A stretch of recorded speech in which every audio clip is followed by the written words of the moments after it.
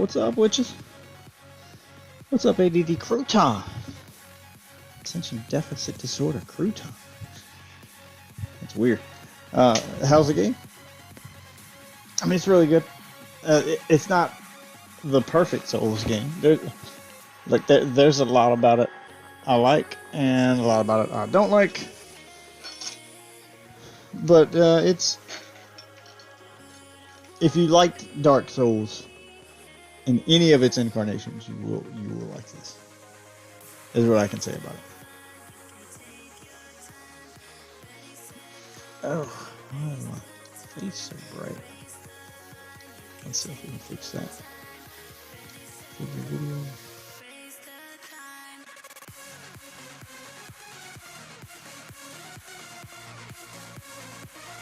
Turn the brightness down.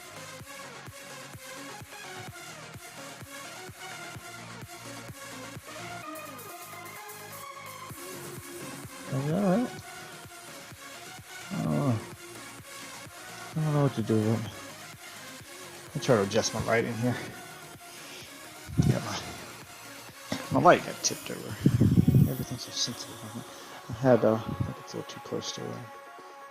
Sitting here, I need to pull it back some. Let's try right. I had it set up perfectly the way I wanted it, and then the dog came running through here and knocked over my damn light. Now I gotta try to find the best way to do this. I suppose it'll get better as I play on. Anyway, this is what we're going with. Let's turn on the Xbox, and we're gonna do some more Elden Ring. I don't know if the wife will be joining us tonight or not, because she's not feeling good. We had a somewhat busy day today. After work, I had to go with my kids to a birthday party, and the kids' birthday party was being held at a trampoline park. So, very active birthday party. Kind of. I think I'm a good number of my wife. Okay, I'm also trying out some new Coke here. This is Starlight Coke. Literally says space flavored on it, so let's try it out.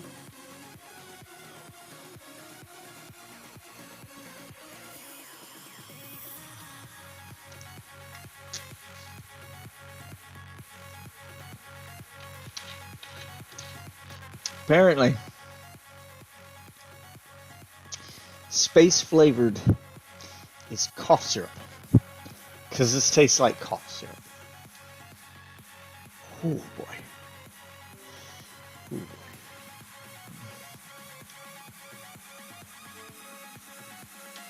What's this do?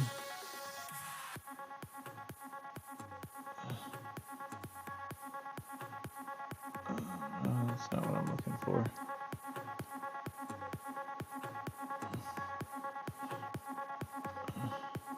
Trying to find the shortcut button. Lets me just change it to. Okay, let's try this one. No, that's not it.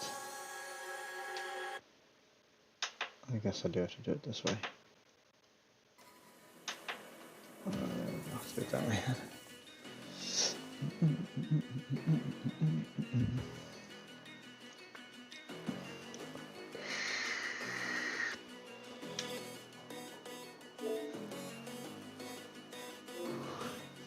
And I'll get signed into my Discord.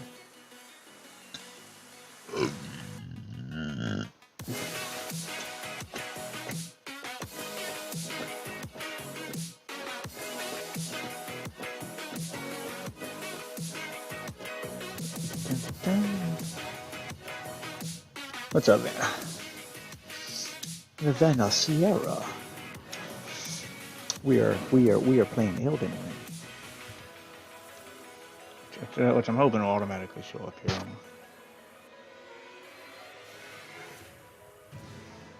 I'm hoping it'll automatically show up here on my screen, but yeah, it did that time. Okay, sometimes it doesn't automatically get picked up on there. What's up, Wolf? I'm in Discord. If you're not in Discord yet. I just signed into it. Also have Starlight Coke. This is literally says it on the bottle. Space flavored Starlight. Apparently, space tastes like cough syrup.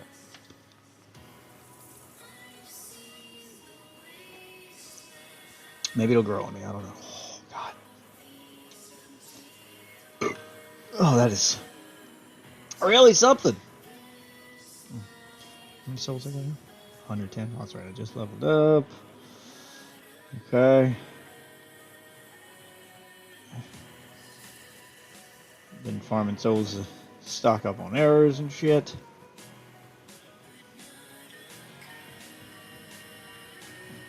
This has been my little souls pattern here.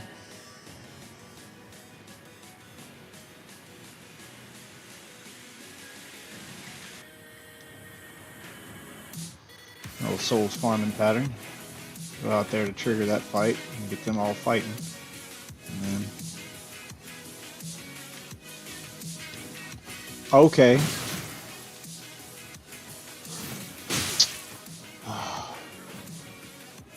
So y'all won't fall off while swinging. You hit an invisible wall, but I will. And you can hit me. You can get behind me and hit me.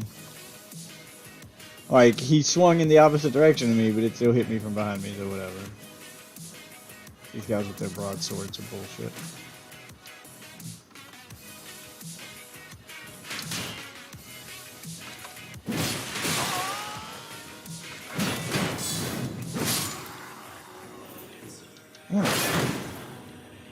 Oh, fuck! God, I hate trying to fight these two right here. They're tougher than the dogs over there just because of where you have to fight them.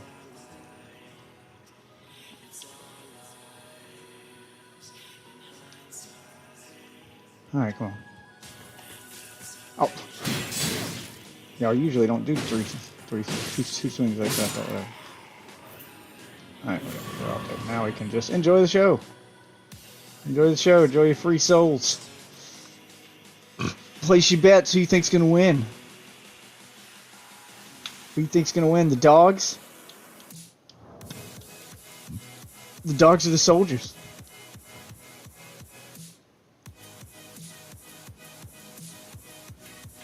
We're gonna do one run of this. Go buy a bunch of areas and I'm gonna go back to exploring the map.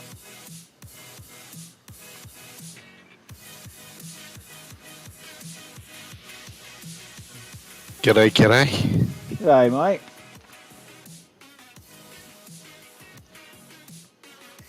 What's it cracking? Just doing little Dark Souls. Little Dark Ring. Little Elden Souls.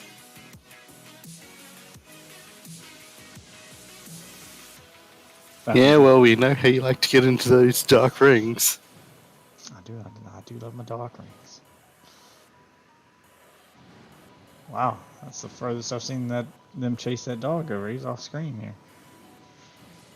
Watching the NPCs fight. I found a place where I can AFK farm. Farm levels. It just takes forever. But hey, if you're really bad at the game, you want to level up, try to make a boss easier or something. Here, this is where you come. You get about 6,000 souls per pop. But you gotta wait for the NPCs to fight out. There's one section of the game where the NPC monsters are fighting the NPC soldiers. Both of which will try to kill you if you get close to them. But I found a little spot. I can come and just watch them fight. Alright, back in just a second. I just gotta get a drink. Alright. To watch them fight, and every time one of them dies, you get the reward for it. God, that animation's so slow. Did you get hit but not take damage? Because you stopped running like I hit you.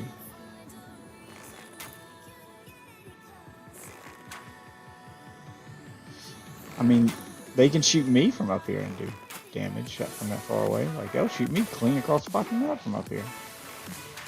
Anyway.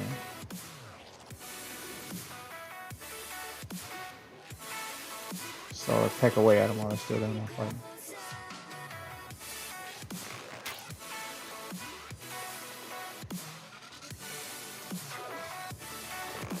Jesus Christ! You just randomly run.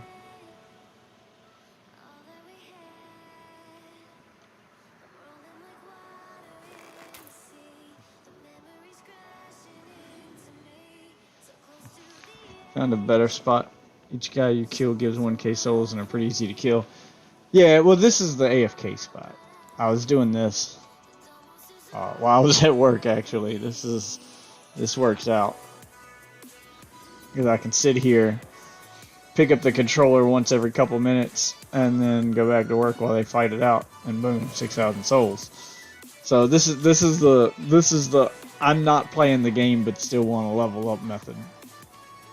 And I figured I'd do it since I logged in and I just happen to be standing here. There's probably better spots that are worth more, but you do get souls. I'm getting souls. I now have, of course, there's blood stain up here. I can't see how many I got.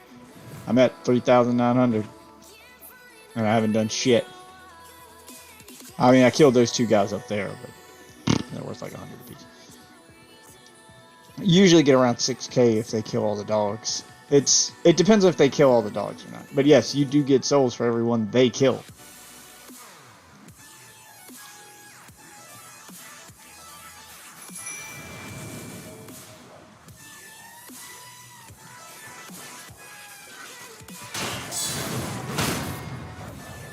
And these are pretty easy to kill too, these guys. The only reason the two up there are kind of a pain in the ass to kill is because you have to fight them on that ledge.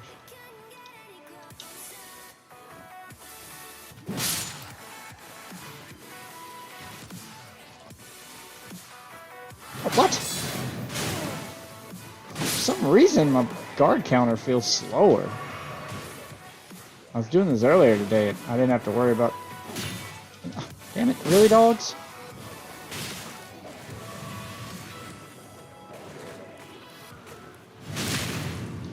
Just wait for them to clear out the dogs. The dogs are a pain in the ass to fight. And then you can come down here and kill all of these guys if you want. You don't have to.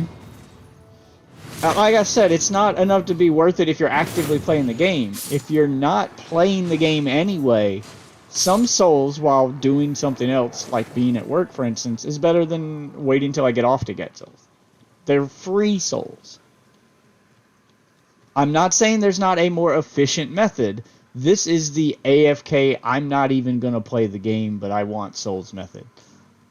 This is the method you use if you're, if you're doing your homework at school, if you work from home and you're at work, but, you ain't got time to give the game your full attention, but you still want to make some progress. Here you go. This is it. You log in, you trigger the fight. Like, I don't even usually go up there and fight those two guys. I just did it to kind of give a show for people watching. But usually I go in there, I trigger that fight, I run back to the bonfire. I'd stand at the bonfire and watch as my souls rack up. So you got about 6 grand. Give or take, you'll get a roughly 6 grand. Between 5 and 6 grand. And then you run back here, you rest. I'm not saying yours isn't faster. It's not about speed. It's about the fact that I can do this while at work. Because look, this takes me what? I run up here. I did this all day at work. And that's how I made all that progress I made. You run up here. Trigger him to sound his horn. And then you just run back to the bonfire. You can actually do it on horseback if I want it to be a little bit faster. But this takes 20 seconds. So 20 every few minutes. And then this is going to take a few minutes of them fighting for me to have to do it again. So I pick up my controller, I play for 10 seconds, I put the controller down, I go back to work. And on my other monitor I can see souls racking up.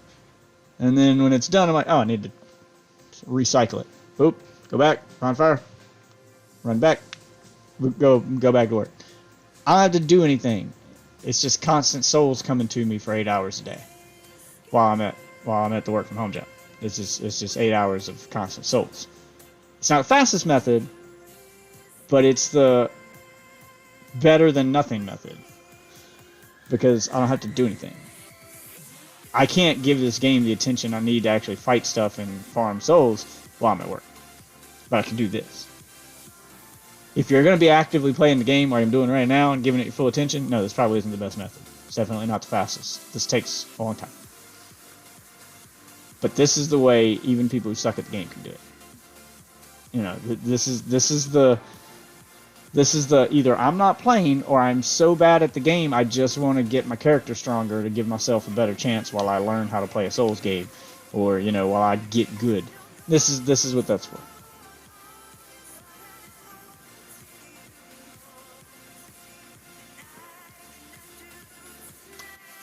So that's what this is for. This is for the I can't play the game right now, but I want Souls. Because your way is faster. Kill 2 guys, rest at the bonfire. Kill 2 guys, rest at the bonfire. Like, the other place I found was probably faster to run through that cave, kill the 5 dogs, run back, and then you're doing that the whole time. I'm also farming bones, so I can craft arrows instead of buying them like I'm doing now. So that way is also probably faster. But I have to be playing the game the whole time. It's boring. Doesn't matter if this is boring because I'm not playing while it's happening. I'm watching YouTube videos. I'm working from home. I'm doing my homework. Checking it. Yeah, I'm doing whatever. This is the I want to farm souls, but I don't want to. Grinding is boring. This is the I don't like grind, but I want levels way to do it. Or I can't give the game a full attention. I want levels to do it. So you come up here, you trigger this fight, you wait for them to kill the dogs, and while they're killing the dogs and you're racking up the souls, you know, you go make dinner, you go watch a movie, you watch TV, or whatever you're doing that's not as boring as grinding, killing the same 2 enemies or 3 enemies over and over again because it's easy. Yeah, it's easy. It's probably faster, but it's fucking boring. And some people just hate grinding. Especially that kind of grinding. Like, that's the boring kind of grinding. It's not challenging, and it's not a fun grind. That's not a fun gameplay loop. You're right, it's probably more efficient, but it is not fun. The only grinding Def likes to do is into a black booty. Oh, I mean, I'll like a good grind in a video game if the gameplay loop involved in the grind is fun. Like right now, I've been grinding.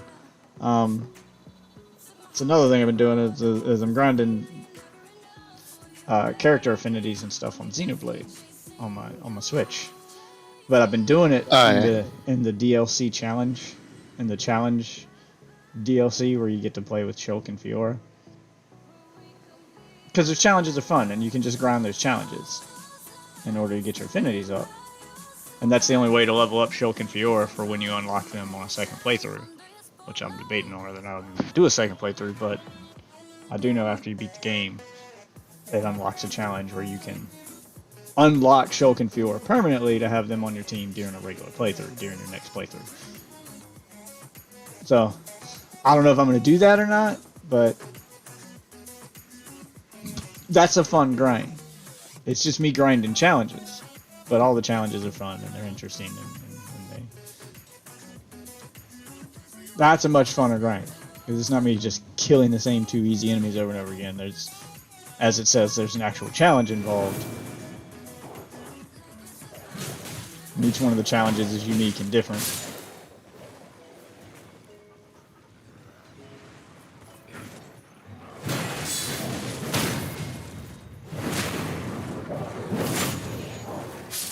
Come get it, boys. Get the doggo, get the doggo.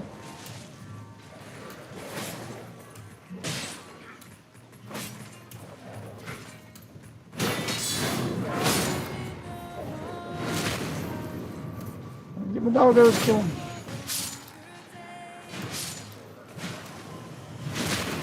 There you go. Good dog.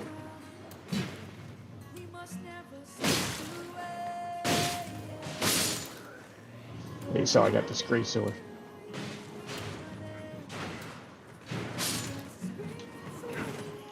Oh, really?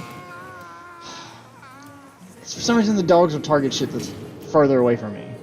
and run off. That's another reason this one doesn't suck, because if you die right next to it, no big deal. Just respawn and you're right next to where you died, so you can go grab your souls. You didn't lose anything.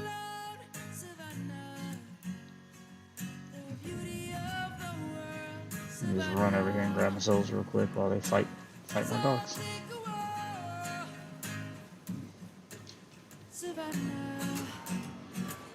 I'll wait for them to get away from. Ow! God damn it! See, I hate these guys. Fucking just hit me from anywhere.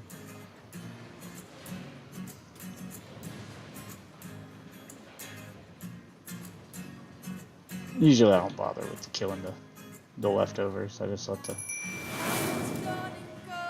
let the reset happen and let them kill the dogs again.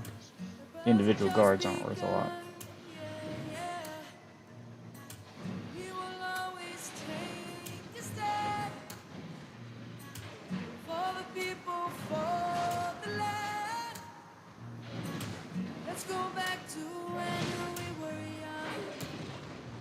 It's not locking on to anything, I guess. Nope, and then unlocked. Damn it. I was just trying to aggro my dogs here. So they could go join the fight while I just stay back here.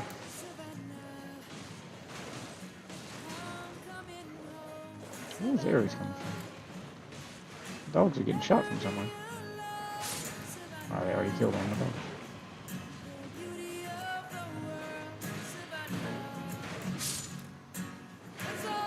Get them, doggies!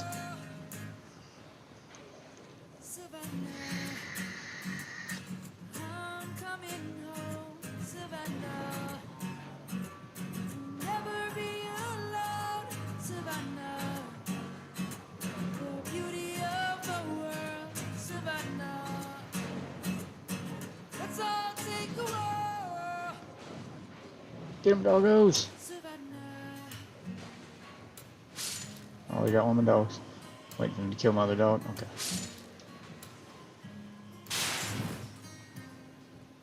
Go to my safe spot. I can watch the fight other than standing at the bonfire where I can actually watch and wait for them to get away from my souls, or so I can get them back. I wish these were the flowers that made the multiplayer thing, though, but they're different, fortunately.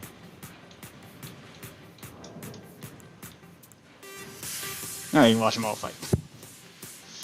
Place your bets! Sometimes the dogs do win. It depends on how they get aggroed. Sometimes the dogs will kill the, not enough of those guys will go over there to actually kill the dog. Because it takes more than one of them. It takes at least 3, I think, to actually kill the dog. Otherwise, the dog can handle 2 by himself. So sometimes the dogs will clear them out. And then I can clean up the dogs when I'm done, because they'll have such low HP by the time they're done. I can just shoot them with arrows from up here.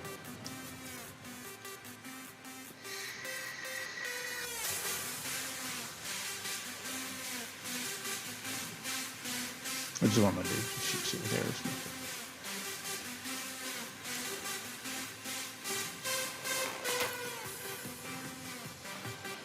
Oh, I hate that y'all can sidestep arrows completely by accident.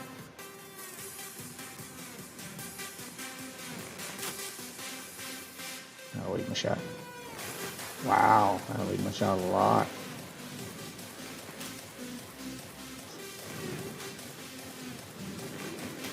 Okay. Oh, now we're gonna go fight him.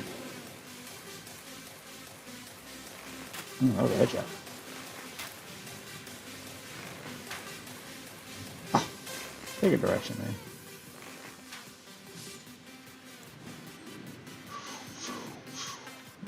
Absorbing the souls. Oh, this time! Oh, this is the first time I've seen them get the horseback guy involved. Let's see if the dog can kill the horseback guy. No, that horseback guy's gonna fuck him up. He can throw fireballs and shit.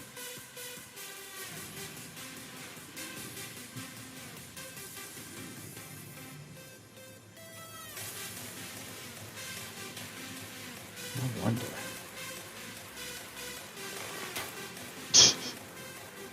Where are you going? You ran away! He's running away!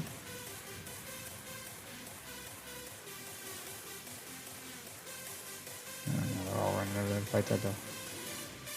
Except that one. Get distracted right here.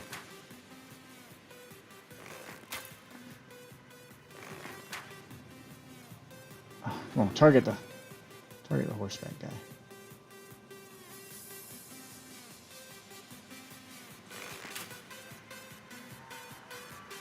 Oh, God damn it. Yeah! Run in the fire and die!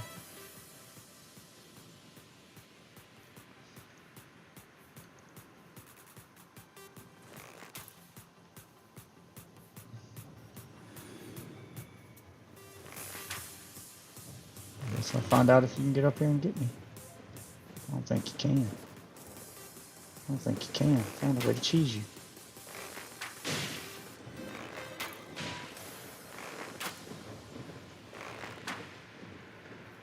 I can get you to fight me and not run away. Oh, he's gonna run away. Nope. And then he's gonna come back. Aggro? No.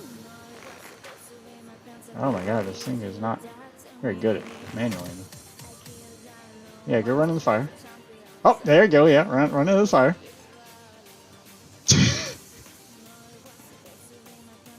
Oh my god. Try ranged battle. And he's running away. Oh, and then I just wait for him to de-aggro and go back on his patrol routine. Shoot him again. Yep, found a way to kill the guy on horseback. I'm still fighting it out down there? No? See, everything died this time. Guys and dogs. Like, sometimes it works out like that. Almost everything dies.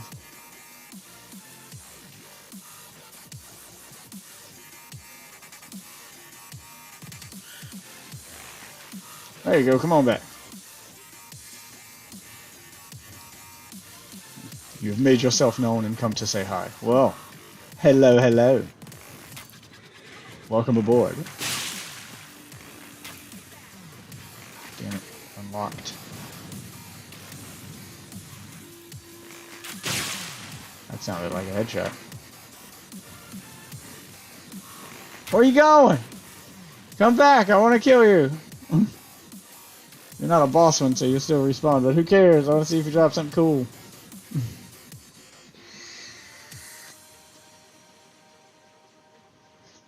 I bought like 500 arrows, so I'm good. Good in the arrow department. Boop. There we go. Just get a little aggro.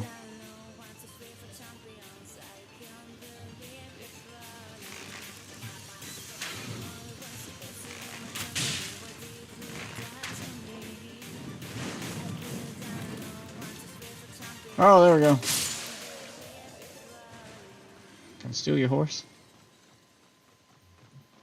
I'll kill him too. More free souls. Anything else to target down there? No? Okay. Superhero landed. What'd you drop?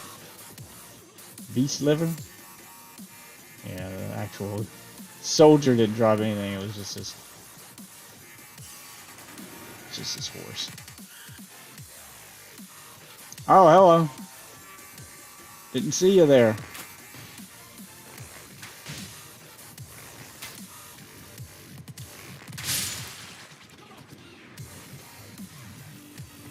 Bitch!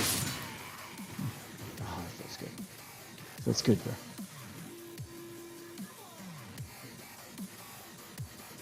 Alright, I should have left to actually level up now. I was just trying to get enough to buy arrows, but I'm doing 2 runs of that. Got me a lot more than I thought it would. Oh yeah, the bow is a lifesaver in Dark Souls. It is a legitimate strategy. Or Elden Ring, whatever. It's good. There we go, throw some more into endurance.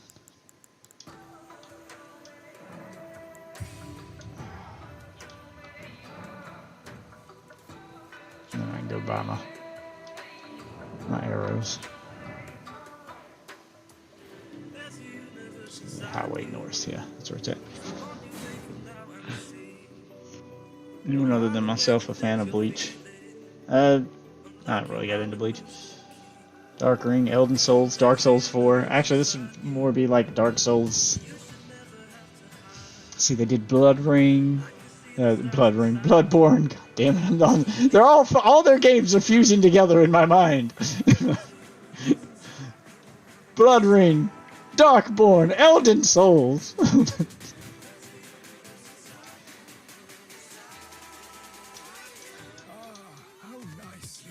Please buy stuff. There we go. I'm stocking up on the fire arrows right now. Damn, I still have 99. Yeah, if I'd have spent the whole like 11 grand I had, I had like over 500 of these. So that should be good. That should be enough. Like 50 some fire arrows. Because I only use them on bosses with big shit. So that should be good enough right there. But I can actually go back to playing the game now instead of farming shit. Plus it puts me at 74 souls, so I don't care if I die. So now is the time to go exploring and see what kind of shenanigans I get myself into here. Let's see. I can follow this road right here. Looks like there's a little side road right there. Okay, let's follow the side road. Can I change the marker? No, I don't need a marker. Can I change the beacon?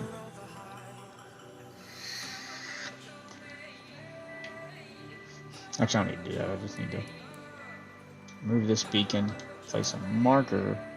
Is there an imp? Oh, just put it right there. I'm surprised they don't have a marker for imp statue. That's an imp statue right there. But I need two keys for it, so I gotta find another key and then I can go back to that. There's a door with an imp statue right there. So 1, 2, 3. Demon Souls. Oh yeah, forgot about Demon Souls. Bloodborne, Sekiro, TBA, Bloodborne 2, Elden Ring. So the ones that are already out, I'm not really counting Demon Souls. We'll just call that a prequel to Dark Souls.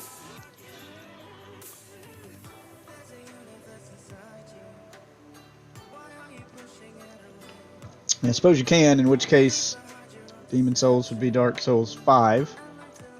Because Dark Souls 3 would be Dark Souls 4. Bloodborne.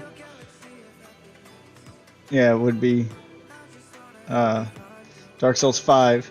Sekiro I'm counting as its own thing, and then Elden Ring. So this is Dark Souls 6. This is the 6th Souls-like game with this gameplay style, because Sekiro has its own gameplay style. It's not... It's more its own thing than it is similar to this. I mean, it's made by the same people and the difficulty is there, but gameplay-wise, it's a different game. Oh, shit. Okay, so I need to head towards this beacon. Way over there. There should be a road. If I keep straight in this direction, I'll get to a road. And then I can follow that road for a side path, and then the side path. Whoa, there's another Grace right here. Look at that, see? Holy, why are there two so close together? Because there's another one up there. Rested side. Oh, I've been to this one. I didn't realize it was right behind the guy, because there was another one up on the hill. Yeah. Oh, okay. So I need to go due south until I get to the road then. Yeah, Demon Souls was the first Souls game. They only made Dark Souls because Sony dicked them over on the Demon Souls rights. Or dicked them over on, you know, their exclusivity contract. Because Demon Souls was not super popular when it first came out. So Sony was kind of like, nah, you know, didn't choose to renew their contract. But Sony did have the rights to the name Demon Souls. I can't pull up my map on horseback. Yeah, so Sony has the rights to the name Demon Souls, but they didn't want to continue the franchise because they didn't think it would be popular. Because it did not do very well at first. It did not become a hit until later on. So when it became a hit,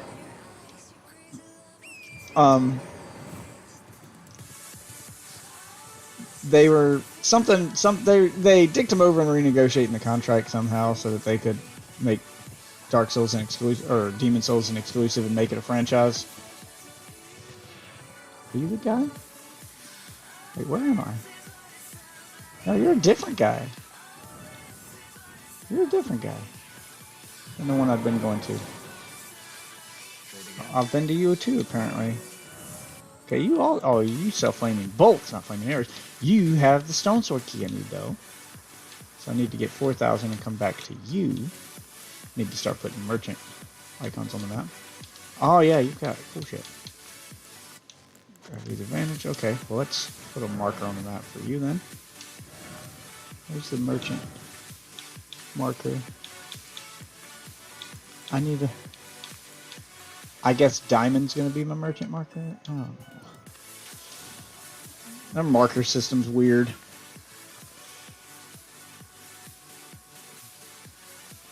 Yeah, but the gameplay's different with Sekiro. It's more stealth, Tenchu-like gameplay than it is. And thank you for the 7 bits, by the way. I remembered you cheered, but I didn't know. I didn't say anything. Yeah, Sekiro is more like stealth Tenchu type gameplay than it is straight Dark Souls type gameplay.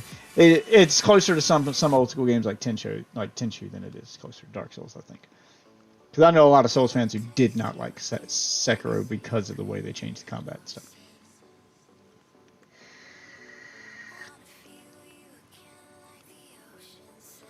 Yeah, but when Demon Souls became popular and became the cult hit it became, Sony, I don't know, wanted too big a cut or something. Like Sony tried to capitalize on it, and they were basically like, "Well, fuck you. We'll go to Xbox. We'll make it multi-platform." And they were like, "Well, Demon Souls belongs to us." And they were like, "Fine, we won't make a Demon Souls game." Instead, they made Dark Souls. Okay, so at that beacon... Fucking shit! What the hell was that?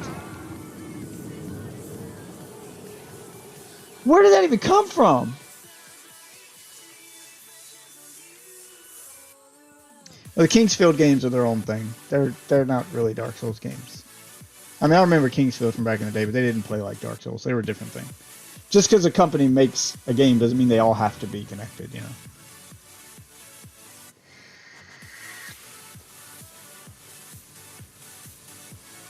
Yes, I mean, they've made a bunch of shit, but I'm just going with games that are basically Dark Souls games. Because this may not have the Dark Souls name, but it is identical to Dark Souls. It plays the same. It is a Dark Souls game. This is a Dark Souls game by a different name. Just like Dark Souls was Demon Souls by a different name. You know, spiritual successor, if you will. Let's go with that term. You know, like Ubisoft makes a lot of games, but they tend to, you know, not have anything to do with one another. You know, EA makes a ton of games that tend to not have anything to do with one another. You know, Battlefield is nothing like Apex. They're not connected anyway. You can't just go, "Whoa, Apex is, or Battlefield is Apex 2 because it's a first-person shooter and EA made it." And no, that's not the way that works. This is a spiritual successor in that it does all the things Dark Souls does. They just change the names of the items, and that's it. They change the lore and the names of the items. You're not collecting souls, you're collecting runes now. You know, all the rest of the shit's the same. Somebody should buy Ubisoft. Alright, hold on. Let's try to work out, because I did not find that. Why can't I pull up my map? Why can't I pull up my map? Okay, there we go. Because it says that there's a path right there. Oh, that's a wall. That's the wall that was shooting at me. So that's not a path. So I can't go that way. So let's trying to get to this road over here. These mountains are kind of impassable. There's a cliff right there. Need to find a way down that cliff into that. I'm trying to explore the whole map and unlock all the things. So I got all the fast travel spots.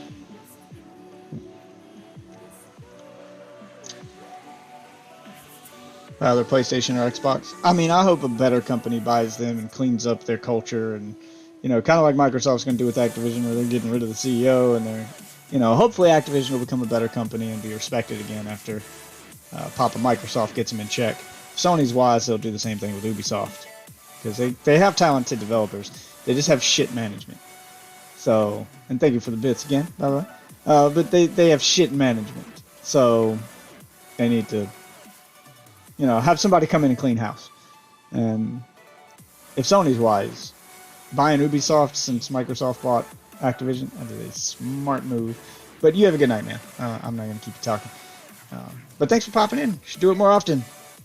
Tomorrow I'm only working one of my 2 jobs, so I can probably stream a little bit earlier. I am going to try to stream at my old start time of 9 o'clock instead of this midnight thing I've been doing.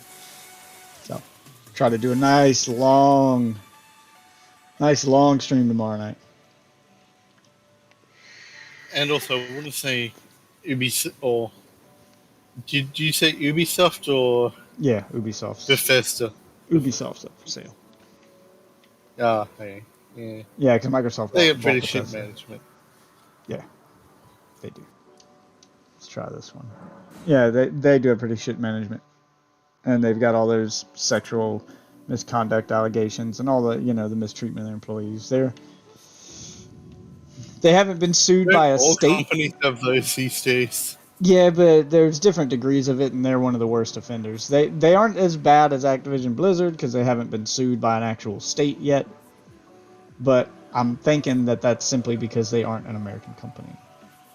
Like, Ubisoft is not an American company, so it's just a matter of time before, Europe sues them, or whatever country they're actually based in. I know they've got offices in Montreal and a bunch of different countries, but I'm trying to think of where their home office is. Like, where is the company actually located? It's not American, so we can't sue them.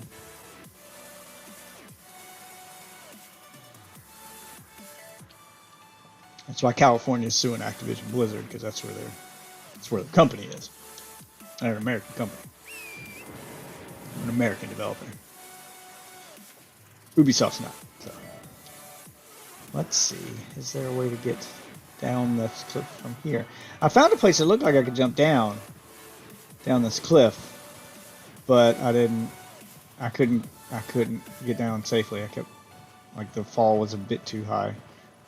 Are you near a river or the ocean? I mean, the ocean's on one side, but okay, there's a bear down there. Yes, there's a bunch of blood stains. Looks like people tried right there. Let me try right there. Maybe you can, and people just are bad at jumping, because I've noticed people are bad at jumping.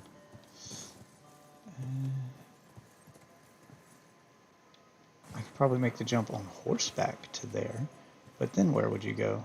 I mean, I don't have any souls or anything to lose right now, so let's find out. Nope, I missed 2. I'm bad at jumping. Oh look, landmines. They explode. When the Kingsfield game is basically Dark Souls in first person. Oh yeah, everything that this company makes from now on is going to be Souls-like in some shape, form, or fashion. It's going to have inspiration from Dark Souls, because this is the thing they made that has worked the best for them.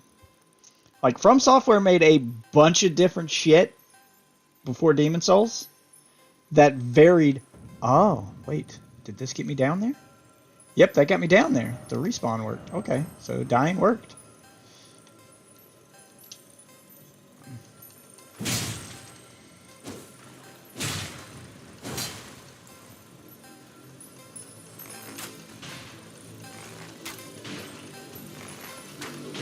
Damn!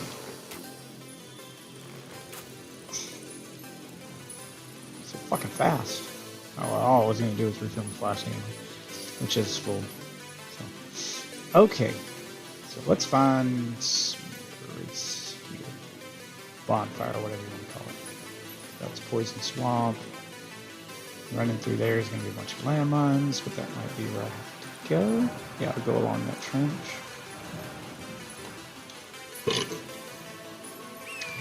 They made a bunch of wildly different shit before Dark Souls. Some of it was really weird and really dumb. But Dark Souls worked for him.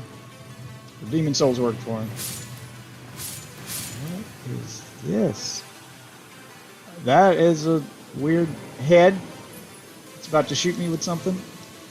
I got a smith and stone.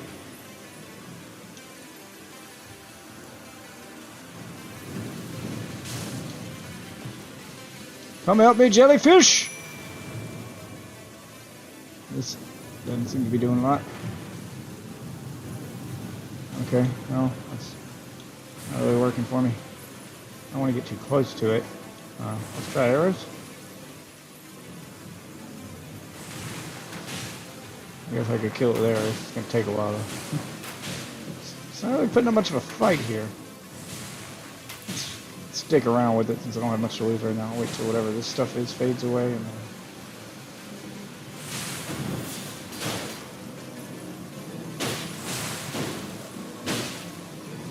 What? Okay.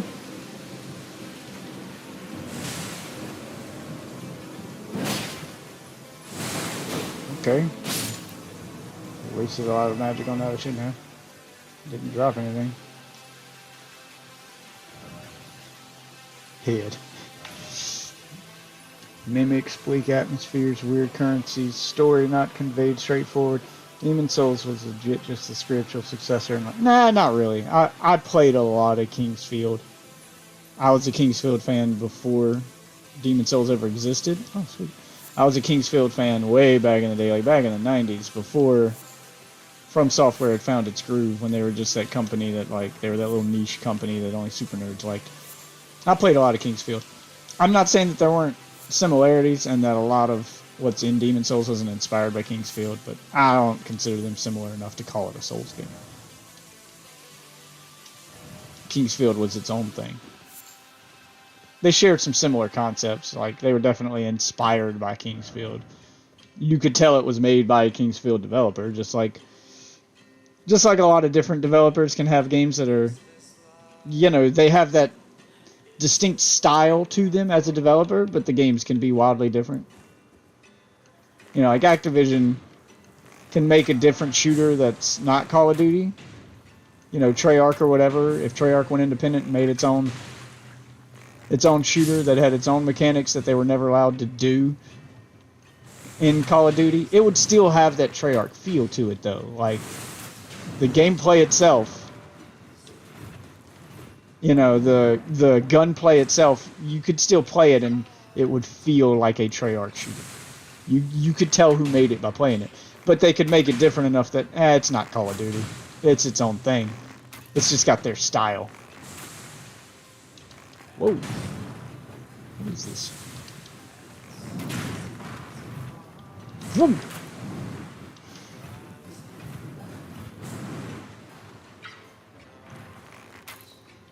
Things are weird. Put these arrows to use. I bought the longbow too. This thing's got way more distance than the short bow, and it's got a weapon art that's a power shot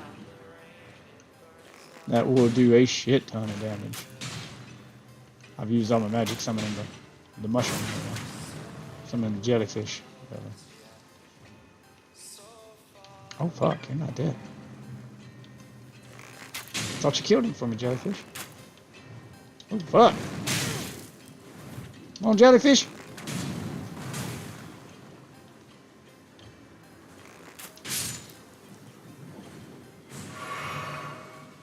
All of them.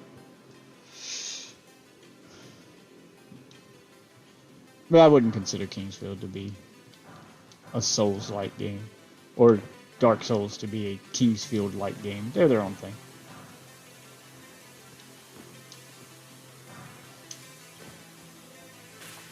You know, Gears of War at the time borrowed a lot from Unreal Tournament, because Epic made Unreal Tournament long before they made Gears of War. But I don't consider Gears of War to be an Unreal Tournament game. It borrowed a lot from it. You could feel that inspiration in the game, but Gears of War is its own thing.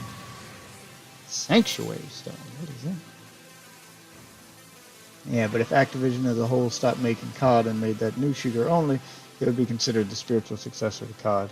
Yeah, but they're not done making Kingsfield, though, so you can't really say that either. And I would not consider, like, even then, like, you can even still have inspirations from a game in a game and it not be a spiritual successor. Spiritual successor is basically a one-for-one copy of the game that you're talking about. But they don't, usually spiritual successors are because they don't have the rights to it, to the thing that they're trying to, you know, I want to make a sequel to this game that I made back in the day, but I don't work for that company anymore. Or I don't have the rights to that anymore. So I'm just going to make that game again, change all the characters' names, change enough to be legally distinct. Basically, make a knockoff version of that, and boom, spiritual successor. Gears of War is not. Number 9. Gears of War is not, or like I'll think of a successful example because Mighty Number 9 isn't a 1-for-1 copy of Mega Man. That's why it didn't work. But Bloodstained. Bloodstained is a 1-for-1 copy of Symphony of the Night. It's fucking Symphony of the Night too. Like it's all the same shit's there. He just made Symphony of the Night again. But that's fine because Konami's not making any more fucking Castlevania games, so let this guy do it.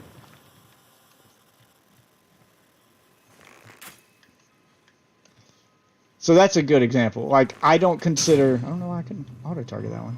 I knew it was a bad game. I don't know, like, I wouldn't consider Gears of War to be a spiritual successor to Unreal. They're different, but a lot of Unreal's inspiration is felt in Gears of War. So much so that the armor in Gears of War was originally used in Unreal. Like, you can look at Unreal Tournament 3 and it's got the COG, pretty much the COG armor. I mean, it's a little different, but... Yeah, so the inspiration is there. There's some nods, some Easter eggs for Unreal and Gears of War, like that kind of thing. But they're different. They're not the same game. So I wouldn't consider it a spiritual successor. It's its own thing. It's just very heavily inspired by Unreal Tournament. It is pretty much responsible, Gears of War is pretty much responsible for killing Unreal Tournament, which I'm kind of disappointed by. I would love another Unreal Tournament game. But an Unreal Tournament game in the style of Unreal Tournament 2004, not Unreal Tournament 3. Unreal Tournament 2004 was ahead of its time. Like, it had this big, massive player multiplayer battle, like this 30-on-30 thing, where it had vehicles, and it was basically Halo's big team battle, but on a much bigger map, and it had, you know, objectives for you to control, and it's closer to Battlefield, I guess, but good. What is that? These footsteps? Why are they going in a circle? Invisible sword. Oh, it's a bad guy.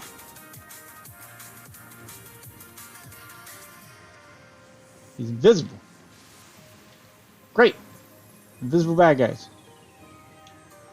Can I run my horse across the poison? Yes, I can.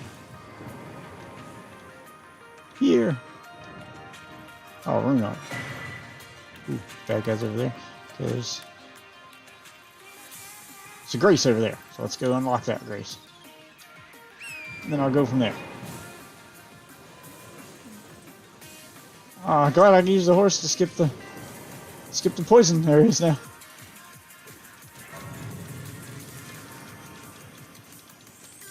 Oh, what the fuck? I can't rest at the Grace because this thing attacked me?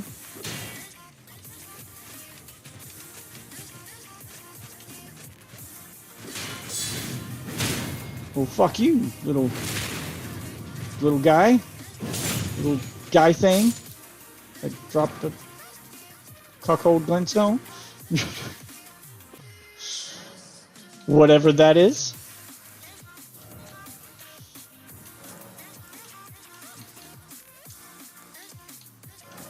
I'll take fast charges. I'll put one into magic just to have a little extra. So I can do my sword art more times. Why is there a big light coming off of you? Stop by the shack beyond the south gate. Oh, you're an NPC one. That's why. You're not a player sign. That's a game-generated sign. That's why the sign looks different. Why is it always so big? That's what she said. Okay, let's go check out the... Oh, fuck, there's a dog. Rotten stray ashes. I got a new... Oh, fucking damn it. Fuck. Why isn't he doing the other part of the move? I'm pressing the button.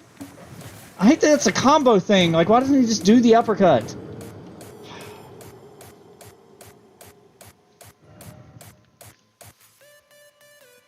Kingsfield is legit almost a Souls game. You can consider it not to be. Dude, the similarities to me seem to be there.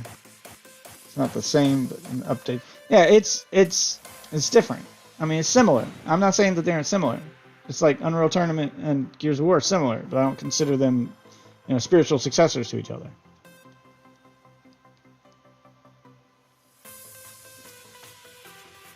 They take inspiration from one another. Or rather, Gears took inspiration from Unreal. It's like Dark Souls took inspiration from Kingsfield. I mean, that's legit. They are similar. You are very right there. But they're not, like, this is not a spiritual successor to... Oh, fuck you. Forgot about you.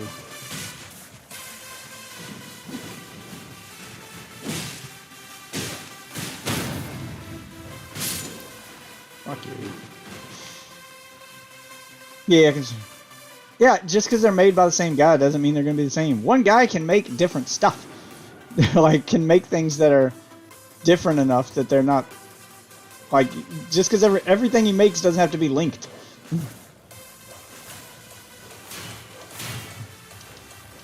Okay, so a prime example... Damn it!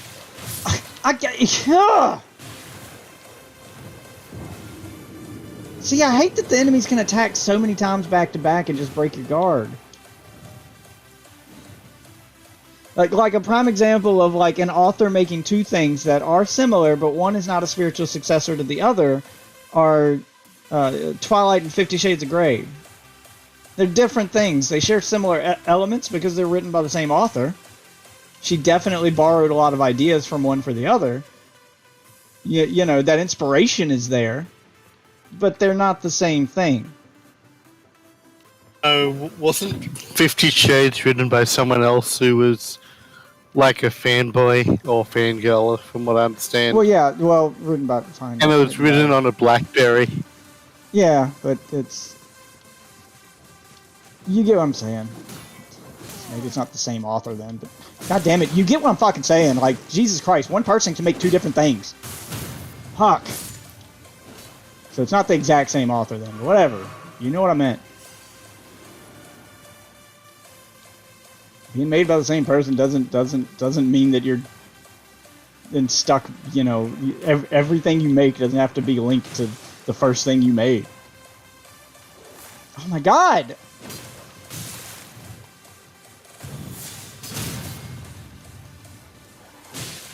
Jesus. That move is so hard to pull off because sometimes it just doesn't trigger. Like I do the stomp part, but it won't do the uppercut part. I was determined to kill a fucking dog now. I was determined. Similar story, world, similar track. Yeah, that Dark Souls is different with its story in just about every game, though. They're all similar, but not linked together in a way that, like, you don't go to the same locations, you don't do the same things in each game. So, like Dark Souls, Demon Souls, the prime example. Like their stories have nothing to do with each other. Like I said, being similar, having a template that you use or a style doesn't mean everything you do is a spiritual successor to something else.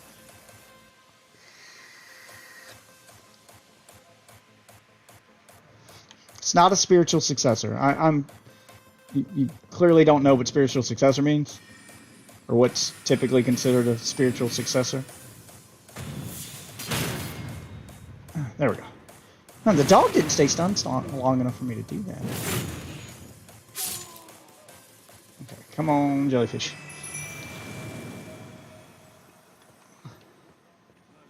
Okay, like, spiritual successor is something that's so similar that you could mistake one for the other at first glance, or they have so many similarities that you could say, oh, they're trying to make this thing, but an off-brand version of this thing.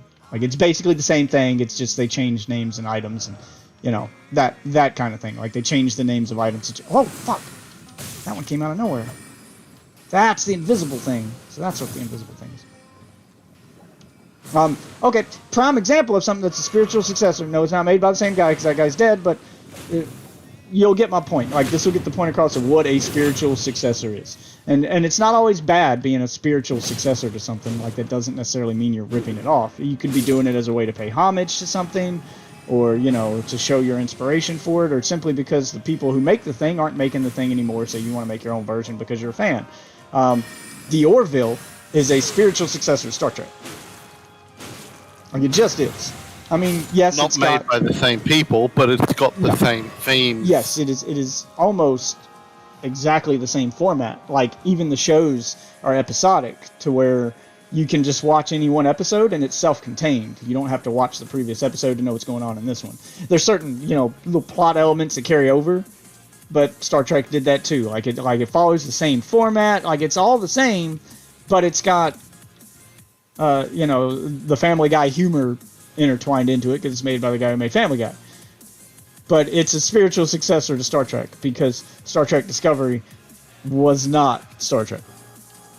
I don't care. I will fight you on that one. Anyone who thinks Star Trek Discovery and Star Trek Picard are Star Trek shows never watched the original Star Trek shows. They're their own thing. They aren't spiritual successors. They're abominations. They're insults to the franchise. Boss ahead, be wary of... Oh, okay, it's you. I don't know how to get in here, though.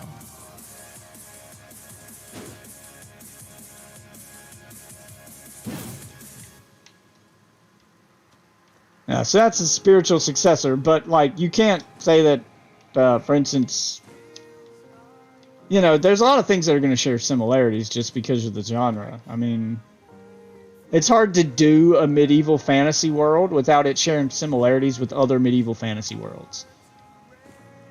That doesn't make every medieval fantasy world a fucking, spiritual successor to Lord of the Rings. I mean, fuck, Elden Ring's got rings in it. Like, I mean, I'm just saying. Like, there are some things that are just part of the genre. There are some things that are just a style.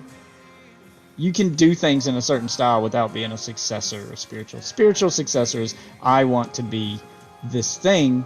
I want more of this thing that isn't being made anymore. That's what that is.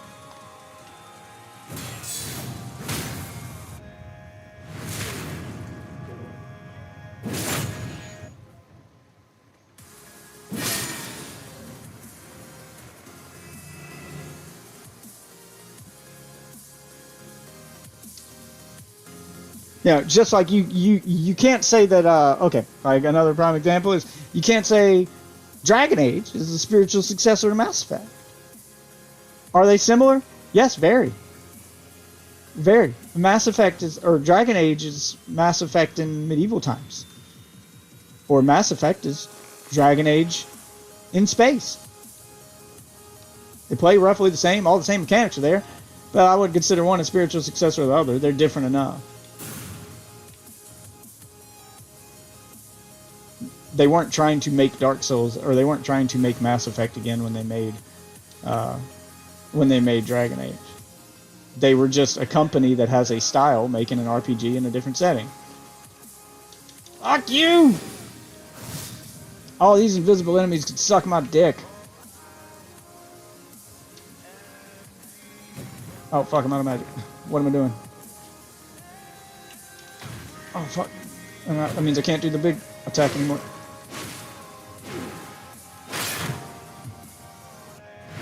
I do like the greatsword though. Got more of a fighting chance when I can stun my enemies.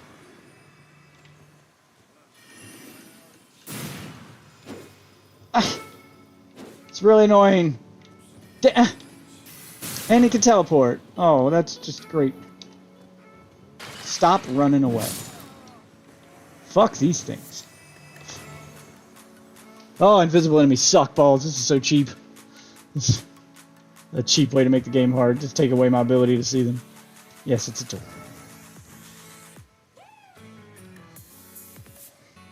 I was actually trying to get over there, but this structure is in my way.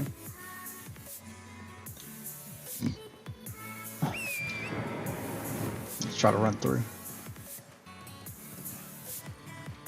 Oh.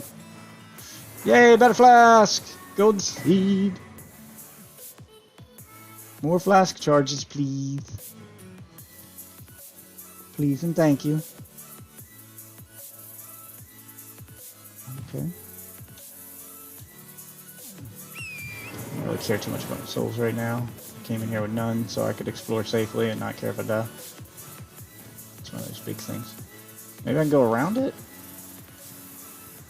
I'm trying to find a way to that area of the map, but everywhere seems to be closed off. Like even though I found a way down into the... Oh, here we go. It's a tunnel. It's a tunnel. I want to go home. Okay. Ah, and I can't. I can't take the horse. I was going to try to just run through it. Okay, well, at least it's got a bonfire in it.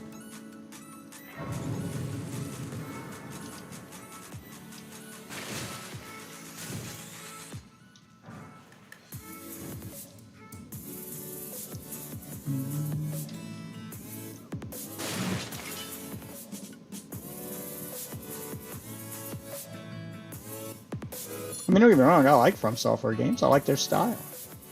But I can admit that their games are different. They don't all have to be connected. Just like all of... oh, this looks familiar. Where have I seen a mining area in a Souls-like game before? Oh, fuck. What the fuck?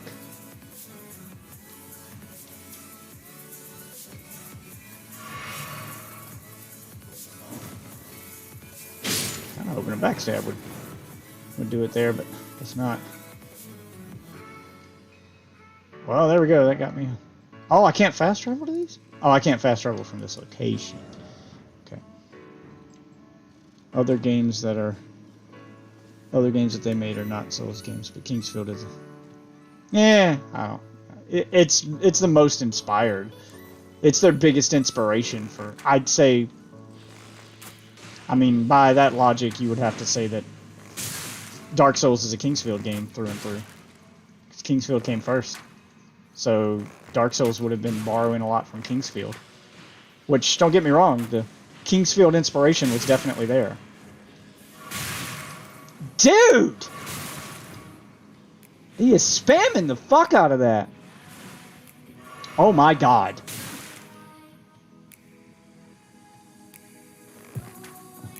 Thank you. Fuck. Yeah, so you could say that Dark Souls is a Kingsfield game through and through then. Kingsfield came first. They definitely took a lot of what they learned with Kingsfield when they made Dark Souls. Or made Demon Souls. But they went for something different.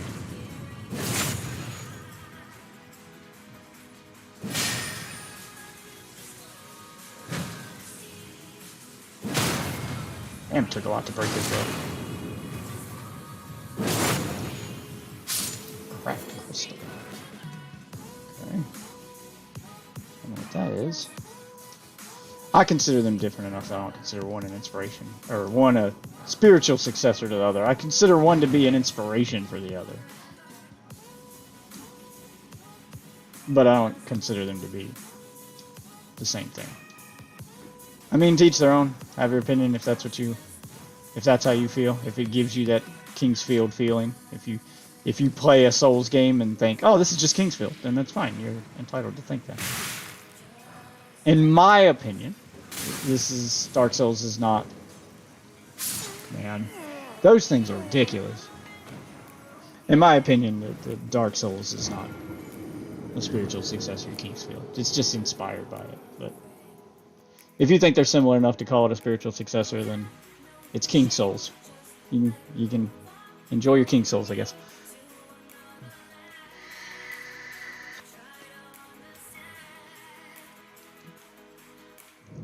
I mean, not knowing what Kingsfield is doesn't make it.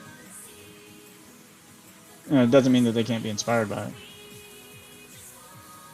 Like, if you want to call Dark Souls or Demon Souls, if you want to call the Souls games a spiritual successor to Kingsfield, then that's fine. But it can't be the other way around. Kingsfield can't be a spiritual successor to Dark Souls. Kingsfield came first. Like, it can't be the other way around. You can't be a spiritual successor to something that didn't exist when you created the original thing. That's not the way that happens. Just because the audience didn't know it doesn't matter.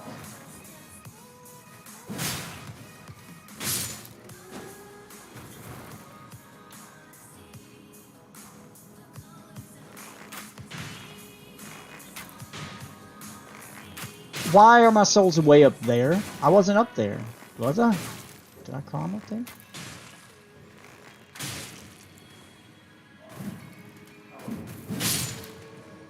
Alright, where is that thing at that's gonna come out here and try to murder me?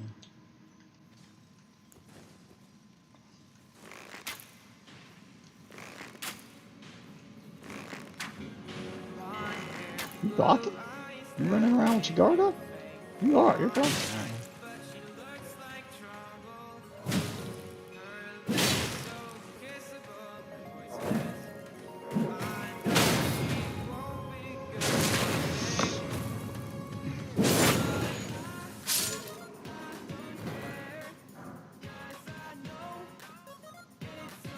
I feel like Kingsfield was trying to accomplish something different than the Souls games were trying to accomplish when they made it.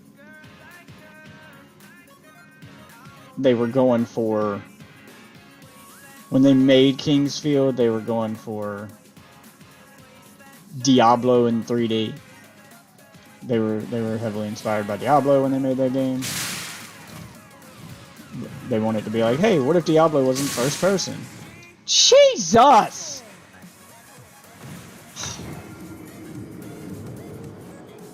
That's cheap as fuck. If you block it, it's going to instantly break your guard. So you can't block it. And spam it, so you can't dodge it all. You're going to run out of stamina. Jesus fuck, man.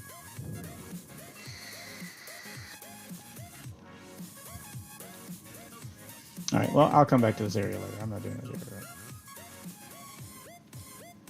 I was just exploring, and now we know what's over there. Let's go this way. And see if we can get down there. Because there's a road right here. You can see the road. I just don't know what's on that road. There's something right there. So I'm trying to unlock that part of the map. I'm trying to get over there. Just want to unlock all the stuff on the map. Because it's the first thing I do in an open world game is try to unlock as much of the map as possible. So that when I'm doing quests, or especially in a game like this doing co-op, I can just teleport to wherever I need to be if a friend wants to play. Or if I pick up a quest and it's like, go here, and I don't want to waste time running across the map. It just makes the game flow smoother. I do this before I start my game. I explore the map. First thing I did in Breath of the Wild was visit all the towers and unlock the full map. So I had all the fast travel locations. So when I started doing the story, there wasn't these long gaps of me just exploring while I'm trying to get from one place to the other. I can just focus on the story and have it, you know, move at a steady pace so that it has a better flow to it. Because I could instantly fast travel and just play through the story. Like, I treat my story, and I know I'm probably doing it the way most people don't, but I treat my story and exploration in an open world game like this. Damn it, I treat them separately. So I get the exploration out of the way, and then I can just focus on the story and enjoy the story, and I already have all the locations discovered and things like that. And if I run across side quests along the way while exploring, well, that's fine too. Or whatever. Just wanted this item. Get the fuck out of here.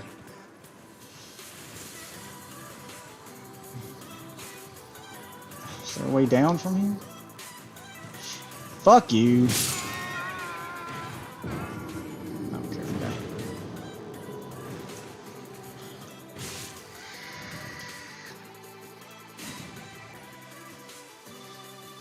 I'm hoping it does the thing again. Since I died on the edge of the cliff, maybe it activated one of those respawn statues below me, so it'll teleport me down there by dying.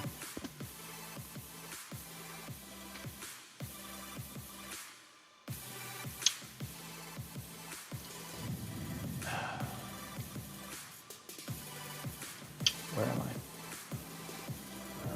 I? Oh, no, I'm just kind of near where I died.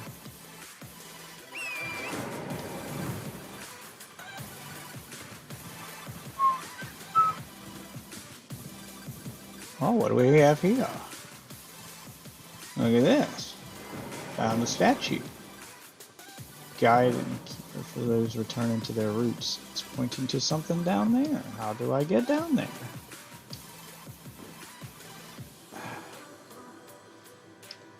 I'm trying to find a way down.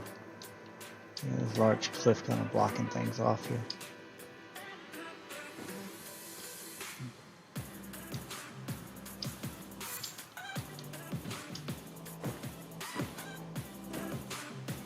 Let's kind of explore the edge of the cliff. See this way down. Looks like I'm not the only one trying to find a way down. What's it? That's the dungeon by the tree I was telling you about. Yeah, remember where you could go down to the boss fight and there's a dungeon behind it? I got down there, obviously. Trying to figure out a way down there. There's a giant archer right there. Yeah, back by the smoldering church where you walk down to the tree. I did not see that path. We literally fought like 8 dudes on it. I don't think you're thinking of the same thing, man. Because I never literally saw in that area. path. Nope. Damn. I think I'd aggro him way over here.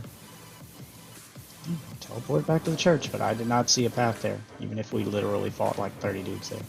Why can I not pull up my map? Let me pull up my map! Aggro, you can't pull up your map. Done it before. It seems to be very inconsistent. There have been times I've had shit aggroed and chasing me and just pulled up my map to get away.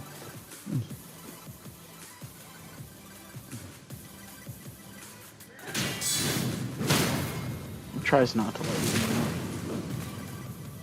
I don't know if it's an enemy type that it prioritizes for that, but like if it's harder enemies, it doesn't let you do it. Like smaller enemies, they don't give a shit. I don't know.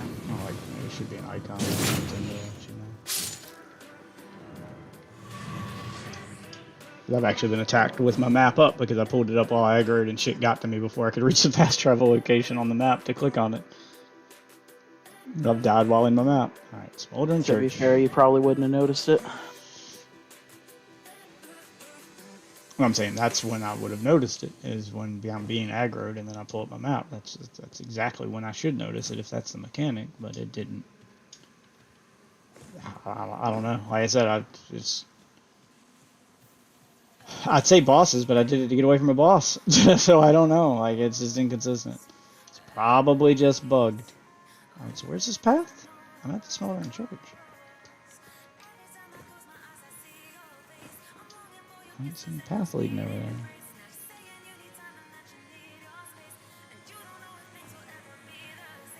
It's just it's a lake. I mean, that's the path I was looking at before over there, but there's a cliff blocking Yeah. it. You aren't going to be able to get to the building, but the dungeon is back behind that giant tree. What? Oh, yeah, you go through a different area to get the giant tree. No, I'm not trying to get there. I'm trying to get right there. I don't think you can get there from here. I don't know, maybe over to right here. It looked like you were looking for where that statue led to. No, I was just unlocking the statue. I'll find her that way too later. That's an optional thing. I'm trying to find just graces and unlock places right now. Oh, shit. Boss. Yeah, I'm just exploring, basically. Just trying to unlock fast travel locations. I think I did find a way down here. Kind of down here. Whoa! Fucking shit! I thought you had de-aggroed your health bar disappeared.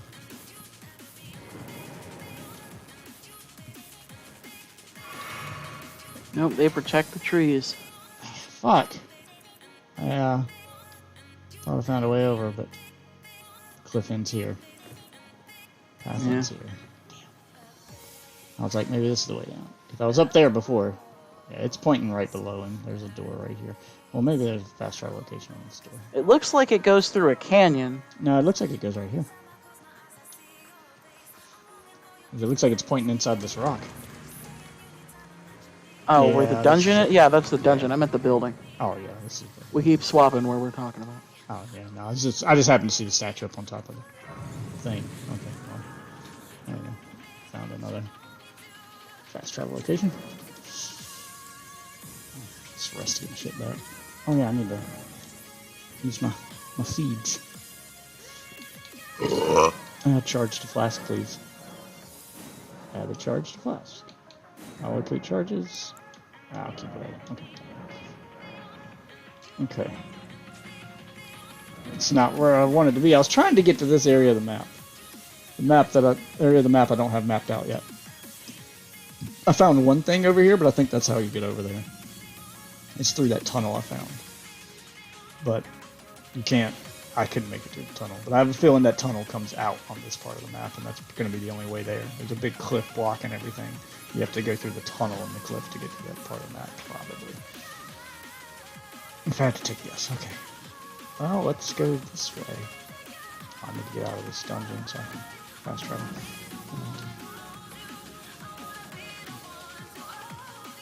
Let's go down here and we'll go back to the beginning and go backwards and follow this road backwards.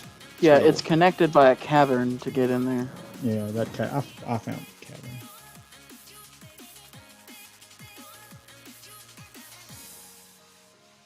It's that cavern of bullshit. I couldn't get Cavern past. bullshit. Yeah, I'm getting shot by shit that just spams things that almost one-shot you, and it just spams them back to back. Just unbelievable.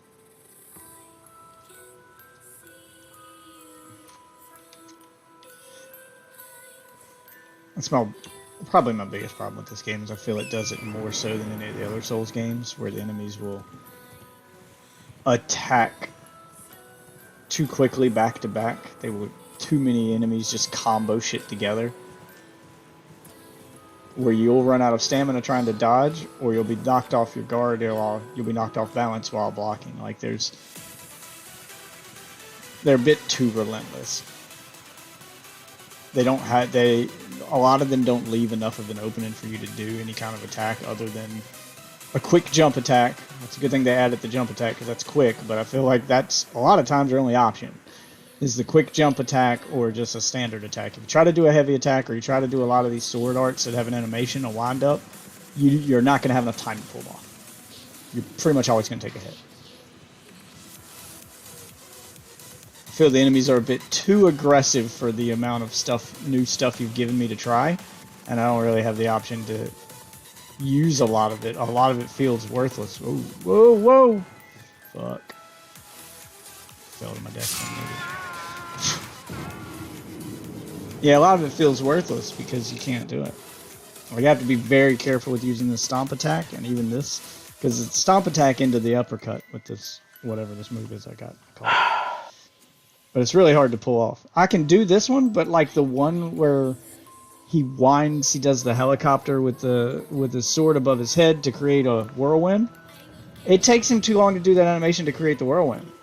Like 90% of the enemies you're going to try to fight with it, they're going to recover from whatever you did to them, or they're going to recover from their own attack, or whatever it is they're doing. Their animation's going to finish and they're going to start a new string of combos before you even get that off. It's a lot of times that happens.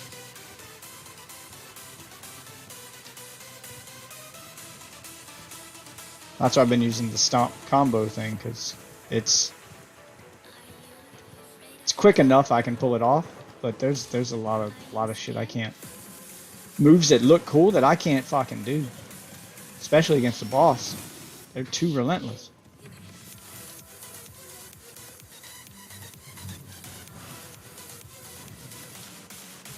Damn it! No, I'm not jumping down there. Too many blood stains in front of that for me to believe that there's something down there.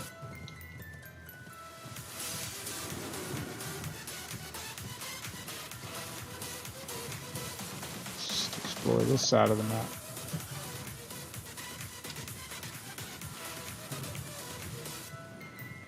Yeah, I do feel sometimes the enemies are a bit too aggressive. They recover from shit too quickly, or their stun doesn't last long enough. There have been a number of times I've actually stunned an enemy, knocked him off his guard, so I could get the critical attack. And by the time the animation of my attack finished that stunned him was done, so I could do my next attack, he'd already recovered. So the stun ended up being worthless. Oh, found a new guy with a weird hat.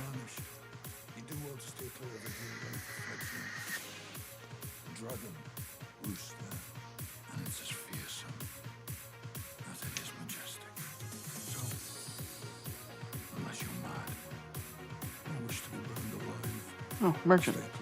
Yeah, okay, so there's a... Oh, he doesn't want me to go to the lake because there's a dragon there. Ooh, this guy sells the samurai armor. This guy's not selling shit. He's just telling me not to go to the lake.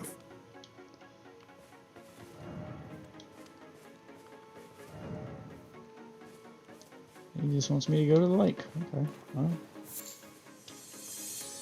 I'm not going to listen to you, because I have the ability to respawn. I know you think I'm going to die unless I want to be burned alive and die, blah, blah. But, you know, I have the ability to come back to life, so it's fine. It's Imagine totally if Souls had a life system. fine. Like a permadeath system. Yeah, like you ran out of lives, you like got sent back like a certain amount in the story or something. Oh no, let's go hardcore. You just get game over. I mean, that'd just be cuck at that point. Game over, man. Game I over. think they actually said that they had debated on doing that. I think Demon Souls originally, as part of its development, had a permadeath system where it would delete your save file. But they felt that made the game a little too hard and decided not to go with that mechanic. Hear me out. I'm surprised they haven't made it an optional mode. Where's my easy mode? Then this mode would be easy mode. The mode you're playing right now. No. Yeah, it would. No, this would be standard mode. If there was a harder mode, this would be easy mode. No, then the harder mode No, becomes the no. harder mode. That's not how that works. It doesn't change the difficulty of the mode you're already on. It is still the easy mode, though. No, it's the standard mode. Yeah. There's no easy mode. You don't get to call this mode easy because you made a harder mode. That's not what that is. This would be regular, standard, normal, whatever you want to call it. And the new mode would just be very hard. Or When hard they mode. add easy mode, I quit. Oh my god. Why? It doesn't affect you, just don't use it. Because Because why? it's the whole fucking point of these games. It's why I play them over other games. It's why you play it. It's not why some people play Yeah? it. Some people... And I have a right to play it for different reasons than other people. And think And that you'll things should be you'll still have that right. You could still play it on your difficulty and enjoy it the way you want to enjoy it. Let other people enjoy it the way they want to enjoy it. Why Yeah, do you and need when to the dictate easy- how someone else plays the game? Because don't there understand. are thousands of other games, man. There are thousands. Yeah, why do you need millions. to tell people what they can't, New how they ones can? made every day. Yeah, but Why why do you can't need... there be a few that you can't beat? Why can't there be a few that are not made for you to play and beat because you're not good enough? Why does do you- everything have to be catered to a baby? It's not catered to a baby. You cater to a massive audience so you can sell more games. You try to, make it so everyone can enjoy your game. Why do you feel the need to lock people out of gaming? I'm Why not does there locking need... them out of gaming. Sure, I think for that those this people is who one of can't the beat only it. ones that does this and does it well. Yeah, but I don't understand why adding a feature to let those people who just, no matter how hard they try, they're never going to beat this game.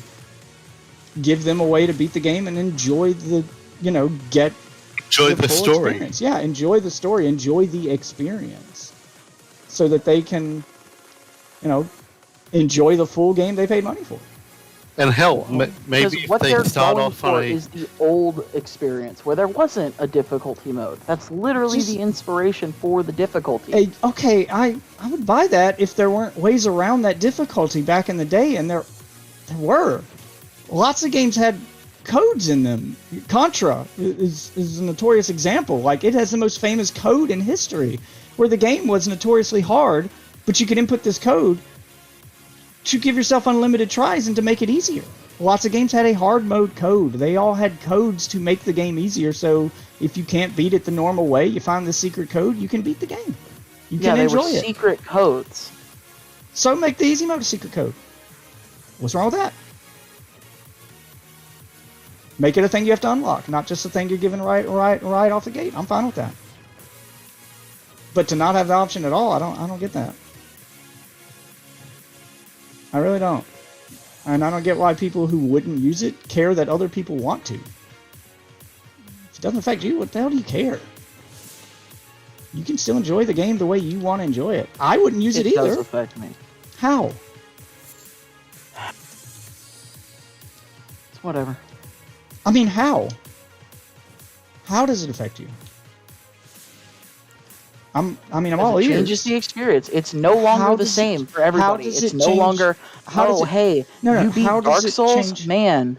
How does so it changes your bragging rights. That's what you're concerned about. Yeah? You can still have your bragging rights. I beat Dark Souls without using the easy mode. You can make that an achievement. You can make it an icon to put next to their head. You could put something to shame the player for using the easy mode. I'm fine with that too. That's fine. You can make it so that their character permanently looks like a big baby the whole time they're playing. So if they're summoned by anybody, they're in baby mode. Or they only get to play with other babies. I don't know. You could shame them for it. I'm fine with that. I'm fine with you shaming people for using the mode. Just let them Yeah, use it, but though. then all the people who get the easy mode bitch that they're being shamed because this is how I enjoy the game. Well, There's shame no them with a little icon winning. or something. There is no winning. I don't think Either they'll you piss bitch off us. the fans I who don't- think that this is I the way don't- it should be. I don't Or you don't. think as many of the easy mode players are going to care about that as you think. No. Like, my wife isn't going to give a shit. The ones who go on forums and who get that into it, that they want to go online and brag about it, yes, they're going to be shamed. And they're going to be looked as oh, you beat it in easy mode. Most 99% of your, of your gamers like my wife, who've bought the game, who enjoy the game, they never look at Elden Ring or Dark Souls Reddit. They never look at them on Twitter. They'll never be shamed by it because they don't talk to any of those people who would shame them. They never would. This would affect my wife none. The little icon next to her name that puts her in easy mode, she would give two shits about. And 99% of millions of other players like her. How many easy modes exist? You know how the best way to fix Millions? that whole problem go. is, Wolf? You have the icon for beating it on easy mode, but that is then removed once you beat it on normal. So you start on easy, you learn the game, and then you move up. There's nothing wrong with that. Nothing wrong with that. Lots of games do that. And easy games easy modes have actually shown that it actually occurs. Once they've beaten it on one difficulty, they then amp it up. And like I said, those games can do that. I don't understand This why one this one should can't. not. Why? Why shouldn't Because it? it's its whole identity. I That's don't the know. whole idea of Dark Souls. No, the whole idea of Dark Souls Yes, is that's not why it got Dark Souls. famous. This would just be another fantasy game that was cool. This is why It doesn't Elden Ring had make it such hype. It doesn't make it. Why not cool, can't it actually. just be another fantasy why- game that's cool? Why can't it? Because Yeah, there's already there's a thousands lot of of fantasy games that there's are cool. a lot of there's people. Elder Scrolls. There's fucking There's a lot many of games that there's exist. a lot Why of does reasons. everyone have to offer an easy mode? Why So does it have what to? you're There's- saying is, just wait, Def. So what you're saying is, this game has nothing to offer that any other game has except for the difficulty. No, I'm saying it has a lot to offer. Then why can't it stand on that? Why are you saying that it has to stand on the difficulty? I mean, he has a point. You're saying that if you take the difficulty away, it's not Dark Souls anymore. Then you're basically. I'm not saying the difficulty game is will all it's instantly got. disappear, but why was Elden Ring the most anticipated, hyped game of the year? Because all the streamers get to get thousands of goddamn fucking fail compilations. It's not. Everybody it's not gets to just, fucking beat the It's not fucking just that. difficulties. It gets thousands of just that. viewers. Like, they're the ones generating It's not most of the just- hype. it's not just the that. influencers. It's not just that. And It pretty much is. And hype doesn't equal what the main player base likes. It doesn't equal why a game's popular. There's Dark Souls and Demon Souls, Elden Ring sold millions upon millions of copies. There aren't millions upon millions of people watching that hype train bullshit. There's a ton of people who just didn't know anything about it other than, it's a Souls-like game. I can tell you what excited most people, and it wasn't the difficulty, and it wasn't the fail compilations, and it wasn't streamers, and it wasn't some goddamn hype train. It was Souls game, but with a story written by George R.R. Martin. Where do I sign? I want the George R.R. Martin story. I love his writing. He was a big part of why it got as hyped as it did. Not just the game's difficulty. He was the selling point. See, so you can't hang it on the difficulty if the selling point of the game was the story being written by a guy famous for Again, writing my stories. point. Why does this game have to be the same as every other game just to make you happy? It's not going to be the same as every other game. It's going to be a game written by George R. R. Martin. It's going to have its own story, mode, its like own every thing. other game. Why does it have to have that? So everyone can enjoy it. So fans of George R. R. Martin can enjoy the George R. R. Martin game. There are no other George R. R. Martin games for them to enjoy. There are none. This is it.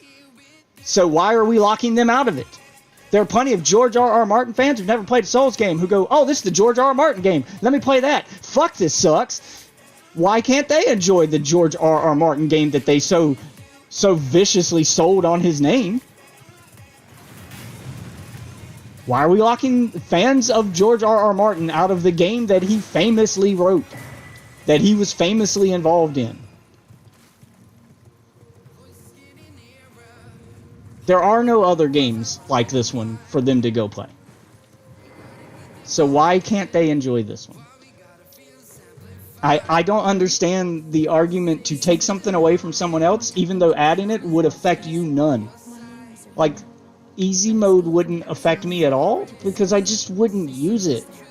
And as long as you're not forcing the easy mode players to play with the normal mode players, so that they're ruining the experience for others, if you just keep them separate so that easy mode players play with other easy mode players, and normal players just get the normal experience, then it affects my experience absolutely none.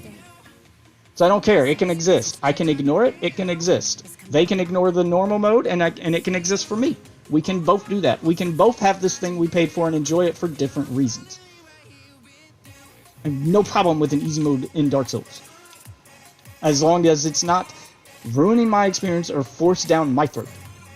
As long as I'm not forced to play with players in easy mode. As long as you don't start mixing the difficulty of the two players together, so I'm, now when I summon someone, there's a chance that they may be someone who is just completely new to the series and isn't good and admits they're not good by picking easy mode. As long as I'm not summoning people on easy mode while I'm in normal, I am fine with it.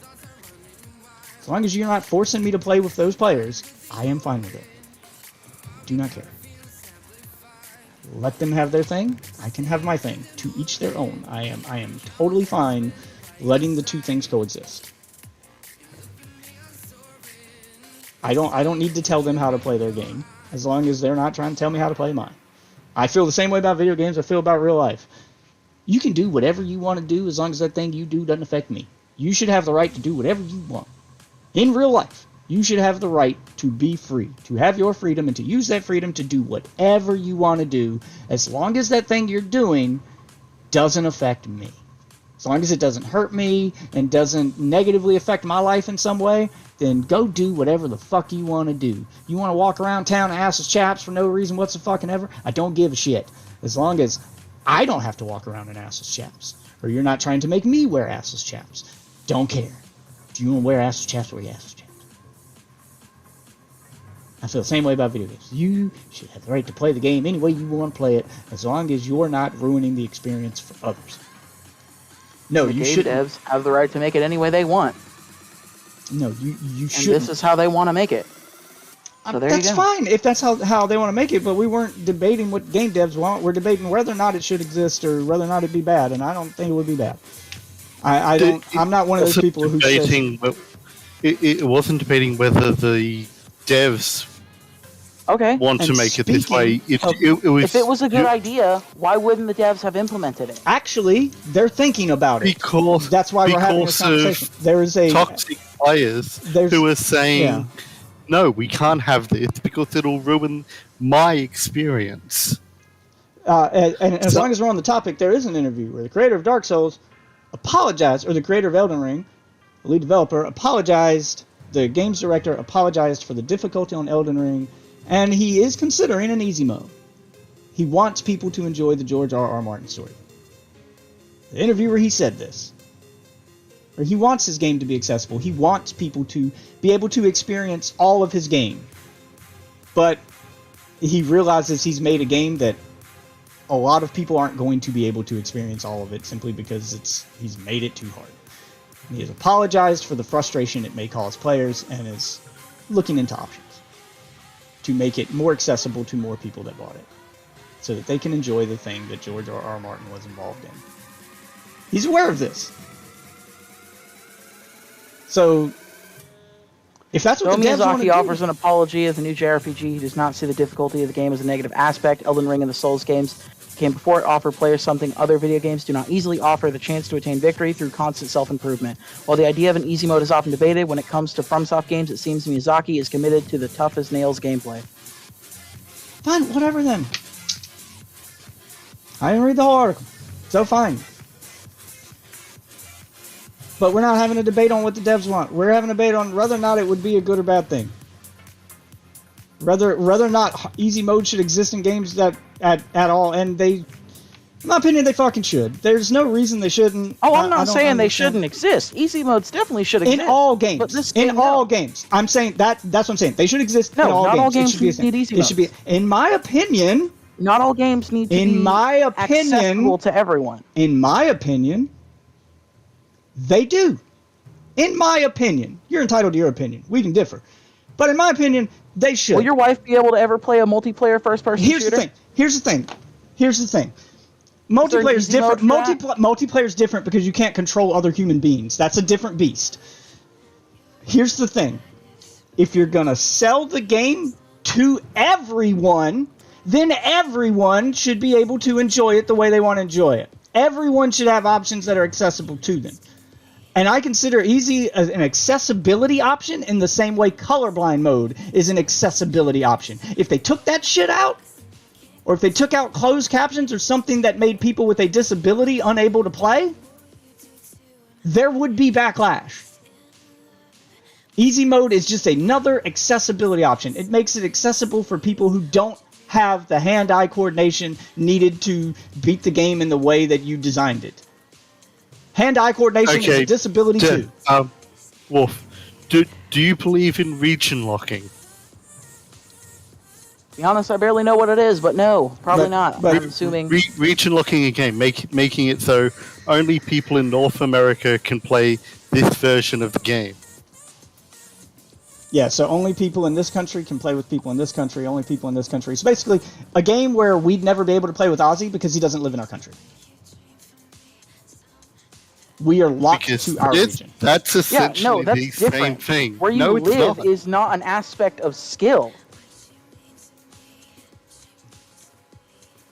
All right, but I'm not saying that you don't still have the normal mode, and you don't still have the skill barrier, and you don't still have that stuff. Still have, that's all fine and good. You still have that, but hand-eye coordination needed for some of these games is a disability. Now, multiplayer is excluded from this conversation because multiplayer is putting you against other people, and you cannot control other people. You cannot make the game easier in multiplayer.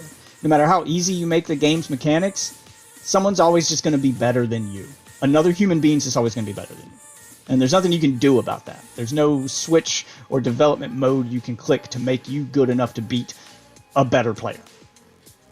But- By the way, there is no colorblind mode or anything like that for this game. I was speaking in general. I haven't looked in this game, but I was just yeah, fine. But it's just I'm just using that as an example that you make things so that people with handicaps can enjoy the things. And hand-eye coordination, some people like my wife don't have that. She's had a stroke. She can't feel the left side of her body. She struggles to play any video game as it is, but that doesn't mean she shouldn't have the right to enjoy them. Any of them. Any one she wants to pick up and enjoy, she should be able to. Because you took her money the same way you took mine. That's not fair. That's not fucking fair. You put a warning on the box. Lots of products put warning on the boxes. Hey, don't use this. Don't use give this. a longer time for refunds. Don't use this if yes, especially in an industry where refunds just are never fucking given most of the time. They don't put warnings on the box. There's a lot of products that put warnings on the box. Hey, don't use this if you're sensitive to this or pregnant. There's a warning about that on the game. Don't use this if you don't have this. And she's toughed it through, but she can't do these games without the multiplayer. Like, there's a lot of parts she has to be carried through. Because she can't feel the left side of her body. It's like a ghost to her most of the time. She knows the body parts are there and she can move them, but she can't feel things that touch them unless they touch her really hard. And now she can't enjoy things that she likes because fuck you. That's basically what it's saying. Oh, but we took your money first, though. It's not fair. Man, it's not fair. She's got enough not fair shit to put up with in real life that she doesn't have to do it in a video game.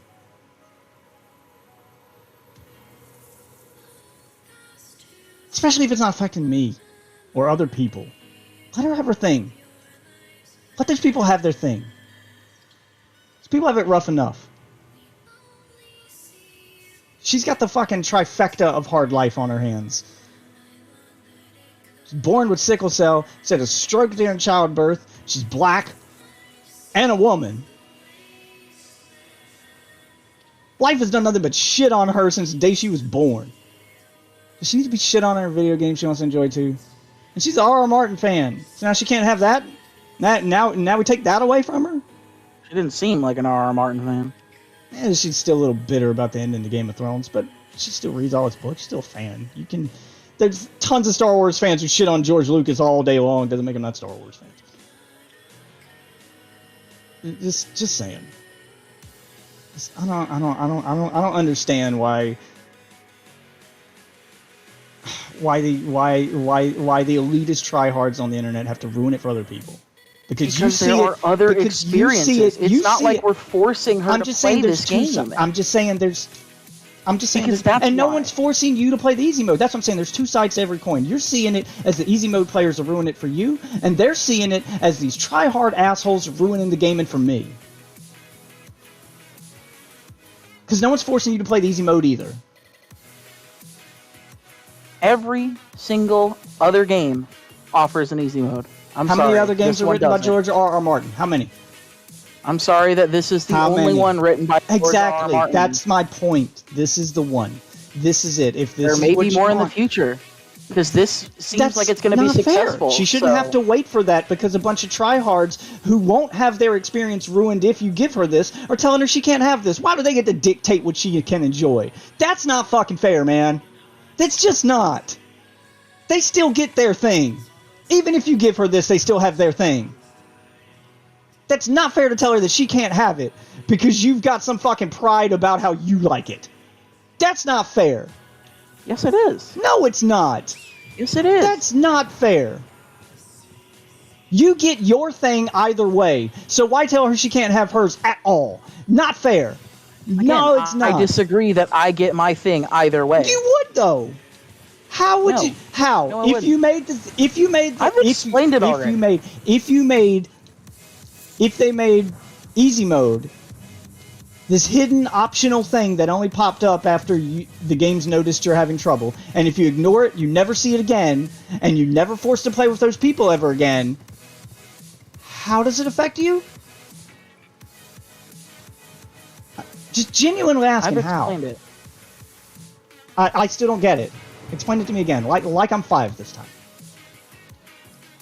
It's because this game is meant to be hard. I'm sorry that she's disabled. And that makes it harder for her to play games that are hard. That wasn't my question. My question was, how does it ruin it for you? For you specifically, Wolf Waffle. How would putting this in there, in the way I just described, okay, you'd still have those though. No, you wouldn't. Still have, yes, you would. You when would still everybody have can beat the game and everybody can do an experience, not everybody can and beat you the can game. just switch to a goddamn easy mode. There's 100 ways around. There's 100 ways around that. You can make it so that you get an icon, you get an achievement, you get something that proves that you an did achievement. I don't give a fuck about it. Whatever. I'm giving you examples. It doesn't have to be Nobody that cares thing about specifically. icons. It doesn't have to be that. There's a ton of people who do care about achievements. A ton of people care about icons. Old school games used to do it where if you beat the game on hard, you unlock this thing, and there's your way of proving it. And if you beat it on anything other than hard, you don't get this thing. Or if you beat it on hard, you got a secret ending, so you got to see things other people did. Something. There's a ton of games that did that, and they still have a ton of bragging rights. There's ways around the bragging rights. That's been done before, over and over again. There were a ton of games with multiplayer where you unlocked a really cool fucking cosmetic if you beat the game on hard, and no one else got it. And the only way to get it was to beat the game on hard. And that piece of cosmetic you were wearing was your bragging rights. Showing up in an online match wearing that told people what you were. There's a ton of games with ranking systems that if you reached this rank, people knew what the fuck you were just by the icon next to your name. That still happens to this day. I'm sorry with the bragging rights thing, man, but I don't buy it. I don't get it. You can not get it, but it still doesn't mean I don't think it. It feels more like an excuse than... Because right now, you've got nothing to prove that you beat the game on hard in the game. You've got nothing. Where's your bragging rights at right now, man? You've got nothing to prove you did it other than the achievement. I can start a new game plus. I can get better stuff. If I beat the game, I go to the next level of PvP. Okay, so that would still exist. That would still exist. That wouldn't change. If you're separating the normal players from the easy mode players, even easy mode players starting New Game Plus on easy mode could still only play with other easy mode players. So the only way you'd get to New Game Plus on the normal, regular, hard, whatever you want to call it, difficulty was if you beat it. So you'd still have that. So this wouldn't affect that. I'm sorry to tell you this, but this is the easy mode. No. You play easy mode, and then you go to harder modes. Every time you play it, afterwards, it gets harder and harder. Then we'll change the name to... Okay, fine. Then them adding an easier mode. Whatever you want to call it. You get the point I'm making. It wouldn't take that away from you. You'd still have that. You'd still very much have that. If you kept the easier mode players, then, since Dark Souls is easy mode now, if you take away the easier mode players and keep them separate, so that even if they start a New Game Plus, they're still only playing with other easier mode players, and you only play with people who played on your difficulty, then when you start a New Game Plus, you're still only playing with people on your difficulty. So this has changed your experience? None. It has affected you? Zero. In fact, I would say it's affected you positively. Because it's taken noobs and people who are bad at the game out of your player pool. So now when you summon people, you have less of a chance of getting someone who's not very good, who's not going to be of much help to you. Yeah, but I also lose invasions against noobs where I get free shit. Which is... a lot of noobs don't bother invading because they're not good at the game, so they don't do the PvP. Yeah, no, the chance I can invade the noob. Okay, well... That's fine. Yeah, you're right. It would take away your ability to pick on those players. I'm sorry, getting pwned by a fucking hard and badass invader is part of Dark Souls. It would take away, and that could still happen. That could still happen. It's just now you have to be skilled. You can't just jump in and bully my wife. You can't just jump in and bully 90% of the time, it doesn't happen to your wife. What? No, she hates invaders because she never wins them. Because most of the time it is that. It is people like you getting excited that they got called into a noob's world, so it's going to be an easy win for them. So it takes away that from her, so she doesn't have to worry about that. And it makes it so you have to do what you say the game is about and be skilled to beat the person you're invading, not just get lucky and roll a noob. So it's giving you a more intended experience and helping you out by taking noobs out of the player pool so you don't have to worry about summoning a noob to help you who's not going to be of much help to you. So I'd argue it still helps you there. It does what you claim the game. Yeah, you can argue, but I don't agree. That's fine. You don't have to agree. It is against the whole fucking idea. I don't think so. I don't see how. I really don't. I've made my case, and I don't see how. I've even, like, the more I sit here and even think about it as I'm talking about it, the more I'm like, yeah, it would better the Souls experience for everybody, including the harder difficulty people, the normal players, because it takes noobs out of their player pool. And since the game is supposed to be about being hard and being about skill, now they can't get free invasions by invading someone like my wife, who's never going to beat them. So now they have to actually be skilled to beat the people they're invading. Yeah. Yeah, I'd say it makes the game better, all around. The more I think about it, the more I'm like, there's really no reason why this shouldn't exist. There is none other than pride and elitism. Yeah, and this is this is the only game that offers it. I'm sorry that you don't get one game out of a million.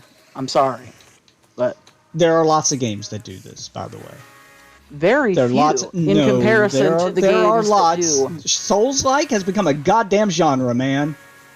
It's created a whole genre of well, that's up to opinion, but there's a whole genre of games that do this now. Because people enjoy this system. Some people enjoy this system. Yeah, exactly. There's a group of audience for everything. Sometimes an audience isn't gonna be your thing. It isn't gonna be accessible to you. I don't understand why both audiences can't enjoy the same thing. Why there can't be modes. I don't get why there can't be modes. I really don't. Because everything's not made for everyone. There's a lot of stuff that is. Some of the best-selling games ever are accessible to every single person. Minecraft, one of the best games of all time, is accessible to everyone. It's a build your own fucking goddamn world. You can do whatever you want. I get that. There's a huge modding scene that allows you to put as many things as you want. There's so many experiences that exist that you could go play instead of trying another Souls game. Yeah, I don't like that idea that this isn't for you, as it feels more like an excuse than not. Like it's not up to you to tell me what's for me. I can like a thing. If it's too hard, I can be interested. If you can't do it, it's probably not for you. If you can't enjoy the experience without easy mode, hard is one thing. I'm more looking at people like my wife, where hard is one thing, but they're like, this is the most accessible Dark Souls ever. It allows you to customize your controls. I'm not saying first time ever. I'm not saying it's not more accessible than the others. What I'm saying is it's still not where it should be, because it's one thing to be hard as long as you're still being fair, and fair means that even people with a disability can enjoy it. When you've made it so that people who have a disability can't enjoy your thing, it's not fair. I'm fine with hard, I'm not fine with unfair. That's the difference. I'm not fine with unfair. And this reaches unfair territory, and I really hate that it's become a trend, because now I'd say that it's negatively affecting everyone else, even people who don't play Dark Souls, because now a lot of games, or Souls-like has become its own goddamn genre, and it's creeping into more and more games. So games are becoming less accessible for other people. So now you can buy a game that's not a Souls game and get a Souls-like experience without knowing it. You mean there are games being built for a new audience that exists? Yeah, I'm sorry that's happening. It's not being built for a new audience that exists. Yeah, it's a new audience of people who enjoy a harder experience at default. You can still make games harder at default without taking away the other experience, though. That was entirely my point. Ninja Gaiden did this shit on Xbox 20 years ago. Yeah, when a hard difficulty is too hard, people say that difficulty's broken. I don't want to play that. Some do. Some welcome the challenge. What's the problem with the option? Ninja Gaiden did it, and they did it in exactly the way I was talking about, and it was fine. Most people didn't even use the easy mode, but it was there for those who wanted it. And you can go back and look at the articles written at the time. Ninja Gaiden has a hidden easy mode. Most people never saw the thing, because you had to die a lot to get it to pop up on your screen. When you died a lot in the same area, I mean it's like 10 to 12 times, then it would pop up and ask you if you wanted to do the hidden easy mode. Most people never saw it. But for those people who just could not do it, It was great that option was there. And everyone praised it at the time. It's amazing how we've changed our stance on this, because even the most hardcore players at the time were like, I didn't know that was there, that's cool. And didn't really give a shit. You go back and read all those old forum threads and shit. They're all there. Same conversation we're having now, but very different result from these same people. From the same crowd of people. It's amazing. It's because Souls has developed a mentality of elitism. That's all it is. It's all it is. It's made you feel superior. And you don't really care about the game. You don't really care about the experience. You care about your feelings. You care about feeling better. You care about feeling elite. That's all it's about. It's really all it's about. Ain't about the game, it's about you. I'm back. So you're still debating Wolf Waffle? Yeah, well, I was bringing up the point that back in the day, Ninja Gaiden had a hidden easy mode. I remember seeing the articles about it. Like Ninja Gaiden was the Dark Souls of its time. The hardest game, you know, blah blah blah. So many people could beat it, and it was so hard. People, you know, it's the bragging right to beat it. And it had a hidden easy mode where if you died, I think it was like a dozen times to the same enemy, like the exact same enemy, 12 times in a row, then the game would pop up and ask you if you wanted to turn on easy mode. And it would put a little icon next to your name, and it would disable achievements, and it would take away that stuff, but you could finish the game and experience it. And those same hardcore people that complain about Dark Souls at the time, where you can go back and read the old forum threads and stuff, you can find the Wayback Machine on the internet and go find this shit. Those same people didn't really care too much. They were just like, I didn't know that was there, that's cool. Because it didn't affect them. The only reason it affects them now is because they feel Dark Souls has developed a elitism around it, where it's the video game for the elite, and it's not about the video game. It's not about whether or not it would affect their experience, because it wouldn't. It's not about the experience. It's about their feelings. It's about them feeling like they have something you don't have. They get something you don't get. It's that we feel special. This is for us. We have a thing just for us. So it really is about locking other people out. Because they want them locked out. It's created this us versus them mentality. I'm never a fan of that. You're making it an us versus them mentality. That's exactly what it is. It's going to be there should be experiences that exist that are not for everyone. Why? There should be movies that people don't like. Okay, there should be things that people... Yeah, there are Okay, movies that people don't like, and they don't see them. All right, this is like a fucking thing in a movie that people don't like. All right, those experiences. I would say no, but those experiences already exist. There are games that are not for everybody, but that's because of the content of the game, not the difficulty. For instance, people who are squeamish shouldn't play a horror game. Shouldn't play a Resident Evil 7. There's disturbing things in there that are going to give you nightmares. And no difficulty slider is going to change that. That's what the game is. That's the story. It's a horror story. Horror is not for everybody. Some people are squeamish and I can't stand seeing someone get limbs chopped off. You know, I can't stand seeing their entrails being pulled. Yeah, okay, that's part of what makes this game what it is. It's a horror game. It's meant to be unsettling. Wolf Waffle, what you're basically saying is equating you can't watch the movie The Theory of Everything unless you pass this really complicated math test. Okay. Would you want a movie? Let's say the next Marvel movie that came out. Here we go. Perfect example. Next Marvel movie that came out that you were really hyped for and really wanted to see could only be experienced in 3D. Okay. So it doesn't affect the contents of the movie. You can only watch it in 3D. Would you be fine with that? You have to wear the glasses. This is the way you have to experience it. They're dictating how you have to watch the movie. Would you be fine with that? I wouldn't really care. Because I would. You be? A ton of people wouldn't. would you be happy if the only way you could see the next Captain America movie is if you could bench press the same weight as Chris Evans can? Oh, whatever. That's not I mean, the same I'm trying to fucking be. thing. Yeah, it is. I'm trying No, to be the yeah, same it with is. the. I'm trying to be the same with the 3D thing. And true, it wouldn't bother some people, but it would bother a lot.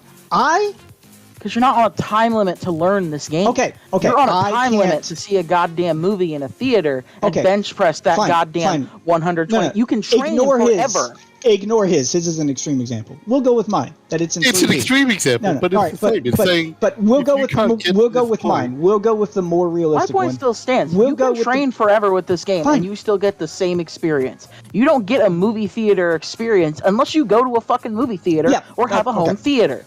Okay, that's what I'm saying. Is we'll go with my example. The only way to watch the next Avengers is in 3D. You have to wear the glasses. You have to experience it in 3D. Whether you like 3D or not, you have to. You're right. Some people wouldn't care. Some people like myself, there will be backlash. I will be angry. I cannot watch 3D. I get migraines. I am sensitive to it. It hurts my eyes. I cannot physically watch 3D. I've tried multiple times. I had to watch Endgame in 3D because that was the only theater that had tickets. Why was that the only one that had tickets on opening night for Endgame? Because nobody wants to fucking see that shit in 3D. But if they forced it on you, yes, people would be angry. I would be one of them. Why can't it exist in both formats? Some people would care, sure. But that's the movie equivalent of this. You're dictating how I have to enjoy it. Even though it would affect you none to give me the option to see it in 2D. People who still want a 3D can still go to the 3D theater, and I can still go to 2D theater. It would affect their view and experience none. But now I have to see it in 3D because their 3D enthusiast got vocal? That's not fair. That's not cool. There's really no reason to shit. There really isn't. This is all just a bragging rights, us versus them mentality of we're better. And every argument about it always boils down to skill, and always boils down to bragging rights, and always boils down to all the things that create the us versus them mentality. The we're better. This is our better thing. This is our thing. Where you feel the need to lock it to your thing to prove just so you feel special and have a thing. And I don't understand that mentality. Why would you care if other people can enjoy the thing that you enjoy? I don't get why it needs to be just for you. I don't get it. But that's how some people are. They want it just for them. And when it's offered to other people, they don't feel special anymore. And that's what's ruining their experience. Not the actual gameplay, not anything in the game's content's ruining their experience, but the feeling that they get when they buy, they own it, and they play it. It's hurting their feelings. That's all it is. It's hurting their feelings.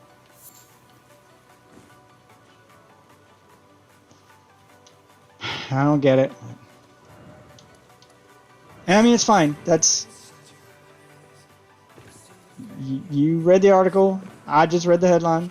So, I'm a big enough man to admit when I made a mistake. I misread the headline. I thought he was considering an easy mode. If he's not and he's committed to a hard mode, then yeah, fine. This is the way the developers want it, intended for it to be played. But I don't get why they can't have two experiences. Why do they have to lock it behind one? I don't get it. I'm not going to agree with it, but you're right. It is their game. They can make it the way they want to make it. It's free country. And the other side of that is do developers get pushed into this because of the out vocal minor hardcore community? Yeah, that's another thing, is you may put that developer in a position where maybe they change their mind in the future, but they're scared to do anything different because of the vocal community about, you know, the community that's telling them what their thing is. The people who are going, but Dark Souls is about difficulty, and the guy creating it going, no, I want the next one to be about story. and it's mine. Why can't I make it the way I want to make it? Why do I have to make it about difficulty now? Oh, because it's what the fans want. And if I don't give them what they want, then... So he feels pressured. And, that takes it away from him. Well, that happens too. But if this is really what the game is about to him, it's about the difficulty and it's not about the story and it's not about the experience. If that's as deep as his artistic integrity goes, all right, I lose a little respect for him, but it's his right to do that, I guess. It's not about the difficulty. It's about overcoming the challenge. Yeah, that's difficulty. That's the experience that you get during the gameplay. It's what It's what the foundation is built on. That's difficulty. There's a world that you're in. Right. That's the art. So the only why thing can't he's it be? If the only thing he's concerned about is overcoming the challenge, If you can just light Then that's hit difficult. everything in the game, just hit light attack and win, I'm not saying would make that it not that be easy. boring? Well, maybe to you, but maybe not to some people. But I'm not saying make it that easy. There's probably a middle ground here. But even if you made it that easy, hey, fine. But if you're telling me that if that article says he's committed to the difficulty, he's committed to overcoming the challenge, and that's the point of the game, that's the part that he's worried about, then yeah, the artistic integrity is a little gone. All of this lore, all of this story, all How of is this that world artistic building. integrity? That's doing what he wants to do. Okay, the artistic part. What everybody's saying. The artistic part. You can say you lose respect for it, but don't say his fucking artistic integrity is gone, because that's not what that is. Yes, because that shits on all of the people who have parts in the game who Not build everybody enjoys Hold on, the work let of me art that you finish. hate. Let me finish. I'm talking about the people that helped him make the game. Yes, it loses the artistic integrity because that basically says that all those people who make the parts of the game that aren't affected by difficulty do not fucking matter. Those people who make the art, those people who make the lore, the story, those things that aren't affected by that challenge he's committed to making you overcome, that those people don't mean shit to him. That's what that says to me. That those people don't mean shit to him. They're replaceable. What's not replaceable is the difficulty. That all those artists who put time, love, labor, and art into the game don't matter. They don't matter. If the game is easy, all of their art doesn't fucking matter. Into that to win. No, that's what that says to me. That's not what this is. That's what that says. I'm sorry, that's what that the says art. to you, but it's not. That is not what that is. That's what it sounds like to me. When It's what you're making it because you want to make You're him out to committed- be a bad guy. Because I'm not there's trying to no make easy him out to be a difficulty. bad guy, but That's what it is. he didn't If say. there's no artistic I'm going by integrity, what he's is it a good product? Dude, I'm going by what he said in the interview. Did he mention the art? Did he mention the story? Did he mention the lore? Did he mention any parts of those experiences other than the challenge? Did he mention any of that? This article? Probably not. No, exactly. It's not on his mind. It wasn't in that interview. He didn't. They were talking about the game's experience, and that didn't register to him. I just want as many players to experience the joy that comes from overcoming hardship. Right. The difficulty That's what is he all wants. right. The difficulty is what he wants. He didn't say anything about experiencing the game's story, anything about experiencing the game's world, the game's lore, the world building, the NPCs, the character interactions, none of that. Because there is so many other things for that. That's why he makes Right. these. Right, Because exactly. there is nothing else That is exactly like this. right. So you're making my point. There was nothing else like this until... Okay, so you're making my point. He only cares about the difficulty. That's what he's making. He's making difficulty. The world building, all that art, all that love, labor, and stuff put into it by his artistic staff. You could swap them out. You could swap the world out for a different world. You could put this shit in space. That's the game industry. You know Right. this. And that's why I lose respect, because there's no respect for the art behind the product. There's just the difficulty. That's it. That's all there is to him. That's all there is. There's just the difficulty. There's no art behind it. And I don't see it that way. Video games are an art. I think there is a place for walking simulators, if you will. Games that have no challenge whatsoever, just like there's a place for games with challenge. And There's a place there's a for place both. for There's a place for games that exist that don't have easy modes. And I'm not saying there's not a place for those to exist. I'm just the entire point of the argument was, why would adding it to this one, for instance, why would adding that change the experience? If you're playing it for the lore and the story, and you want players to experience Because the it lore is and the part story, of the reason then why would that people why play would it this change it? game. Just like adding a hard mode to a walking simulator, where you added in combat. I mean, 98% of games have a fucking difficulty set. does here it just there's comparing the two. Does adding in creative mode ruin Minecraft? Gives everybody everything with none of the threat or none of the combat. Turns it into a walking simulator. Did it ruin No, Minecraft? it creates it into a sandbox. Right. It's a sandbox game. It's a different experience. Right. So it gave that Adding sandbox a experience. Yeah. creative mode to Minecraft Gave it a. Okay, gave it- so- is not making so the what game you're- easier. It's Sure it making is. a different mode. It's making it So, totally easier, like- because you have nothing to fight, nothing to farm. You have instant access to everything. It's Exactly. God mode. It is It's a God mode. builder Yeah, mode. it's God it is mode. building mode. That is what creative mode It's God is. mode. So why can't Elden Ring have a story mode for people who want to experience the story, and then a regular mode? Why does for it need people a who story want to- mode? Why does Minecraft need a Because creative it mode? has a story. Yeah, because it has a story. Why does Minecraft Because it need a has a creative every mode? game that has a story mode needs has a story needs a story mode. Would be nice, yeah. Somewhat, yeah. Yeah, it would be nice if you had a story mode so you could experience the story for those people who buy games for the story. Yeah, it would be nice. Why does it need a story mode? Why does Minecraft need a creative mode? Because creative people play Again, Minecraft, and two because people who completely different ideas. Well, No, Okay, not okay. really. Why isn't You say not really, Minecraft just but it is. Why isn't Minecraft just hardcore mode all the time? People don't need that Because Minecraft's respawning. not Dark Souls. Right. Okay, but Because there Minecraft can is a sandbox. exist games Right. that their developers choose to add those systems, and people don't bitch that those systems are there. They don't bitch when there's easy modes, but they bitch when there's hard modes. Okay, well, I feel the creative mode. When it's only I feel hard. the creative mode's a better example. It completely changes the game, so that you can enjoy the sandbox as a sandbox. You keep And- telling me that it won't and- completely change the and- game, the easy mode. It's going to keep it the It completely It changes makes the Minecraft a completely different experience. for the person playing it, not for the other people who aren't. That's the key difference. How many So, kids yes, can it play does. Minecraft survival mode their first time loading it up? I don't know. Probably some. Mine could. 2-year-olds, 3-year-olds? Well, The game- audience well, that the really game does gets into have- Minecraft right now that's like fucking grabbing on with their goddamn claws? Well, the game has an age rating of 6 and up, so 2-year-olds shouldn't be playing it to begin with. But there's My plenty of fucking 6 sister couldn't play it at 6 years old. My daughter could. So some can, some can't. But having the option for them to have it, and having an option for my daughter to enjoy it the way she likes it, and an option for your sister to enjoy it the way she likes it, it's great. It's a great thing.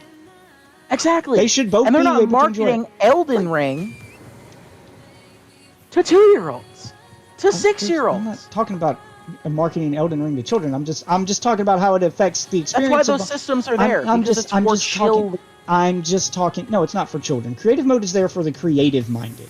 It's not there for children. I know a ton of adults who only play in creative mode because they just like building. It's like adults who buy Legos. Exactly. They like building. The reason shit. that creative Okay, mode so is not the easier mode is because there is a difficulty slider for Minecraft. I'm not talking about the difficulty of creative mode. I'm talking about the fact that it's a different experience. It's the same game, but you can have a completely different experience if you want, if you bought the game for a different reason.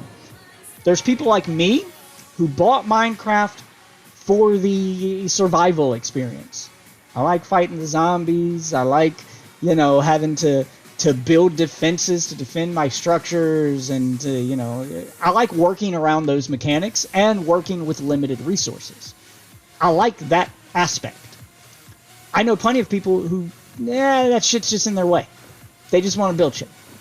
That's fine. Let them have their experience too, and it doesn't ruin my experience. They can enjoy the game the way they want, and yes, they get a completely different experience than me when they play on creative mode.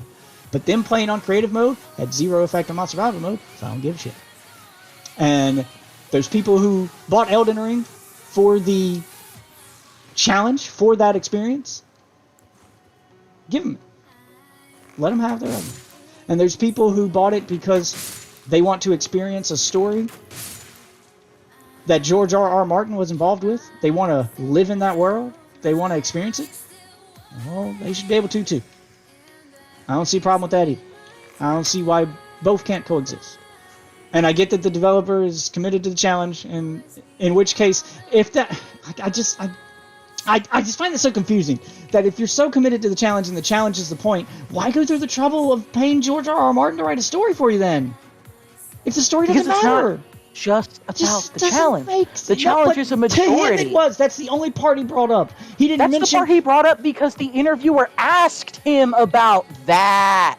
The interviewer asked him about the experience. So that's what they put in the article. The interviewer asked him about the That's experience. what the article was about. The interviewer asked him about the experience. Put the full quote. They put 2 sentences. The interview is about the experience. Yes. And that's part of the experience. So we come back to that same point. Why can't there just be a mode for people to experience the story? Especially in a game where you went through the trouble of hiring a famous story writer to write your story. I don't get it. Why do that? Why do that? It doesn't make any sense. Why do that? Why go through the trouble of hiring a prolific writer? And then make it so that 90% of his fans can't experience the story he wrote. I don't get that. I don't. You don't get it because your wife's disabled, and that's the only reason you're having this argument. If you did not have her in your life, you would not be having this argument. You wouldn't give a fuck. Suck I would. I don't know about you. Suck my dick. You are wrong. I have had this argument before I fucking met her back when Ninja Gaiden was out.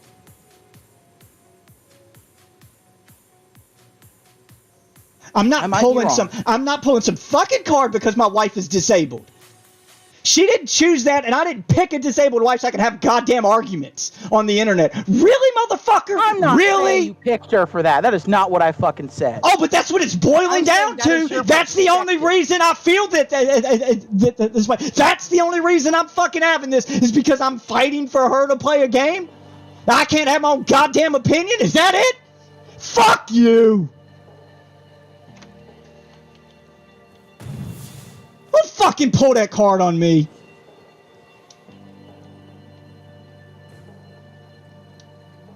I almost didn't even bring her up because that's how people are gonna fucking react to me.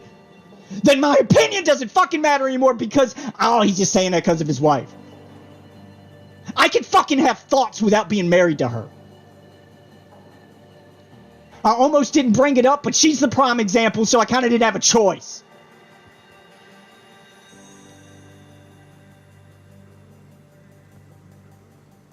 Unfucking believable, man.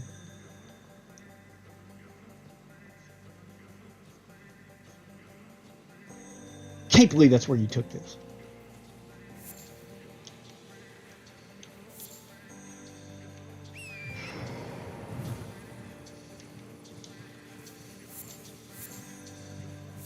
And for the record, even though I have no disabilities and I can beat Dark Souls on hard mode, I would like a first playthrough on easy mode just to learn the game. I would like that experience. I'd like a more relaxed Dark Souls experience before I fucking cut my teeth on the hard one. Start from the ground level. I'd like both. I'd like both. Sometimes I'm in the mood to just be thrown to the wolves. Sometimes I'd like to, okay, this one's a bit too hard for me. Let me go back and play through easy mode and learn a bit more about the game. Then I'll come back to hard later. Sometimes I like having both options. Some games I use easy mode in, some I don't. But I like having options. Me, the non-disabled person.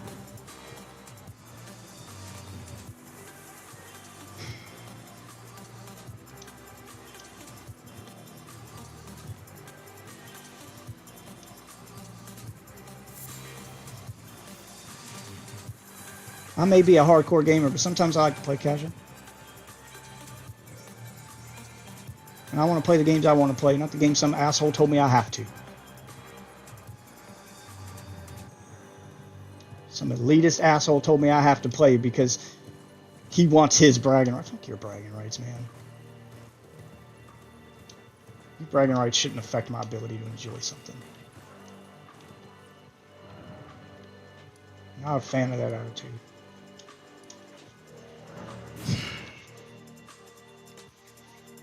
Just pointing out what it was, and that's what it is. Just, it's that elitist attitude. That's all this is.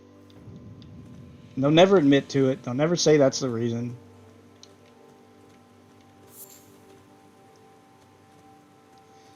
Because you got a counter for every other argument. They say, well, Dark Souls isn't about the story. It's about the difficulty. Okay, then why did they hire a famous storyteller to write the story? Oh. And Oh. Well, okay, I mean, it is about... story? Yeah, why even have a story? Or why hire a famous author to write it? Why go through all that trouble if it's not about the story?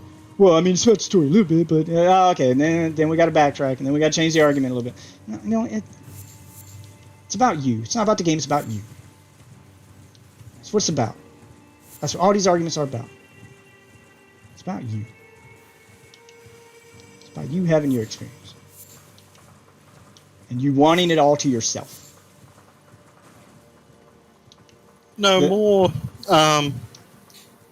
someone experiencing the same thing as you but differently diminishes Yeah, your experience. You want it all to yourself. It How? hurts your feelings and takes away. Yeah, you want it all to yourself. Seek 3 wise beast.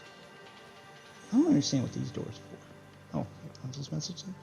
Seek Especially master with friends, that they've been doing this for ages, that they don't unlock achievements on easy mode. They've been doing that in every game with an easy mode. Most games with an easy mode. I find that Wolf Off. I don't want to have this conversation over text, especially if you're in the Discord. Just talk. But you did piss me off with the playing that. You know, you using my wife as a crutch. Yeah. Thing. That's a dick move. You made a dick move and you got yelled at a bit for it. It happens. Yeah, I got a little emotional because I'm sick of that. I'm real sick of that. I'm real sick You of don't that. play that card. Like I'm being punished because I picked a disabled wife, and people go, "Well, no, don't you marry her? So you're disabled. It's not my fault. Your wife's disabled." No, it's not your fault. But guess what, motherfucker? It ain't hers either. And what kind of a dick would I be if I held it against her? If I met her and I really like this girl, and I go, "Yeah, but she's got sickle cell, so fuck her." Like, oh man, what kind of a dick would I be? I don't feel right either. So, but anyway, it is just trying to leave her disability out of it. I'm sorry I ever brought it up at this point, but it's when I see that dude go play something else, play everything else, this is mine. That's the same. I have the same mentality of that as I get with the people. Well, if you don't like it, when you read something bad on the internet, they go, well, if you don't like it, don't read it. And it's one of those, what? How the fuck am I supposed to know if I like what I read until I read it? Like, it's too late at that point. That's a cop-out. It's a cop-out answer. If you don't like it, don't watch it. Well, I don't know if I'm going to like it till I watch it. And by then, it's too late. I can't unsee it. I can't unread it. It's that mentality of it's your fault for reading it. It's your fault for doing it. It's that mentality. It really is just, what the fuck? There's a goddamn turtle in there.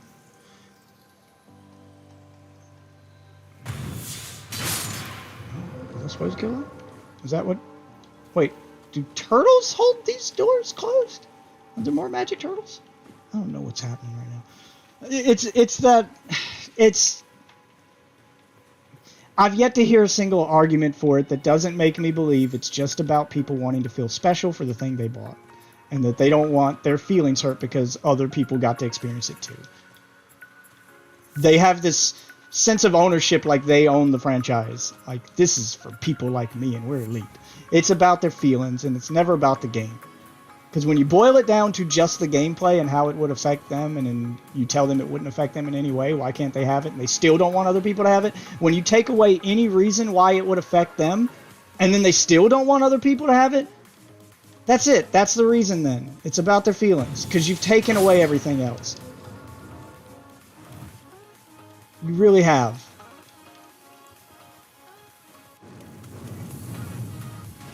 When everything else is removed from the equation, and what you're left with is just your feelings, then that becomes the reason.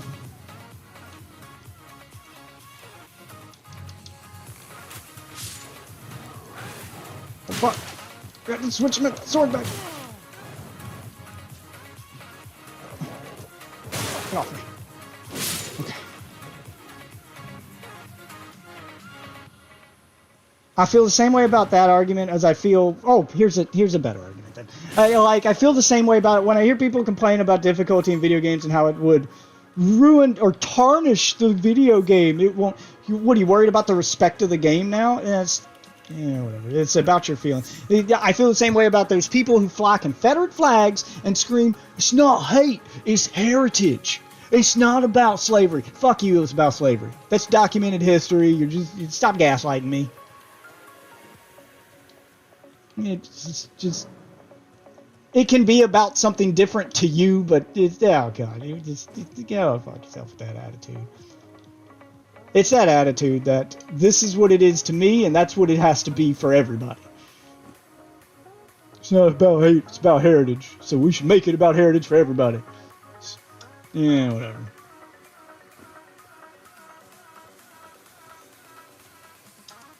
Really no reason there's really no reason it shouldn't exist other than you just don't want it. And if that's I'm fine with it not being there if this is the way the developer intended it. Doesn't mean I can't bitch about it though. I can think the developer's wrong if I want to. Yeah, this was his intended experience. This is what he built. It does make me lose a little respect for him. I thought he was building something more than just hard mode. I thought he was building something more than just a challenge. I thought he was building worlds and stories, and I thought he cared about all that too.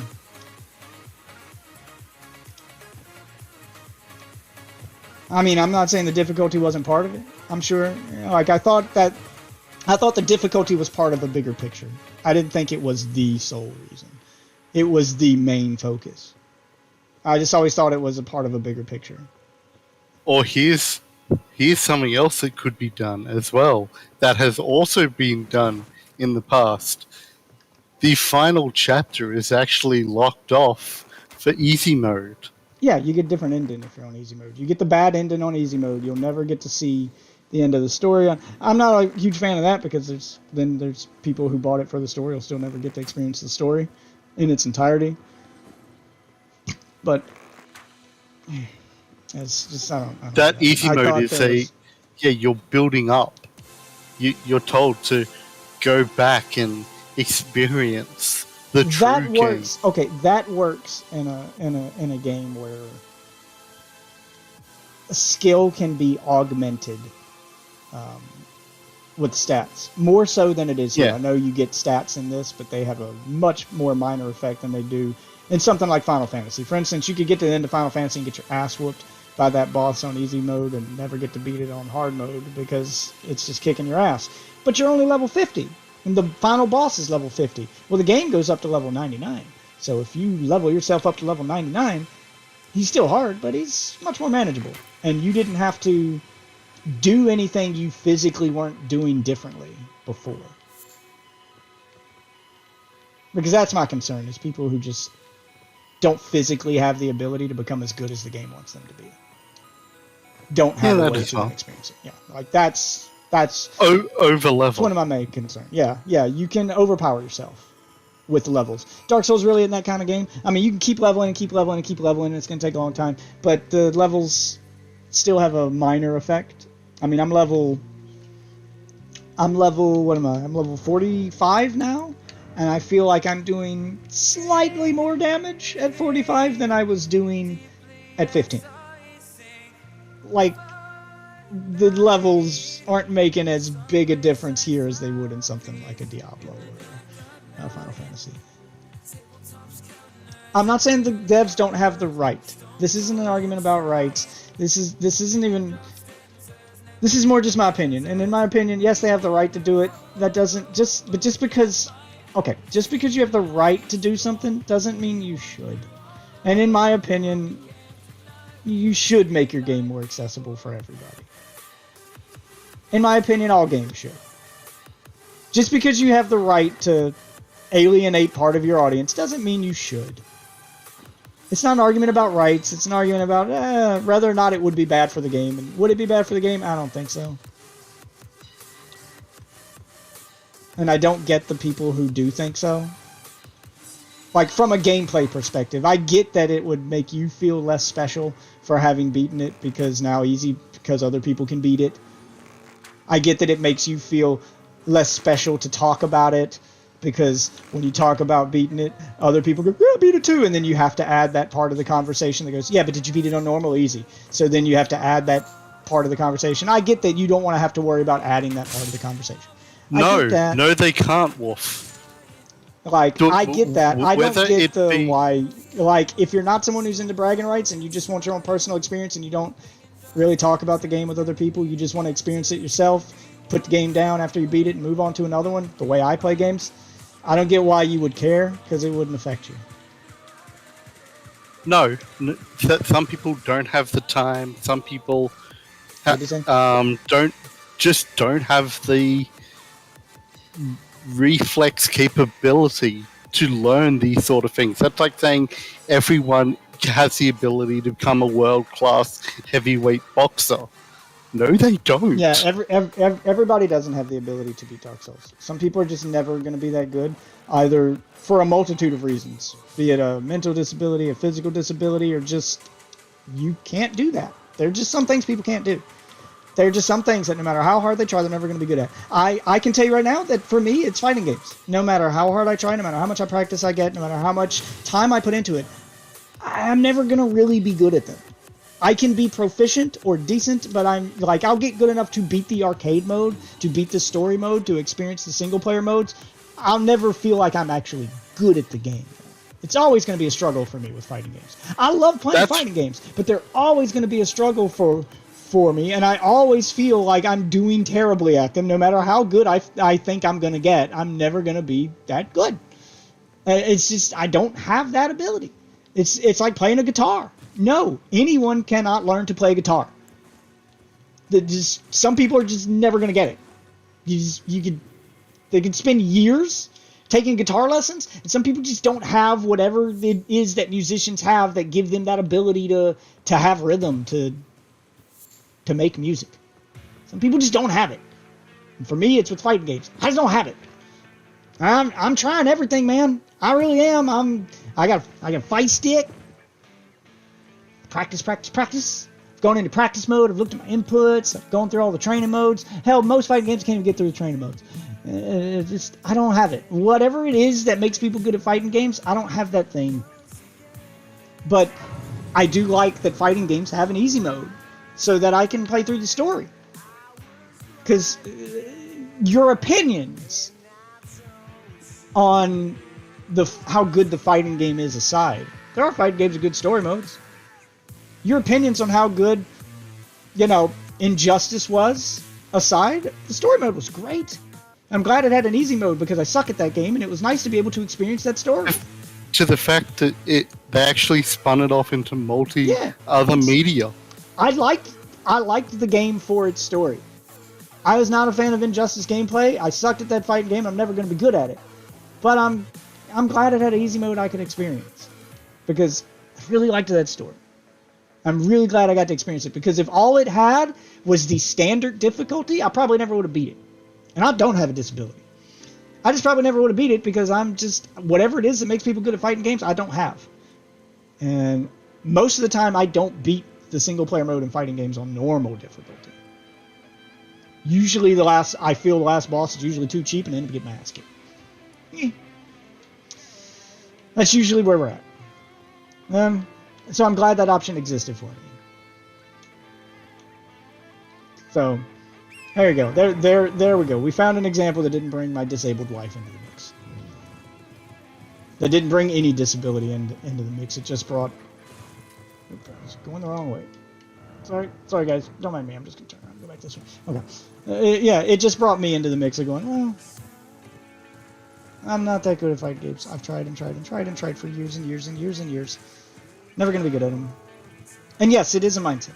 And that's kind of my point, is that the reason people don't want an easy mode in something like Dark Souls isn't about the game, it's not about the experience, it's about the mindset the game creates. It's about the feeling the game gives you.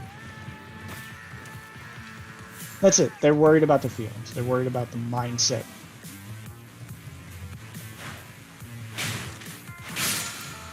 Ooh! New bow skill.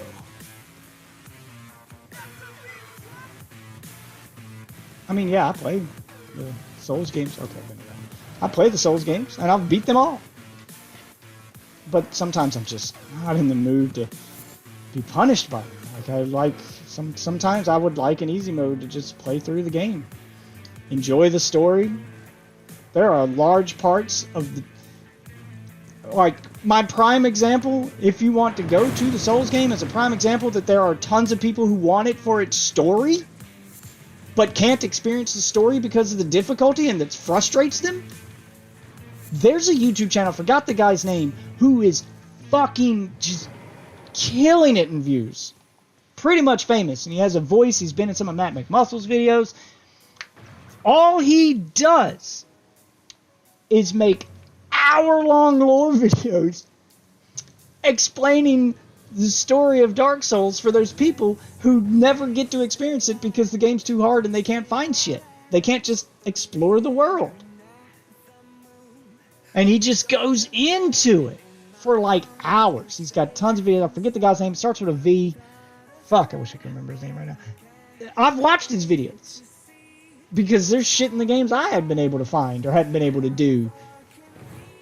You know, there's bosses, optional bosses or like beating the game a certain way I hadn't been able to do because I'm not good enough. Yeah, and it's nice to see that story like experienced on YouTube. But before you make the argument of, well, see, we don't need to add it because YouTube exists, they can just experience it there. No, it's not the same. It's not the same experience. That's watching someone else. It's basically like watching the movie and reading the book. Well, no, this is like watching someone else experience it and then have it explained to you. That's like saying, well, you don't need to have sex because I had sex and I can tell you what it's like. That's not the same. It's just not the same. So, I hate that that's how I had to experience a lot of the Dark Souls lore and evil judge. Apparently, I agree with something. What is making that noise? Is it underneath me? I want to know what that is. Check this game. If you made it easy, this game is not easy to understand. I mean, yeah, but that would be the experience. That would be the point of playing the game for the people in easy mode. Is not the challenge of the combat, but the challenge of exploring the world to find all the lore. That would be where their enjoyment comes from. People like me. I mean, I enjoy the challenge. I enjoy both, but I get why they enjoy that. I enjoy just doing what I'm doing right now, just roaming around the world and finding things and trying to piece together a story. Like, my wife loves true crime shit for that same reason. You're piecing together evidence of something and trying to put together a story with bits and pieces. You know, she loves that shit. It's one of the main draws. Oh, that's what she meant. It's one of the main draws to the Dark Souls games for her, is that finding shit and discovering something new. It's not the challenge of the difficulty itself.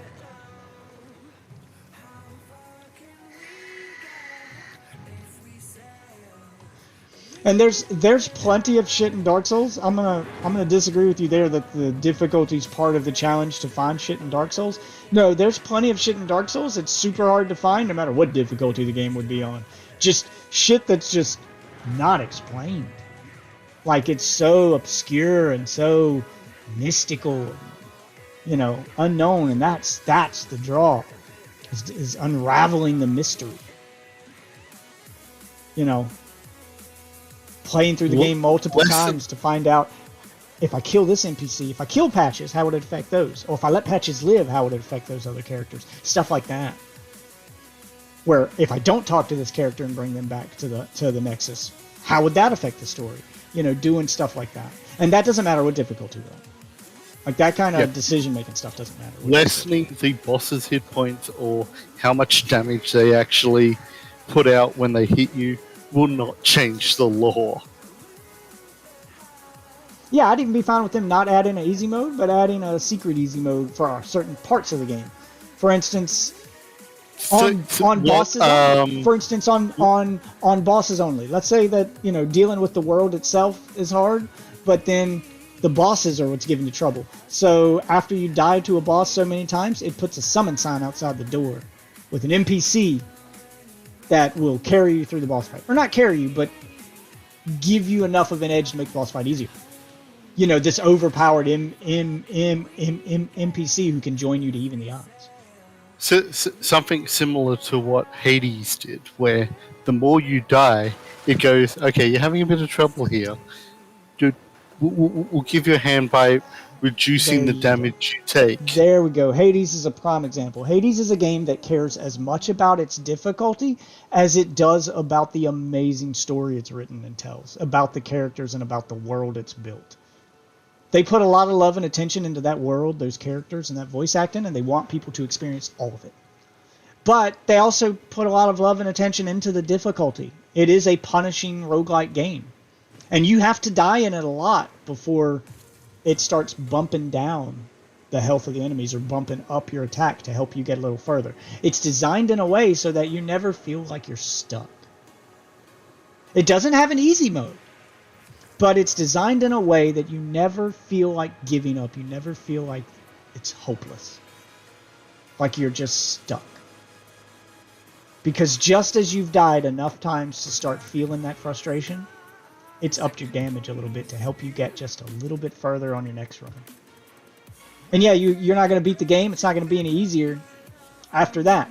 You're not going to beat the game on that next run. But you'll get further, which means you'll feel like you got better.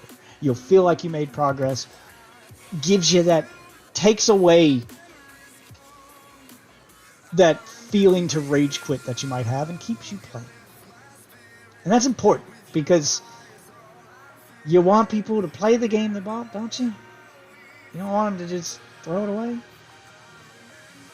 You didn't make things because you want people to throw them away, did you? I would hope a developer, that wasn't their goal, was to see how many people are going to throw their game away. Just don't get it, man. Like, I like the way Hades did it.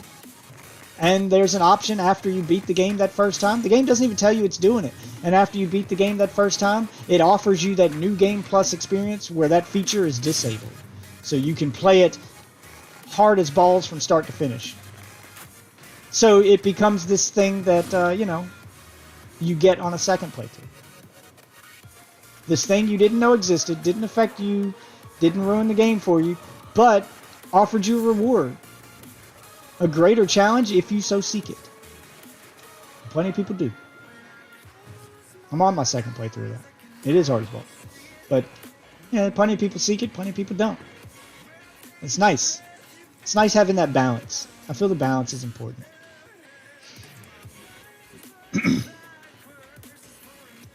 So, yeah, you do have to do it in a way where they can't abuse it. And I feel like Hades is the perfect example. It found that way where you can't abuse it. The further you make it without dying, the more it ramps back up to that normal difficulty. The more you die, the more it dials it back for you to help you get further again. And then as you get further, it goes back up. So it's constantly fluctuating and going up and down. So you can't really abuse it. Because you'll have to die a lot to make it easier, sure. But you can't really abuse it because once you've made it easier, the further you make it, now it's getting harder again.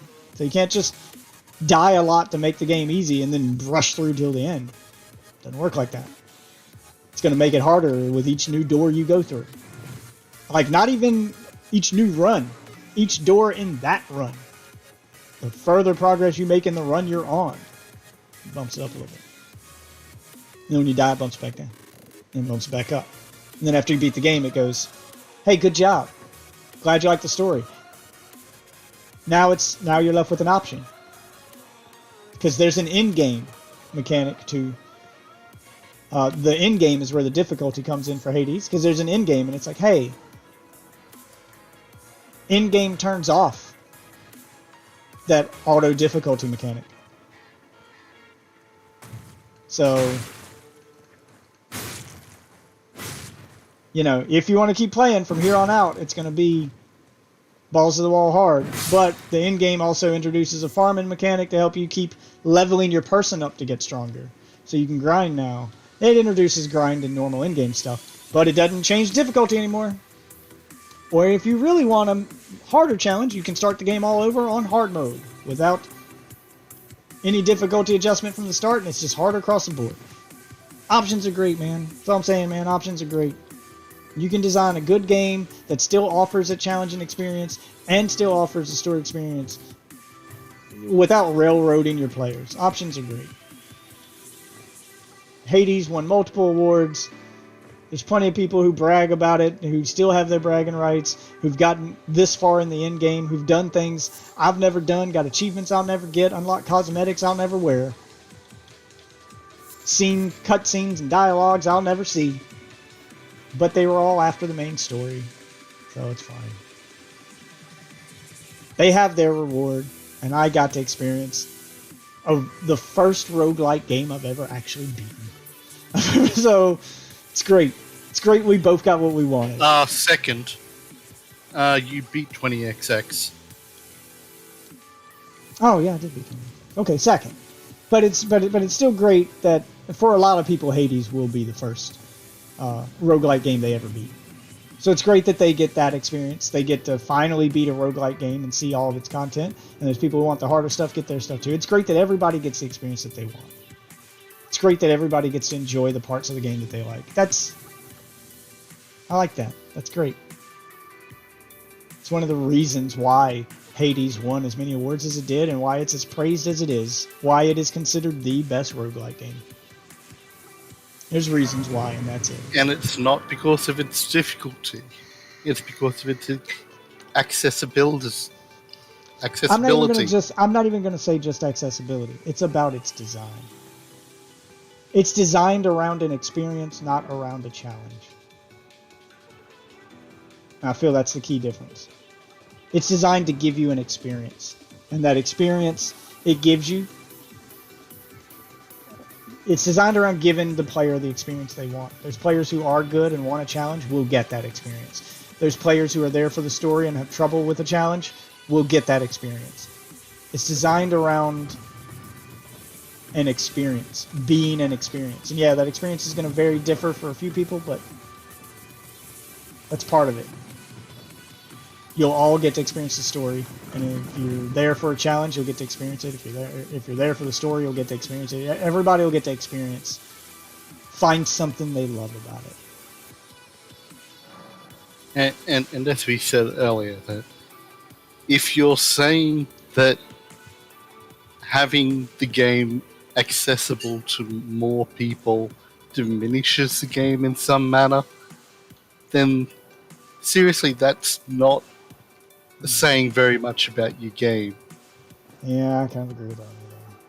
If your game can't stand on its own without needing to have some kind of reputation or, fanboy behind it to champion it, without having to create that mentality that you have to get into to play it, and then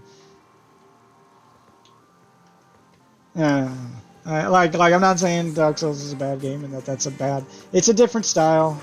I don't understand why the two styles can't coexist, I guess is one thing. I'm fine with that style of creating a mentality, of creating despair, of creating... I'm not a fan of creating the elitism, but I think that's more the community's fault than the game's fault. I don't think he intended for the community to become so fucking elitist about the game. But I do... Fucking... And I do like the feeling of despair it gives you and the hopelessness it can give you, but I don't see why both can't coexist, I guess, is my thing. It's why we can't, why you can't have both.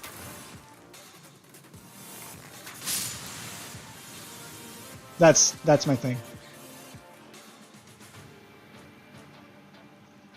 I don't. That's what I'm saying. Is why can't they both exist in this game? Why can't we both have what we want in this thing? Why do I have to be told to fuck off? I don't know if you got the memo, but separate but equal isn't equal. It's not a thing that works. Because telling me to go play something else is telling me I can't have this experience. So it's not the same. I can go get a different experience, but I can't have this one. So that same argument that you just used, you screaming, why can't I have what I want? That's exactly the feeling you give everybody else when you tell them to go play something else. Well, they want to play this. Why can't they have what they want? Why can't we both have what we want was my entire point of the conversation. Why can't both exist? Why can't we both get what we want from this especially game? in a single-player game. Yeah, and this game very much has a single player option. But why can't we both get what we want from this game? Why do we need to go our separate ways? You know? That was the whole point I was trying to make. That was the argument. Is why can't we both have what we want? I want everybody to have what they want. I'm not gonna scream as long as I get what I want. I'm fine. And you know, it's not about me. It's about everybody. I want everybody to have what they want. I want everybody. I'm on a different fence with this game than everybody else. I'm on a different bragging right, I guess.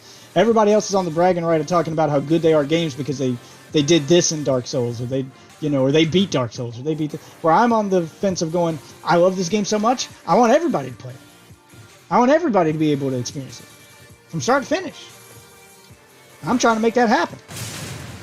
I think it sucks that can't happen. I'd be the same. I don't like I'm in the recommending. same boat with the series, The Legacy of Kain. Yeah, That has one of the greatest stories in any it's a great game. But that I've ever played. I don't like recommending a game that I love to people to have them come back and yell at me for it because the game's too hard.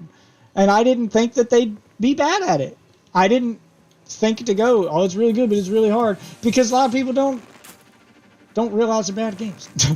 There's a lot of times I do tell people that I'm like, it's good, but it's hard as balls. And they're like, oh, I'm good at games. I can do it. And then they come back and go, man, this game sucks. I can't even get past this part. I can't even get past the tutorial. I can't even get past first boss. What the fuck, man? You like this? And you're like, oh, like it sucks. I feel bad that they didn't get the experience that I had. I don't feel special because I did something they didn't. I feel bad that they didn't get to experience what I experienced after I recommended it to them. I feel bad. I feel bad that you didn't get to enjoy it the way I did. I feel bad that you aren't going to fall in love with this thing I've fallen in love with. That there's a roadblock for you. I feel bad now. I really do. It sucks. It sucks that you don't get to enjoy the thing the way I enjoyed it. That you don't get to enjoy it at all. I'm not even going to say enjoy it the way I enjoyed it. That you don't even get to enjoy it because it's blocked you out. I will say this. It's fine that both exist. If this is the way he wants the game, this is the way it's going to be, then this is just the way it's going to be. I'm fine with that. I think it sucks, but, yeah, there's a place for really hard games, and Dark Souls is just going to be that game. What I will say is that if this is going to exist, and there should be a place for it, I'll agree with you there. Dark Souls can be that thing that has that reputation and is just that hard. It's fine for it to exist. But I will say this. If you're going to make these kinds of games, and there's going to be a place for them to exist, then there needs to be a better, then we need to change standards here. And I don't mean standards in the game itself, I mean standards in the industry. There needs to be better refund policies and better warning labels on items, better descriptions of what you're buying. And if you're not going to make those descriptions there, then people need to be able to refund. Refund policies need to be better. Because this game was not marketed on its difficulty. He can scream about the difficulty all he wants. This game was marketed off the back of J.R.R. Martin. This game was marketed on its story. All articles were about its story. It was about the story. That is what the hype was about. It's Dark Souls with this story. It's Dark Souls as written by J.R.R. Martin. It's this thing. And that's where a lot of the hype came from. I mean, yeah, your Souls fans got excited about it because Souls. But there's plenty of people who got excited about it because R.R. Martin. The guy from Game of Thrones Yeah. wrote. How come I can kill you that easily, but the ones that me and Wolfwaffle were fighting as bosses didn't die that easily? Maybe because I didn't have this awesome sword then. I don't know. Maybe I've gotten better. No, I can't tell. Yeah, I know you said that at the start, and you're 100% right. I'm not going to disagree with you on that at all. The game was more marketed off of J.R.R. Martin, and I can say that for a fact because I'm talking about the marketing that's going to hit the mass audience. Yes, people who follow gaming news sites and people who, do what we do, they're going to know all about the connection to Dark Souls. But people like my wife who don't do that, when you tell her what a game is, she's just going to Google it, and the majority of the trailers, she's just going to go watch a trailer. She's going to read a news article, and it mentions Souls-like, but if people have never played a Dark Souls before and they just see J.R.R. Martin, like, you could not see a headline, you could not see a trailer. Like, even if you go on the Xbox to the game card and watch the trailer for it, the very first thing they mention is the J.R.R. Martin thing. Like, the trailer just puts his fucking name front and center at the front. Like, and there's a lot of people who do that. I do that. Sometimes I'm too lazy to follow news game sites. I do that. I will browse the Xbox store and decide whether or not I want to play a game based on the trailers I watch. Just watching the content that's available to me in the Xbox store on the Xbox. I don't want to pull up my phone and Google it. I don't want to go watch stuff on YouTube. I don't want to watch a review. I'm just looking at this thing and I'm like, what's this? And then I watch the trailer and I'm like, oh, it looks cool. And that's where she saw the connection to J.R.R. Martin. Like, that's the very first thing it mentioned.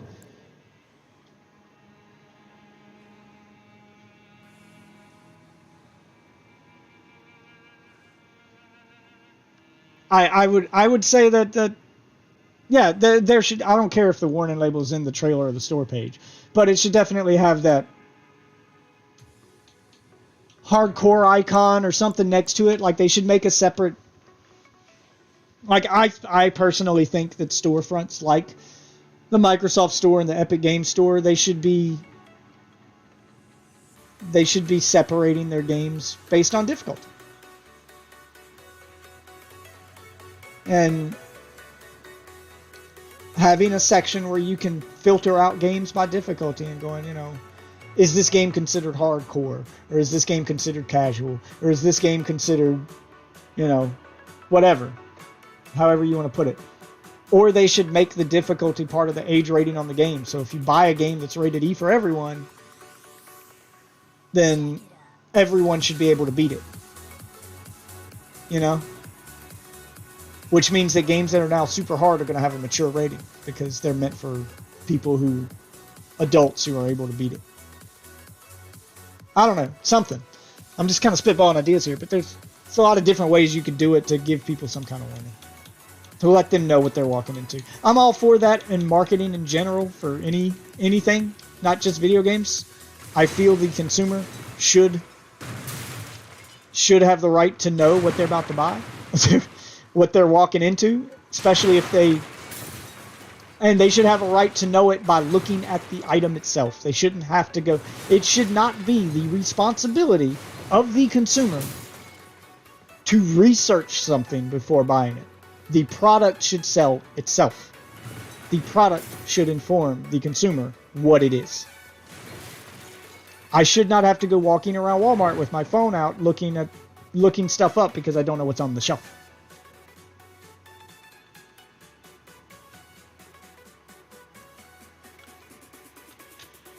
That's what I'm saying, is there should be transparency across the board.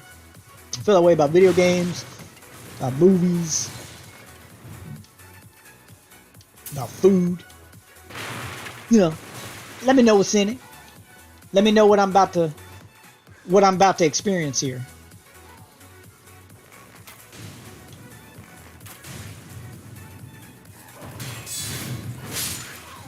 That's what I'm saying. I don't like feeling tricked, and no consumer likes feeling tricked. And yes, the rating system we have is sorely lacking.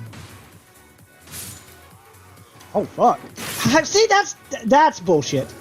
It broke my guard, but I still had stamina left.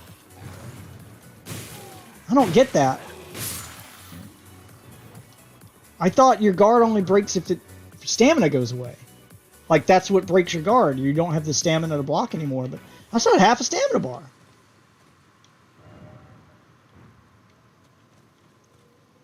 Yes, they need better descriptions across the board, especially for games like Dark Souls, where it's easy,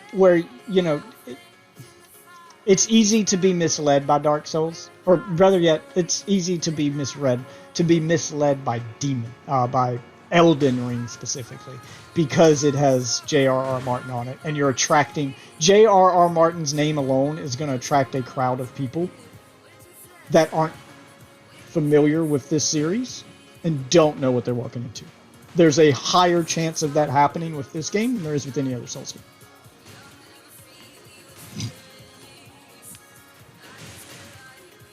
And yes, smart consumers do always do their research, but we're not talking about smart people. We're not talking about, gamers. We're talking about the average, everyday consumer.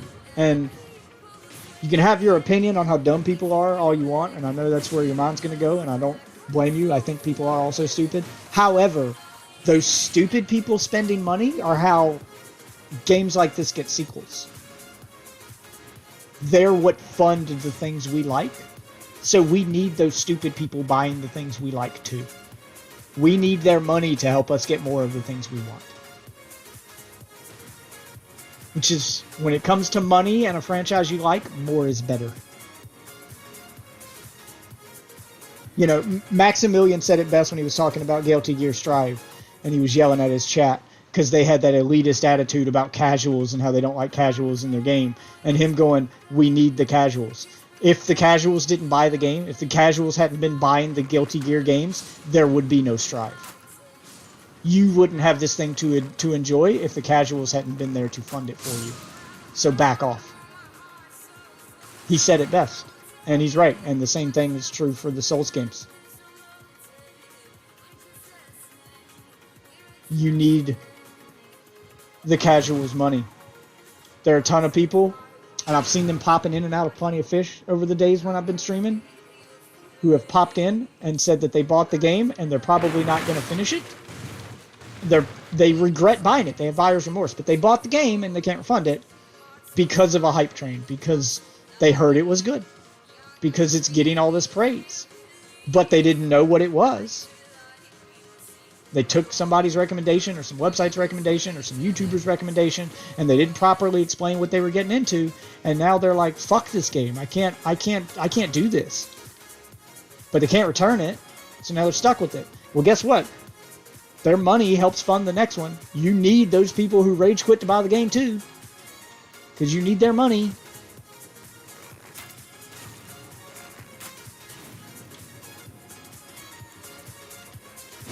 It's what's known as a niche product. Yeah. Niche products only go mainstream and get the appeal that Dark Souls has gotten by finding a way to sell to the people who aren't into the niche thing, by finding a way to sell to the masses, because that's where your funding comes from.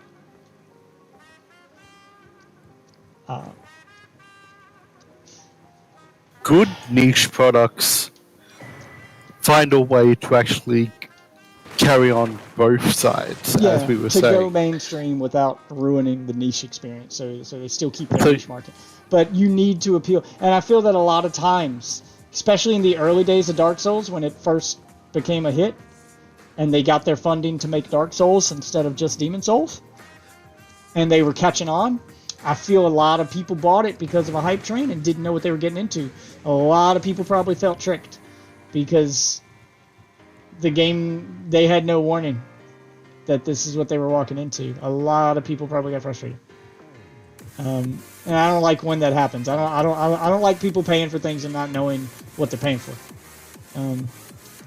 That's a bad way to get the masses into your product.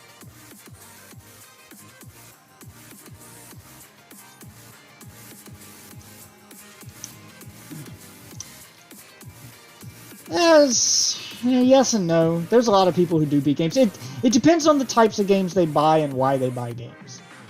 People like my wife, she beats every game she plays. Because that's why she bought the game. She bought the game for the story. My wife's buying games for the story. So she beats every game she plays because she wants to finish that story. She wants that experience. There are people who are buying games just to take their mind off something or just to relax and have fun. And they have their fun with the game, and the minute it stops being fun, they turn it off and they don't care about the story. Yeah, those people exist. There's probably a lot of people who don't beat games. They just play them to have fun with them and to say they tried them and to get that experience, and when they've had their fill, they turn it off.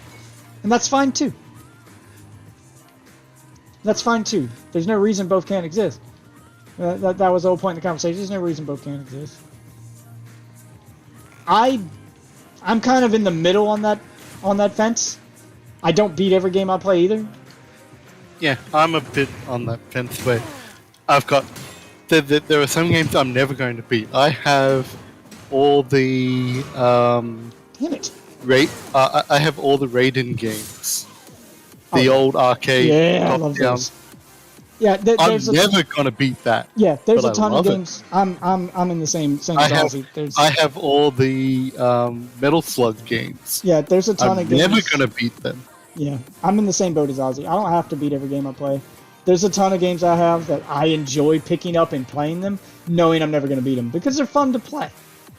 And those are fine. And then there's a ton of games I have, like Final Fantasy VII Remake, that I bought for the story and for the experience, and I will beat that game. Final Fantasy VI, like my RPGs, my Xenoblade Chronicles 2, the games I'm buying for that story experience, I am going to beat them. And then there's games I bought for the gameplay experience, and I may never beat them, and that's fine. I'm fine with that. And then I have games I just bought because friends own them, and I want to play with friends.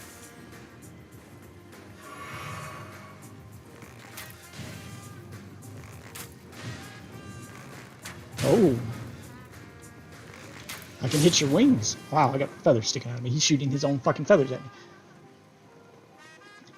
That was the point of the conversation, is why can't they exist together? Why can't they... I'll change my phrasing. Why can't they coexist?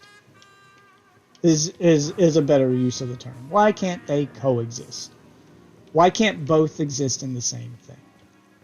Why can't we have both together? A lot of great things happen when you have both together. A lot of great things come from that. You know, once upon a time, there was a guy who was like, man, I'm glad I have chocolate. And his friend was like, man, I'm glad I have peanut butter. And he's like, well, I don't like peanut butter. And his friend's like, well, I don't like chocolate. But then you mix them together, you get this awesome thing that they both like. So, you know, they coexist. Peanut butter and jelly. Who thought to make that into a sandwich? This idea of blending things together is where a lot of good things come from. Imagine what kind of world we live in if people never did that. There'd be no peanut butter and jelly. There'd be no Reese's Cups.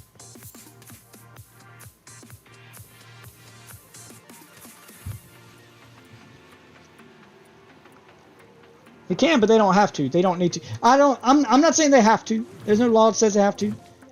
I'll argue against whether or not they need to. I think they do. I feel like more experiences, new experiences, would be discovered if we started blending shit more often. That's what I'm saying. If we started taking out this, You could create a new thing from it, because when you mixed chocolate with peanut butter, it became a new thing. Or when you mix peanut butter with jelly, it became a new thing, a new flavor. It was no longer the sum of its parts. You know, and then you could still have both separately, but now you've created this new thing that people get. That's all I'm saying. Try it. I'm not saying removing this elitism. How's this? I'm not saying do it with all of them then. How's this? Can we do one? Can we do one? Just one Souls game. Out of the whole series, just one. That adds an easy mode and see how it goes. Just one. You don't have to do it with all of them, but give those people that one. And see how it goes. Maybe it makes a new thing and becomes its own genre. Like Metroidvania. Or Souls-like to begin with. Or Peanut Butter and Jelly. Give them the one. Let's experiment. Let's try it. Let's try it out on just one of them. Let's just try it once. And if it doesn't work, we'll never do it again. And if it does work, we make a spin-off series for that, and then the Souls people get their mainline games. How's that? How would that work? There's the compromise. Let's do that. Let's try it once. Just once. There's my compromise. Try it with one game, and if it works and it sells gangbusters and people loved it, then you can make a spin-off series, all its own thing that has that in it. That still has the hard mode but has the easy mode. And then you can make your hardcore series for the hardcore fans and they get to have their thing. Then you can keep them separate, but everybody still gets a thing. But you tried it once, so now at least you know if it would work or not. That's what I'm saying. Just try it once.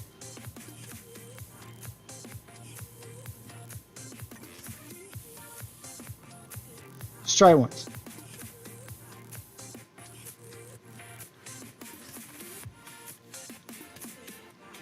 I want to try that hard experience. That's part of my enjoyment. Yeah, but you're still making this about you. I'm trying to make this about everybody. That's my thing. I'm trying to make it about everybody, not about you. Again, I personally would not use the easy mode either. But I'm saying I don't want to make a separate thing. I want to make it part of Dark Souls one time. That's the thing. That's what you're trying to... That's the point of the experiment, is to see, would it work in a Souls game? So if you make a whole separate thing just for it, then you're not really having that experience. You're not really having that experiment. Try it once in a Souls game that has the Souls crowd attached to it, that has those people playing it, and has the, you know, the casual people following a hype train. Try it once in your mainline game, and if it doesn't work, it's fine. Don't ever do it again. If it does work, then you can make it its own thing. But at least you tried it, and you debunked. You now have a definitive answer on whether or not it would ruin a Souls game.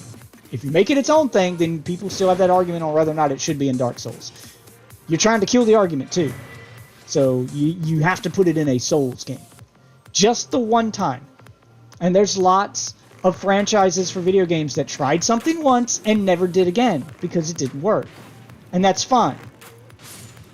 It's fine to have that one different experience in the series that goes, yeah, they tried something new. Good for them. And then it didn't work, and then they went off and tried something else. And they went back to what worked. God, I can't believe y'all can just so easily sidestep errors here.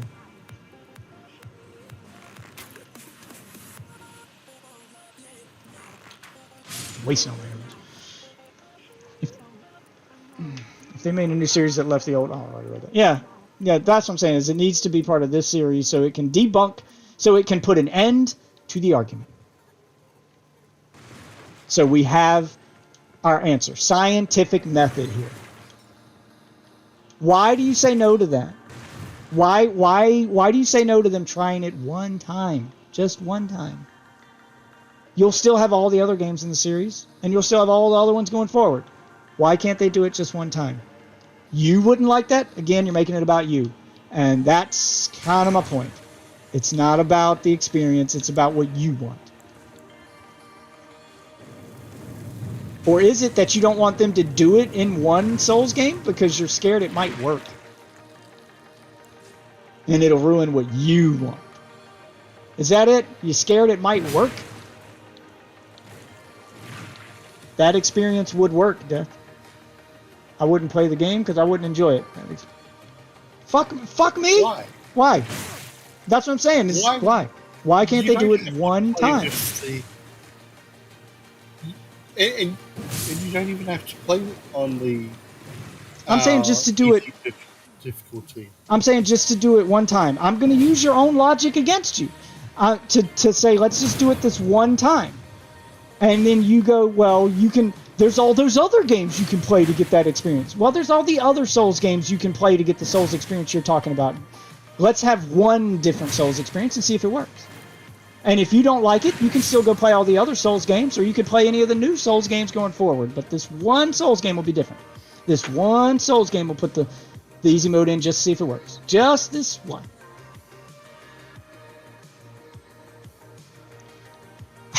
Don't go there. Don't be like that. You're always right, I'm always wrong. I've said many times in this conversation that you were right about many things. I'm trying to find a compromise to meet in the fucking middle, and you're just shutting down the compromise over and over again. If that's going to be your answer and your attitude, then yes, you're wrong not to compromise. You're wrong not to look for compromise. I will say that, yes.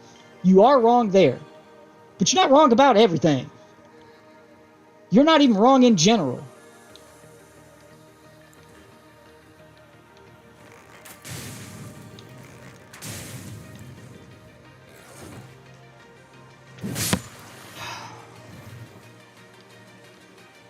You're just being selfish at this point. It has to be your way or the highway. It's that attitude. That's the attitude that you're bringing forward to the table, and that's what I have a problem with. I want the compromise. I'm not trying to always be right. I don't want you to always be wrong. I just want to meet in the middle. I like experimenting. I like finding the honest answer to things, not just arguing about opinion forever. And the honest answer would be that. That's my compromise. Try it and see. And if I'm wrong and it doesn't work, well, now we know. And if I'm right and it does work, well, then you can make money off of that now. You can go make your own series and you can still give the Souls fans your Souls games. So Souls-like can still be a genre. And Souls, we'll call it Souls-light. I've already made a name for the new genre. You can do both. But try it once in a Souls game so we can put this argument to rest on whether or not it would work. That's what I'm saying. So I don't have to be right. I'm fine being wrong. I just want to know the answer. I don't always have to be right, but I do always have to know the answer. I don't like arguing unknowns and speculation, and that's what we're doing. We're arguing opinion. I don't like arguing opinion. I like facts. That's what I want. I don't want to be right. I just want to know the truth. And that's how you would find that, is to make that one Souls game. You don't even need to make a new one. Add it as an update. How's this? Add it as an update to an existing game like Elden Ring. Push out an update that adds an easy mode. And if it doesn't work, take it away. You can push out an update that removes it. We live in that age. You can add it and take it away. Add it. See what the reception is like. Test the waters. See if it drives up more sales. See if it makes you more money. See if it has potential to be its own thing. Do it as a limited time mode, so people know it will come to an end. That this is only for a limited time. We're doing an easy mode to see how it goes. And if it got a bunch of people to buy the game, or it made you a bunch of money, or it got a bunch of praise, well, now you have a new genre, Souls-light, and you go make that. And then you keep your Souls-like, your regular Souls games, Souls games. But you tried it briefly in one of your existing games. Sounds like a fair deal to me. I don't know how anybody could argue with that. That sounds like a fair deal to me.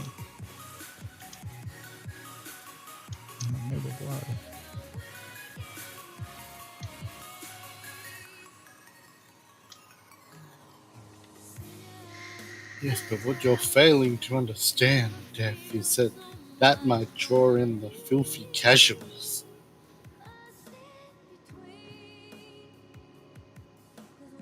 I look for compromise in a lot of situations, but again, you don't like it, so it's everyone doesn't like? No, I'm not saying everyone doesn't like it. I'm saying I don't know. I don't know if it would work or not. Maybe I'm wrong. I'm saying try it. That's what I'm saying. There are games with that system. Yeah, but there are no Souls games with this system. The argument here is for specifically Souls games. Add it to a Souls game as a limited time mode. Let's find the answer. Let's find the answer. Let's have an official answer to this question by the developer. Throw in easy mode. Make it a 1 month affair so that everybody who bought the game can have a month where they can beat it and get to experience the story, and then you take it away. Have that 1 month time period where in this game's entire lifespan, only 30 short days had a easy mode that was completely optional, and you only got it if you weren't good at the game. So if you died 12 times, if you go with the Ninja Gate, it says if you died 12 times in a row to the exact same NPC, then the mode unlocks. So if you're out exploring and you're dying to different stuff, you never see it. If you're summoning people and on your 6th, 8th, 9th try you beat a boss, never see it. But you put it in there and try it one time, just to see if anyone uses it. And we live in the internet age, so you can monitor the stats to see how many players use the mode versus how many players don't. And if most people ignore it and you see that there's no use for it, you take it out. We never go back to this. You now have definitive answer to the question. It's no longer opinion on whether or not it would work. You can say, we tried it. We know for sure it wouldn't work. Or you can say, we tried it. We know for sure there's a place for this, so we're going to make a separate series for it. There you go. I don't get why that would be bad. I don't get how you could argue with that. That sounds like the most compromising thing you could... That is the most compromising way to do this. Because that doesn't even ruin an entire game. That doesn't make a whole new game for it. That doesn't ruin a part of the franchise. It just does something like a beta test, basically, is what you're doing. You're doing just a very brief period of time as a test.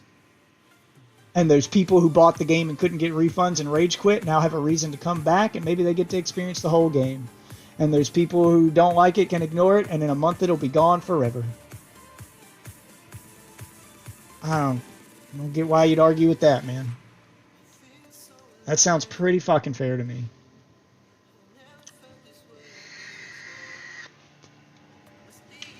And we have an answer to the question, would easy mode work in a Souls game?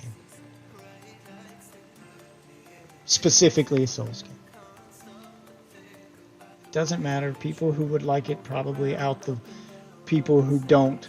But no. You don't go with opinion. You go by numbers. We will make this a strictly data-based thing. So they don't check Reddit. They don't check Twitter. They don't read articles. They don't do any of that. They just base their decision on the number of players who use the mode versus the number of players who didn't. So it doesn't matter what people's opinion on it is. Those people won't out the other player or whatever. It's just, we're ignoring that. And This besides, just becomes a numbers game. There's more people who would... If more people outweigh those... I'm not even saying if they outweigh them. I'm just saying, Yeah. are there enough people who would use it to justify its existence? That's all I'm saying.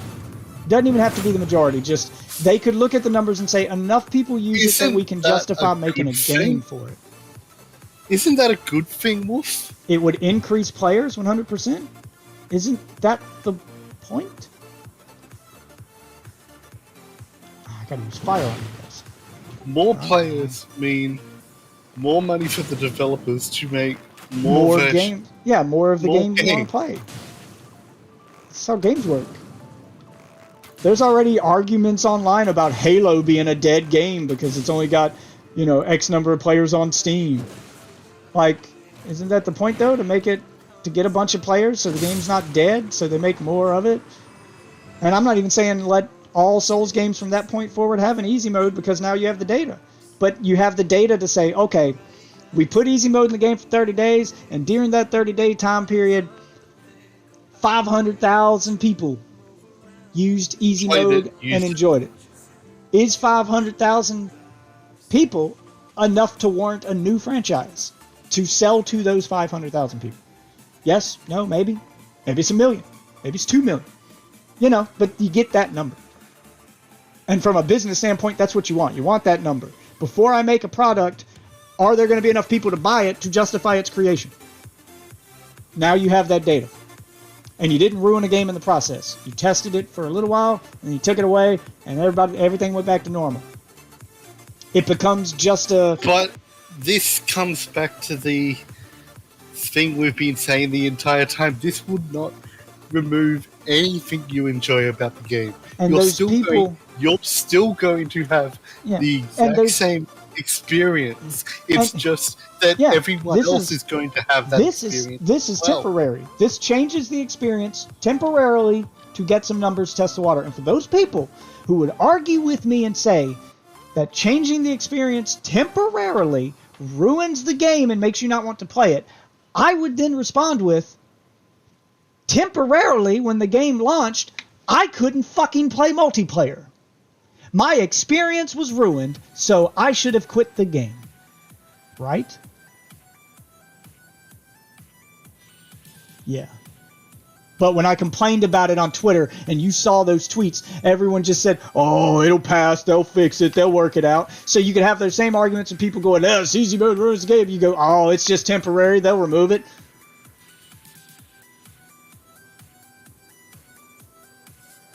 So you beat the game on a harder difficulty. Congratulations for you. How does me beating the game on a lesser difficulty impact your Again, I could have that. game? I could have that same argument for the launch window of the game when multiplayer wasn't working, where I could say, well, I beat the game without multiplayer, so I'm better. I had to. I didn't have the multiplayer option. You got to get help. See?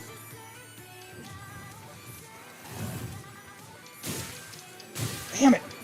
Dodge too early. God, you swing so slow.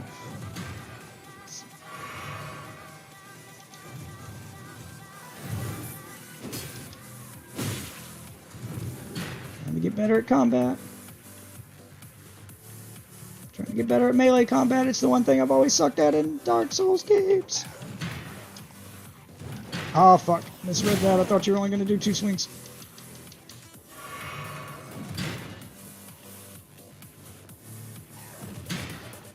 You're a tough read.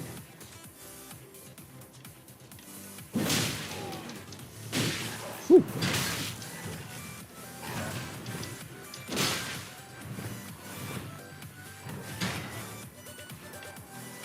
What? That didn't look close enough to hit me.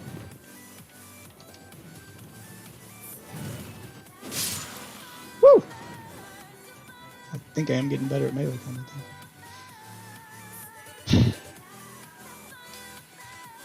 I want things that I enjoy. Yes, and those people want things that they enjoy. I'm trying to find a way you both get that thing. And I think I found it.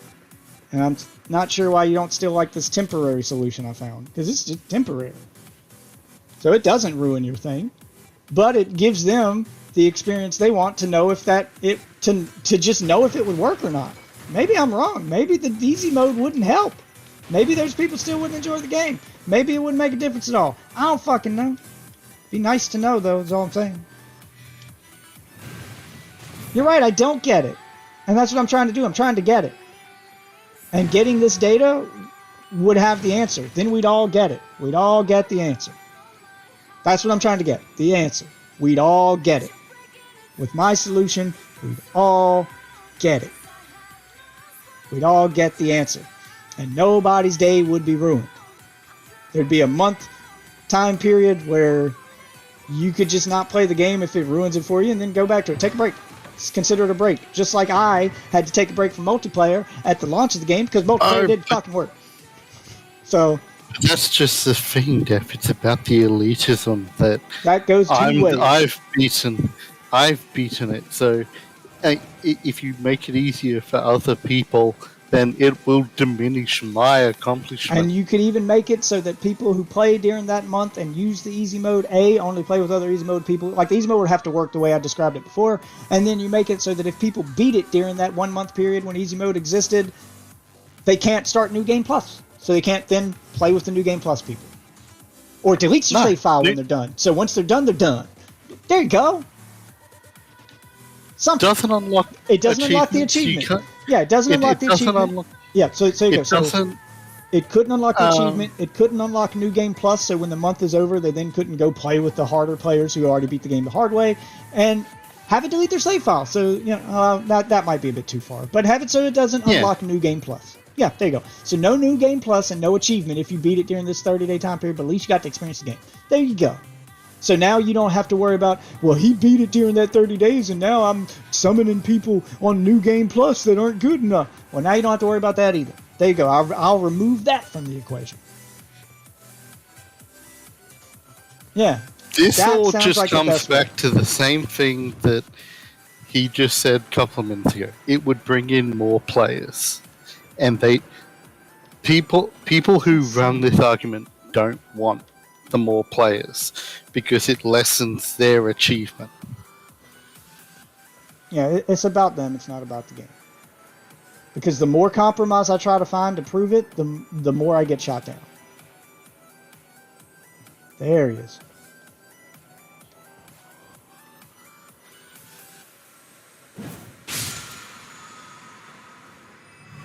Gotcha, bitch.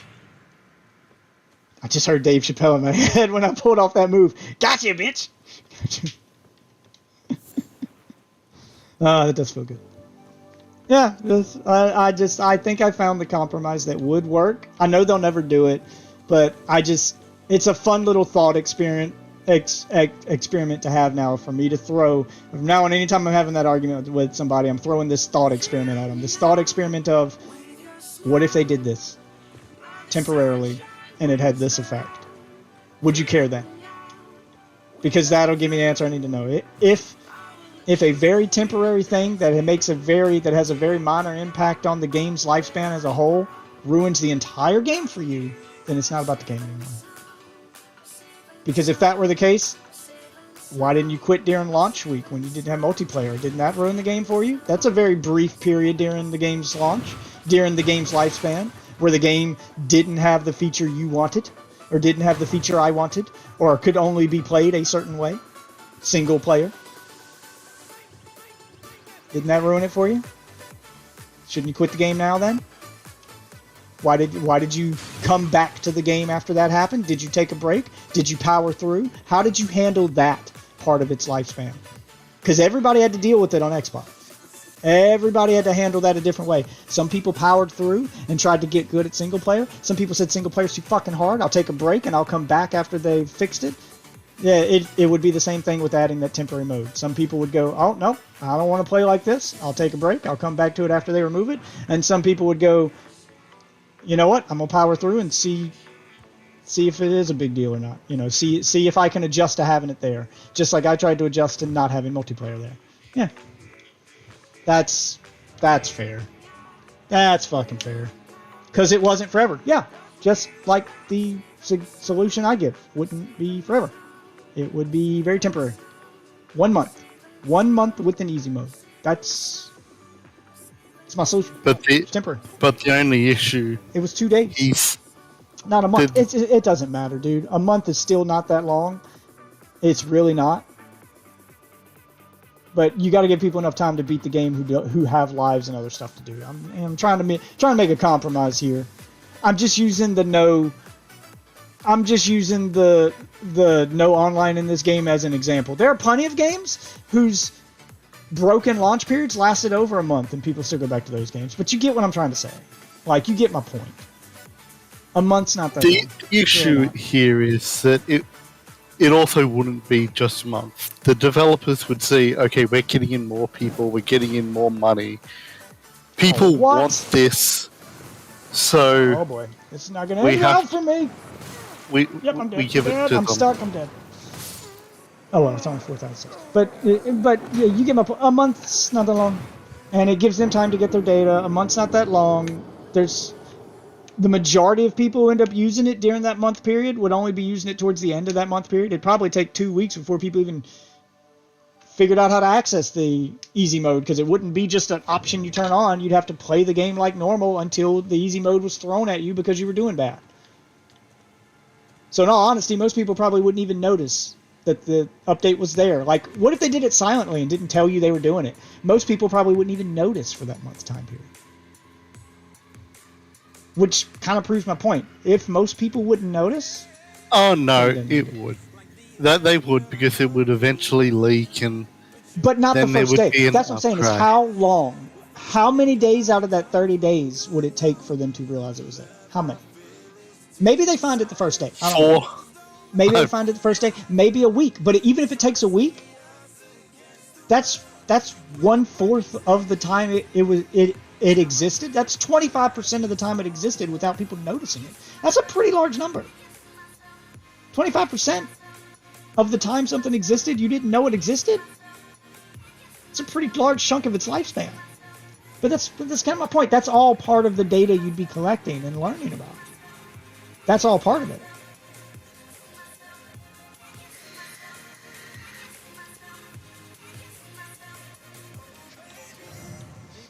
Alright, I need to go by... Oh, I don't have any souls now. Damn it! Should have stopped when I got to that bonfire to buy more arrows and restock, because I need the arrows. Especially for this part. Dropping down there. I guess no, that's the part I came from. That goes back to where I came from. Where am I going? What am I doing? I already lost myself. I don't know where I'm at. Let's go here then. I didn't come here last time. Did I? Did I come here? I don't think I came.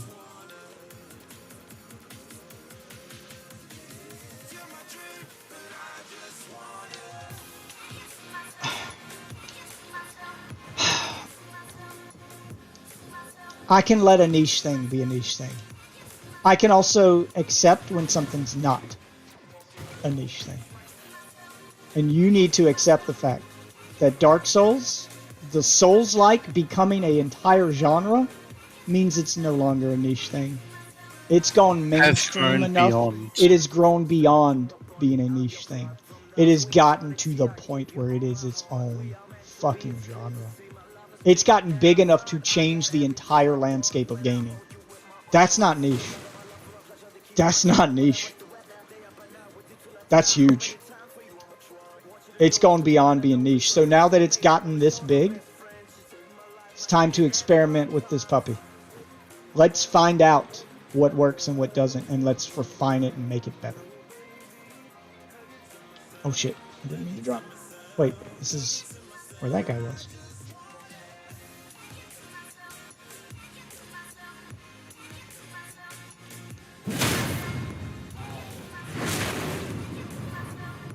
Yeah, so it's not niche anymore. It's mainstream enough that it becomes one of the hottest selling games every time it's released. If it's got that kind of attention, it's not niche. It's mainstream at this point. Niche means that a lot of people probably wouldn't even know it existed when it launched. That it could launch without much fanfare. There's no way in hell a Dark Souls game is going to launch without fanfare. It's not niche anymore. Demon Souls was a niche game. That game was out for well over a year before most people knew it existed. That's niche.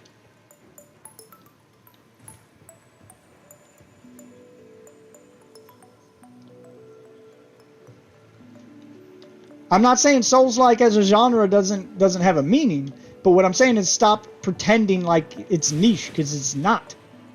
Stop calling Souls games niche games, because they're not. They're mainstream. They're mainstream as fuck. And guess what? I think Cuphead's adding an easy mode. So, you know. But I just want an answer to the question. I just want an answer to the question. That question being, would it work? Yes or no? I just want to know. And my solution was to make it he simple. has already answered that, actually. He has said I that, know. yes, it would work. Yeah, because it would attract more players. It would absolutely would. Oh, you're already dead. Your body was just... Okay. Well.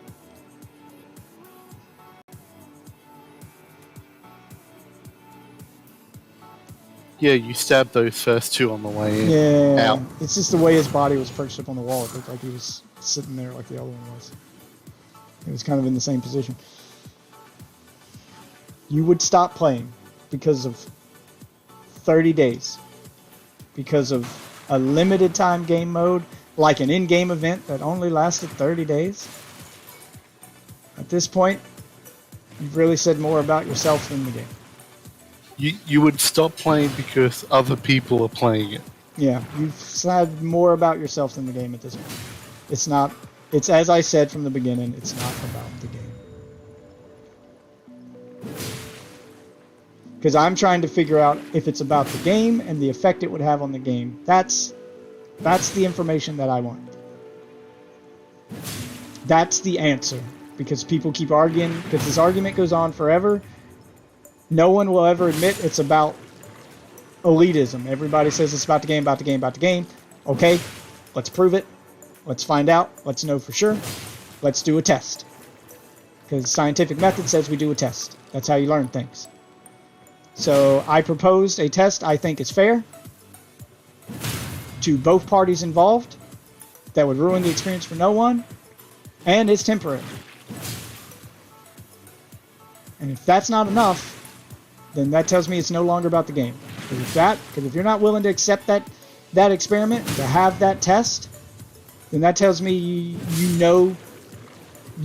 already know the results of the test. If you don't want to have it, that means you already know how it's going to go. You already know the answer, and you just don't admit it. That's what that tells me. I'm not saying people wouldn't bitch. It's not about, again, you would be ignoring the feedback. The feedback would come in the form of numbers, not comments. That's what we're looking at. We're looking at the numbers. We're looking at the numbers. Because people lie, man. People lie. There are people who will bitch about an easy mode while still using it. So I don't want to know the opinions. I don't want to know the arguments. I want to know the numbers. Numbers do not lie. That's what I want. That's the answer I'm going for. I want the truth. I want the numbers. Numbers do not lie. That data won't lie. That data won't be an opinion thing. That data will be hard fact. That's what I'm trying to get to. I'm trying to end the argument and to get the answer. And there it is. That's how you get it. You get the data. You get the evidence. You get the answer.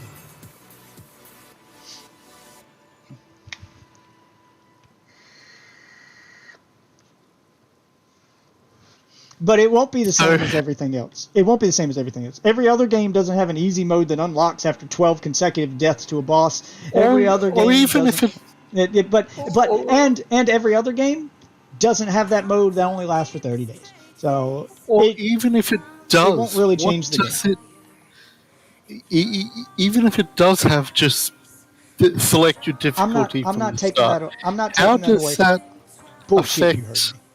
No. I'm not taking that away from him. Let him have that part of the argument. Let him have his opinion. Let him have that experience. Let him have that. That's why I say make it temporary. Let him have that. Maybe it would take away. I'm not going to tell him how it would affect him. Maybe it would take away from it for you. That's why I say make it temporary.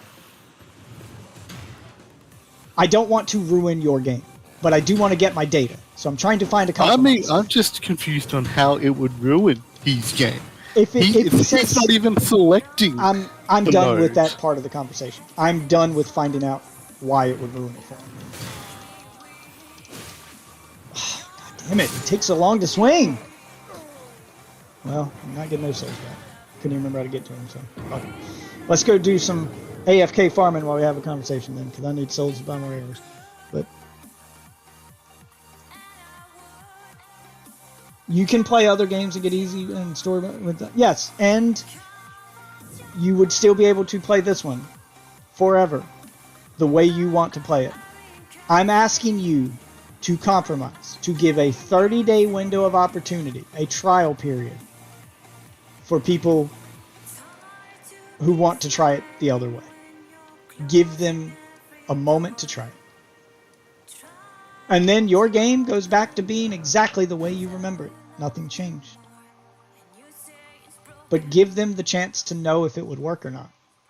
That's all I'm asking. That's all I'm asking. I'm not trying to take anything away from you. I'm not trying to ruin anything you love. But I am trying to get the answer to a question that can only be answered through experience. So let them have that experience for 30 days. 30 small days. A Netflix free trial period. You know, like a standard free trial period on any subscription service. That's all. And you can still come there for the challenge. If you don't want to be there for that 30-day period, you don't want to have that message ever pop up on your screen and be reminded it's there, take a break. 30 days. Take a little month break. There's plenty of other games to play. They could do it during a month when a lot of other games come out. So you've got a lot of other options of stuff to do for 30 days if you want to avoid it. If If even having the message pop up on your screen would ruin the experience for you, then don't play for that 30 days. That's it. That's the same answer all of those people give when we're having this argument is, well, go play something else. So there you go. Now you're being told the same thing, but only temporarily. It puts you on the other side of the fence for 30 days, and it gives them a chance to experience what they want. And then you go back to having your thing your way, and they know if that would work or not, and then they can make things for them. Or they cannot. But at least we got the answer. It puts the shoe on the other foot, if only for 30 days. I don't see a better I don't see a better way to end the argument than that. I don't see a better solution than that. And I don't see any reason not to do that. That sounds as fair could fucking be. That is as fair as it will ever get. And if that's too much for you, then it's no longer about the game. It's about you. That's the cold, hard truth behind it.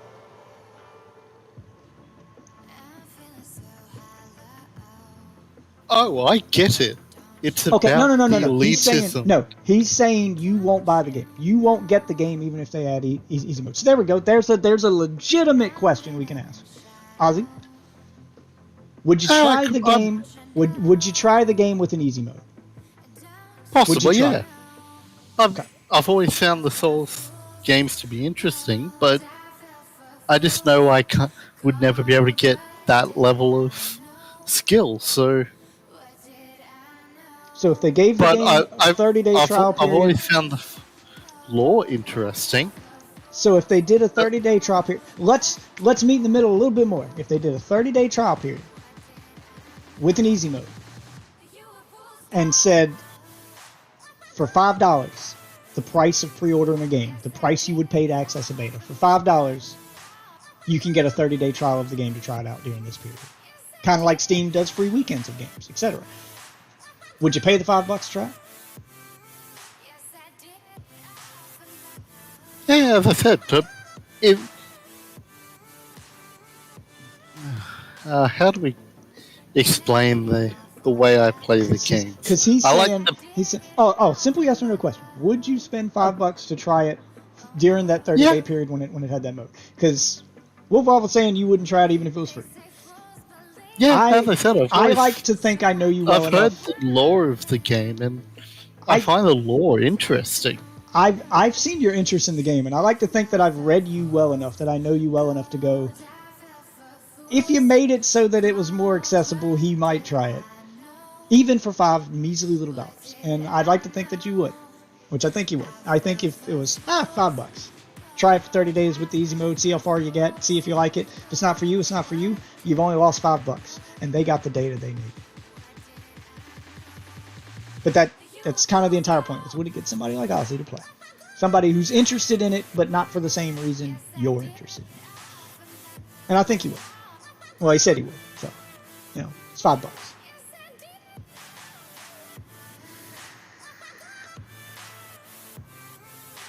Play it for 30 days, enjoy the lore, get immersed in the world, see if you fall in love with it or not. And if you do, well, maybe you'll buy the game and welcome the challenge. Or maybe you'll wait for them to make a spin-off series that has what you want. But the point is now you'll know. Now you'll have found that love for the game everyone else has, just for a different reason. So, and I think that's fine. I think that's a good thing. I want people to love the games that I love because I want those games to succeed. I want them to sell as many copies as possible. I want them to be successful. I want them to be money makers. I want them to continue going. I don't want another Dino Crisis. That's a game I loved, but that was a niche Dino game. Crisis was good. But it was a niche game. Especially the second one. I love the second one. Yeah, but it was a niche game. It never got the numbers that Resident Evil got.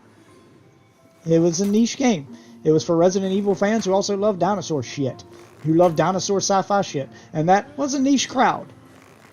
And because it was a niche crowd, the game never got another sequel. If it had been more successful, we'd probably still have really cool next gen Dino Crisis games like we have cool next gen Resident Evil games. So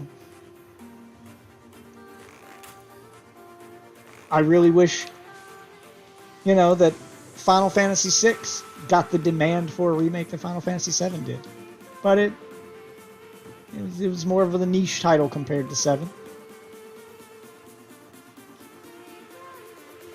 So it never got the attention 7 got. So I never got the remake I wanted. Like, yeah, I want games I like to get all that attention, because that's how I get the other stuff I like. That's how I get the remakes. That's how I get the remasters. That's how I get the upgraded versions of shit. That's how I get those things.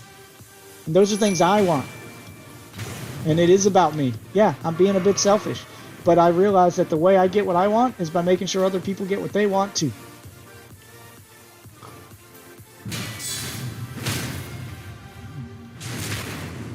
Because you're lucky.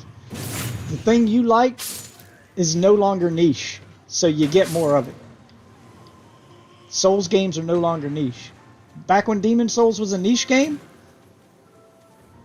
if it had never gone mainstream, it never would have got a sequel. Sony canceled that sequel. It was never supposed to get one. So you got lucky that it went mainstream, that the thing you love went mainstream and became this cool thing. The thing a lot of the games that I loved never did. I never got that. And I'll never get another one of those games.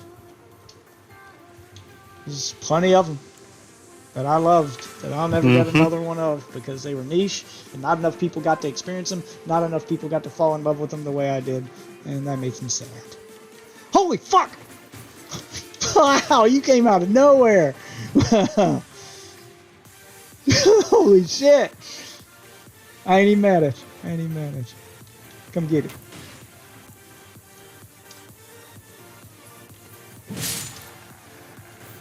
How does more people enjoying it ruin it? I don't know. That I'll never get. You're right. I'll never get that. That I'll never get. It doesn't ruin the game. It ruins the feeling you get of feeling special that you played this thing that most people don't play. It ruins your feeling of feeling special because you're part of an elite group. That's what it ruins. It doesn't ruin the game. As I was just bringing up before, one of the best storyline games I've ever played is the Legacy of Kain series. I would love a remaster of that, not just for my own experience, but so everyone else can experience this great story. I get what you're saying. I get what you're saying. It created shitty sequels, and you think that ruins the game, or it created games that ruin the franchise. And you're probably right on that. Sometimes that happens. That's a risk you take. Sometimes that happens. Sometimes it doesn't. Sometimes it gets better. The argument I'm making is getting more of the thing you love is better than getting none. Because, yeah, there's a chance that they may make a Mass Effect Andromeda that is a shit show, and it kind of tarnishes the series. Maybe they redeem themselves with the next one, though. Who knows? The point is, there'll be a next one. They've already announced it. Yeah, the point is you get more of the thing you love. And hopefully the way you love it. That's better than getting nothing at all. That's better than there being no chance of it being good. I'd rather there be some chance of them making a good one, because I can ignore the bad one. I can just say, well, fuck that one, and never play it. If it means I get another good one. And there have been plenty of games that have done that. Fine example, Devil May Cry. Devil May Cry 1, 2, and 3, universally beloved, blah, blah, blah. Then DMC came out. Changed the character, changed the game, tried to reboot the series, and everybody said it would ruin it. It didn't. They just pretended it didn't happen and went back to what worked. So people still got more of what they loved, and they got to experiment with a new thing and go, it didn't work. And then they went back to the thing they loved, and people are happy again. So you still get more of what you love. Yes, every now and then they may try something new. But, hey, maybe the new thing works. Maybe it doesn't. And also, about saying I never try anything. Here's a really good example. Hollow Knight. I've got that in my Steam library. Oh, God, that's another one I wish that's one that I would say I wish had an easy mode. Yeah, I'm never going to beat that game. I have beaten every Dark Souls game. I'm never going to beat Hollow Knight. And that pisses me off so much. Why can't that game have something so that I can experience it? Because I really like the game. Man, I rage quit that one hard. And not even for its... I love the game. And not even for its difficulty. But I know I just can't do it. Yeah, and not even for its difficulty. I reached a point where I finally got past the boss I was having trouble at. And I just don't know where to go. I've run circles around this map like 30 times. I don't know where to go. And I got tired of dying and losing everything over and over again trying to figure it out. I even Googled it, and what they said didn't work. I missed something somewhere. The game needs something to help the player along a little bit more than what it's got. And when I recommend that in Hollow Knight, the Hollow Knight community tells me how that would ruin the game. Well, you know what's ruined the game for me? Not being able to beat it, not being able to get any further because of shitty game design that doesn't tell me what to do or where to go and doesn't give me any hints. At least Dark Souls gives you fucking hints. Nope, doesn't even give me any fucking hints. I'm just lost.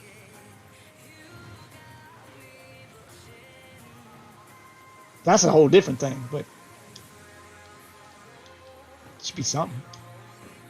I find that a flaw in game design.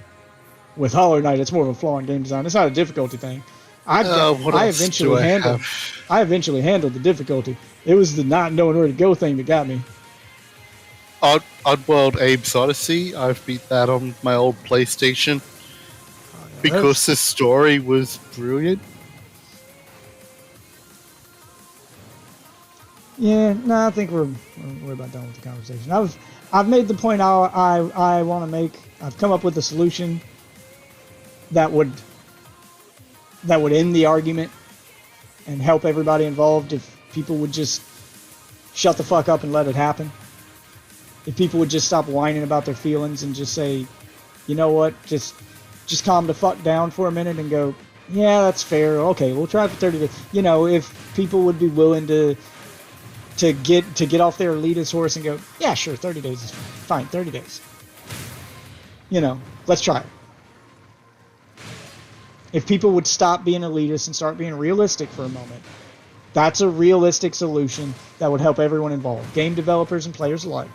We'd get the data, we'd end the argument, and, you know, if the data supported a new game, then they make new games just for those people. If it's a failed experiment, I'll admit I'm wrong, and that it didn't go the way I thought it would. But now we know.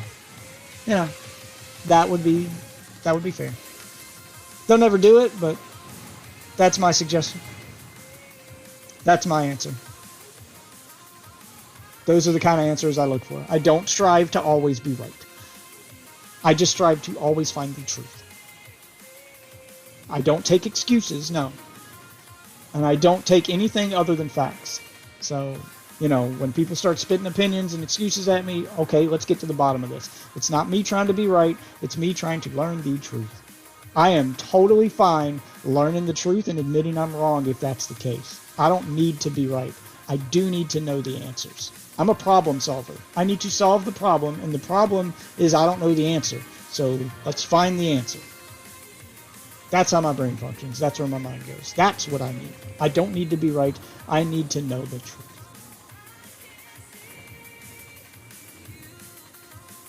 And that's maybe it's my presentation. I'm not blaming you. You're not the first person to scream that at me. Failing screamed it last time I had an argument with him. And maybe it's I don't know. Maybe I'm too aggressive. I don't know. Maybe it's my argument style when I'm trying to find the solution. I'll admit I sometimes get worked up. But no, I'm not trying to be right. I'm trying to find the answer, and I guess people take my arguments a bit personally sometimes.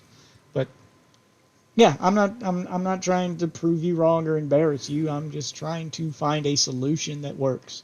A solution that will get us the answer to whatever problem it is we're facing. And I do get frustrated when people aren't willing to work with me on that. Because that's how you find solutions. That's how you solve problems, by working together. And that's why I get frustrated with conversations like the one I had with Failing, where he wouldn't admit this very obvious thing everyone knows and everyone can see, and he's trying to pretend like I'm crazy for not seeing it, or for I'm crazy for noticing and that it's not what I think it is, but he can't tell me why. It's when people do that, where they tell me one thing but then can't back it up with any kind of fact, and then try to act like I'm crazy for not agreeing with them. Well, you didn't give me anything to go on. I'm not saying you're wrong. I'm just saying to prove it. Show me why you're right. And Failing couldn't do that, and then I get frustrated when I get treated like I'm the asshole because I wanted some evidence. Because I asked why. Because I didn't just blindly go along with you. I don't blindly go along with anybody about anything. My wife will tell you that. Now, I'm married to her. And even she can't just tell me something and I blindly go along with it. If something she tells me don't sound right, I'm going to ask questions. I always have follow-up questions. If the thing she tells me makes sense, I go, yeah, it makes sense. If she tells me something that sounds crazy and I don't get it, I go, why? I need to know the answer. I don't just go, okay, if you say so. I'm not that kind of person. I'm not a if you say so kind of person. I'm a, no, explain it to me. I want to learn what you know. I love learning new things. I want to learn what you know. I want to be smarter and as experienced as you are. I want your perspective. Ozzy, what have you played in the past year that's outside of your comfort zone that any of us have recommended? Because Elden Ring would be the first in 2 years that I've seen. No, not true. Didn't you play? You played a game with me. I remember. It was only once. And you didn't like it. But you tried it. I'm trying to remember which game it was. I see Wolf Waffle's point. You do not do it often enough, Ozzy. You got me into Destiny. Yep, Destiny. I got him to play Destiny. Even though he was hardcore against Destiny. That's the one I wasn't hardcore against it. I had very hard reservations. Yeah, you talked a lot of shit about it. But I got him to play it. That's one of those games he talked shit about and made jokes about that I got him to play. So he does do it, but I'll agree with Wolf Waffle. You don't do it often enough. I see the point he's trying to make, and yes, he's right. You don't do it often enough. You tend to be a bit closed-minded and not want to try new shit, especially when the new shit's free. Like, I get not wanting to spend money on stuff, but when it's free and a friend wants you to play with them, give them 30 minutes every time, just as a friend. Just try it. I do it. Man of my word, if I tell you I'm going to try something, I'll try it. I told you I'd try Yu-Gi-Oh! And honestly, I don't hate it. I don't hate it. I do not have the time. I can already tell by just playing that game that I do not have the time needed to invest into learning it and getting good at it. That's a game that's going to demand more time than I have. I only have time for stuff like Magic because I grew up playing Magic. I just already know it. If I had to learn Magic the Gathering today, I wouldn't play Magic the Gathering. Like, it just wouldn't happen. I don't have that kind of time I had back in high school. But I can see the appeal. I get why the people who play Yu-Gi-Oh! Play it and why they get so hardcore into it. There is a deep strategy in that game. Yeah. There is a deep strategy to it. I see why that friend of mine had Yu-Gi-Oh! Nights at his house every Sunday because he plays the physical game. I get why he got into it. I couldn't. I don't have the...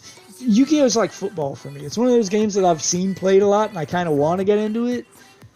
But I can't. I don't have the time to get into it.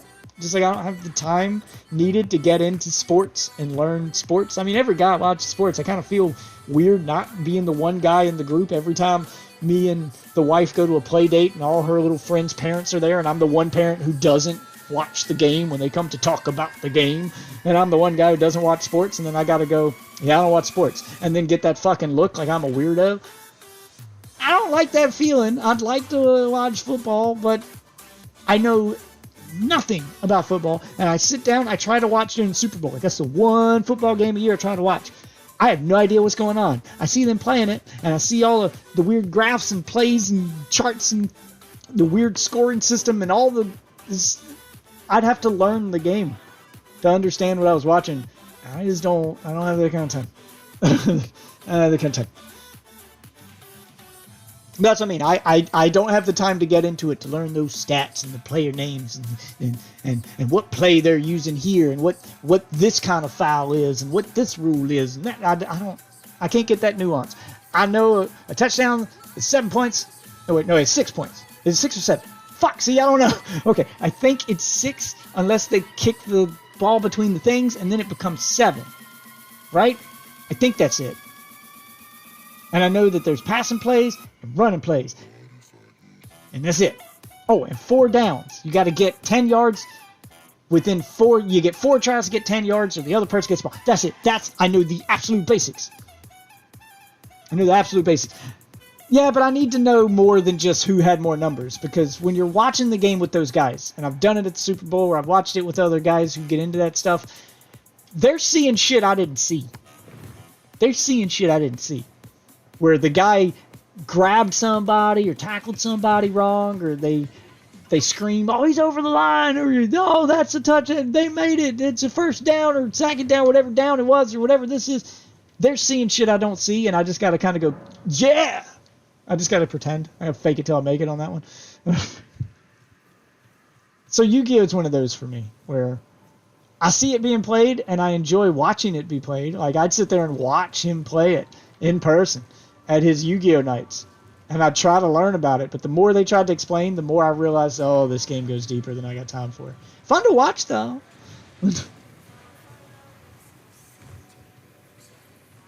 Yeah, so I don't have the kind of time. But the point is, I played a game that I was avoiding playing because I was wanting to. I could have just said no from the start, but I gave it a shot. And that's something I will agree with Waffle on. You do need to do more often. Especially on a free game. Let's jump in for, give your friends 30 minutes of your time. You're hanging out in chat anyway. Jump in for 30 minutes. Have the experience. Let us experience the game with you. See, it's fun to get your perspective on stuff.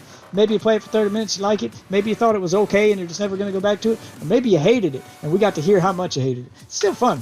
Like, that's all part of the fun. It's getting your perspective. And you don't get your perspective if you don't play it. I could never get into Hearthstone. I more preferred the game that Hearthstone originally was, which was the World of Warcraft trading card game. Yeah, Hearthstone's not bad. It's a very simplified version of that World of Warcraft game. They tried to make it accessible. Don't get me wrong, it's fun. I feel it's a bit too simple, and that's my problem with Hearthstone. It's a bit too simple. My all-time favorite trading card game. Which is why I've always said that you'd probably enjoy the... Okay, is there one like this one? So my all-time favorite trading card game is when they don't make anymore. Yeah. And I've still got, in fact, let me see if I got it. I can show it to you. Right here. I think I still got, got it sitting right here. I still got a starter deck for it right here. Sitting on my desk. Hold on to this puppy. Since Dragon Ball Z. Yeah, the Dragon Ball Z trading card game. I got some foils in here. You'd find maybe something on these are foils. Tabletop. Got some foils in here. Yeah, I got a Ginyu Force. I got the whole Ginyu Force. Got all their cards. I got King Kai. I got all the different levels of Gohan. Standard, Super Saiyan 2. Yeah, I got all the different levels for these characters. Like, they're all foil. This is an expensive starter deck. I bought it. And it had some pretty cool stuff in here. But, yeah, see, it's got the little level in the corner. There's level 1, Ginyu Force level 1. Had all the stats on the side. That's all the stuff on the side. Told you what they did. You had the scouter-like power levels. It was just complicated enough to not be as simple as Hearthstone, but it wasn't as complicated as something like Yu-Gi-Oh! It was really good. Yeah, so they've made a new one, but it's not the same. Like, there's a Dragon Ball. If you're saying something about it's weird he has the Yu-Gi-Oh! Card game, I have the Power Rangers card game. I didn't realize Power Rangers had a card game. Oh yeah, give me a sec. I've got some Pokemon cards from the Pokemon card game. I just never got into the Pokemon card game. I know a lot of people did, but I liked this one better. This was my thing. This was my non-Magic the Gathering game when card games were starting to take off, and everywhere was making one. Power Rangers had one, apparently. Pokemon had one. Dragon Ball had one. Where everybody was making a card game, the Dragon Ball one was my go-to. So that was mine. Yeah, the new one. I've seen the new one. I tried it. I downloaded. There's an app that teaches you the new card game. It's not like a full version of the game. It's just a tutorial with some single-player battles to introduce you to the card game as a way to sell it. I tried it, the Dragon Ball Super card game. It's not the same. Because I was seeing, is it the same one I played in high school? It's not the same. It's different. I was looking for the one I got in high school. Maybe it's as good as the one that I had in high school. Maybe it is. I don't know. I'm not going to learn a new card game. I was just really hoping it was a revival of the one I'd already played so I could just pick up where I left off, and it's not. So I didn't get too deep into that one. Maybe it's good, maybe it's not. I don't know if it's good or not. I just know that it's not one I forgot to run down there to get them to start fighting. There we go. Get solos here. Check games on Discord. Okay, hold on. Let me get to a safe spot. That's another opinion I have on Dark Souls that I know people want, that they won't add for some reason. Is the ability to pause the game when you're not online. And I know people want that one, and that they don't think it would ruin the game, because modders make it for every Dark Souls game that comes out on PC. That's always one of the first mods to come out, is the ability to fucking pause a game.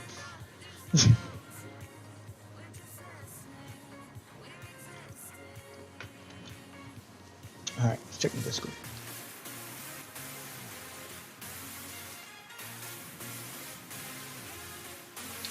It's the one Dragon Ball card you have? Oh, the Black Energy District. Is that from the new one? Or is this from the old one? Hold on.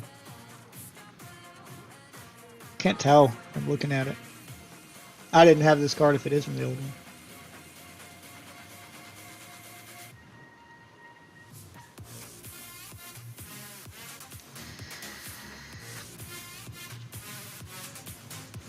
You think it's a new one? Yeah, I don't recognize the card. I think it is from the new one. I couldn't tell by looking at it if it was new or old. Like I said, it's very similar to the old game, but it's not the same. I tried playing the tutorial to teach you how to play the game, and it's very different. It's very similar, but also very different. There's some key areas that are different, so it's not the same. It's not the game I loved back in high school. I can tell you that. But yeah, there you go, in the general. And I know you can do any card game on Tabletop Simulator. That's the whole point of Tabletop Simulator. I mean, do they have a new version that's getting new updates and new stuff? And they don't. And that's what disappoints me. Is when I heard they were making a Dragon Ball Super card game, I was hoping they would just do this game again, but with Dragon Ball Super characters. They would just continue this one, but make it, brand it for Dragon Ball Super, and they didn't. That's what I was really hoping for. There's also a Transformers card game I saw once as well.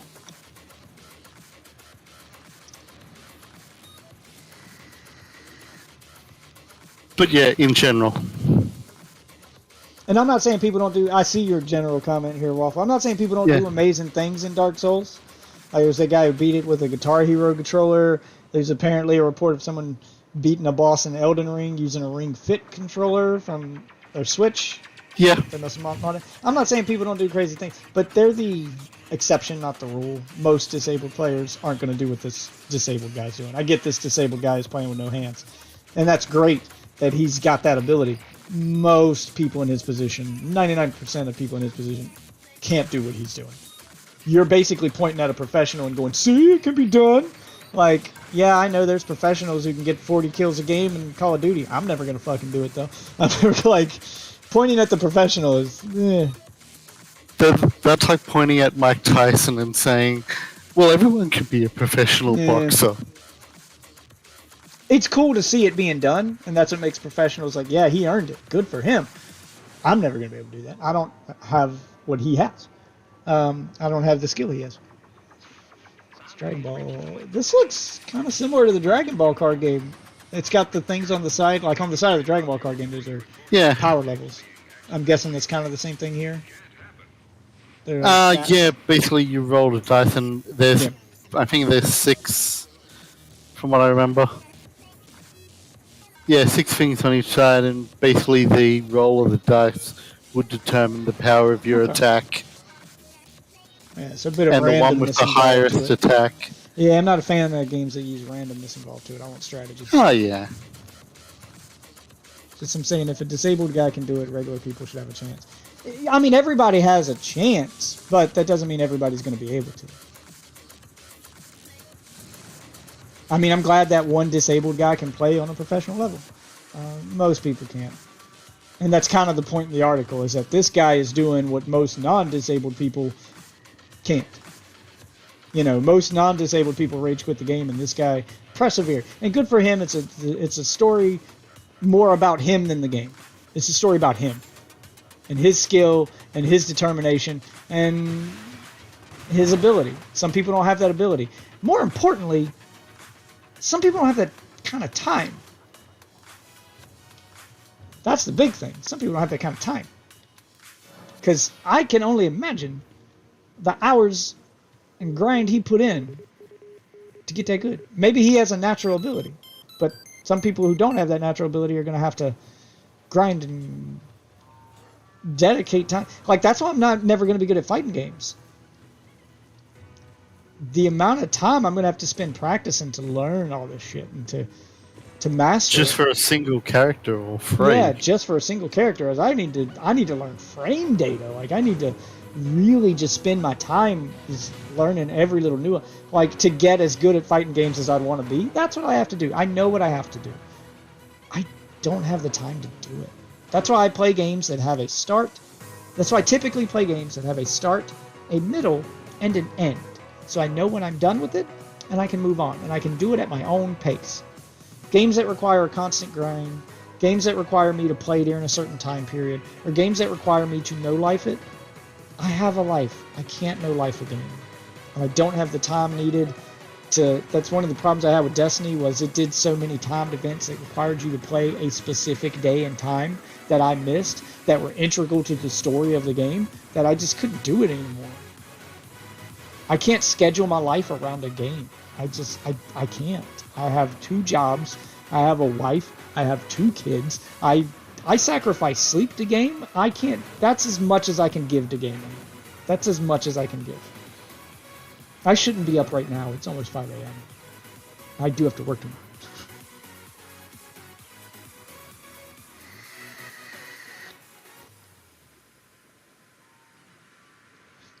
The problem with fighting games, and Maximilian said it himself when a person in his chat asked when's a good time to get into fighting games. The problem with fighting games is, yes, you don't need to learn frame data to win in a casual match against casuals and to have fun. The problem is that window when that happens is short. So someone asked him when was the best time to get into a fighting game, and I'll have to find the video and I can post it. He said the best time to get into a fighting game. I'm not going to tell you which fighting game to get into because it does not matter. Find one that has characters you like and you're interested in, and the best time to get into whatever series you're interested in. Doesn't matter what kind of fighting game it is. Just you see one you like, you think looks cool, you want to get into it. The best time is the first month to 2 months after the game launches. That's when all the casuals are playing. That's when the player base is its most fair. The longer you wait to get into a fighting game, you may wait. If you wait till it goes on sale, or if you wait too long to get into it, you're not going to have a good time. I'm not saying casuals don't still play a year after the game is released, but most of the players who play that long into a fighting game's lifespan are the people who are hardcore into fighting games. And you're not going to beat those people without learning the game. You're going to have to learn the game to get there. So that's my problem with fighting games, is I don't have I don't have the time, and I don't have the money to buy a game to only play it for 2 months when it's fun and then put it down. That's why I only play fighting games with friends, because I do buy them, I do play them, I do like them. But I only play them with friends because if I wait too long after the game launches to play it, I'm just going to get bodied online over and over, and I'm going to have a bad time. That's why I play Smash Brothers. Smash Brothers is kind of an exception to that rule. I play Smash Brothers online with items on, because none of the pros play with items on. So the only people I'm going to be playing against if I play Smash Brothers with items on are other people like me. And that makes it fun again. So Smash Brothers kind of has that one caveat to it that other fighting games don't. That I feel helps the lifespan of the game. That's why I like items. I like different playstyles, because I'll find that playstyle the pros don't like, and that'll be the one I play. Because now I don't have to worry about running into that. That's why I do that.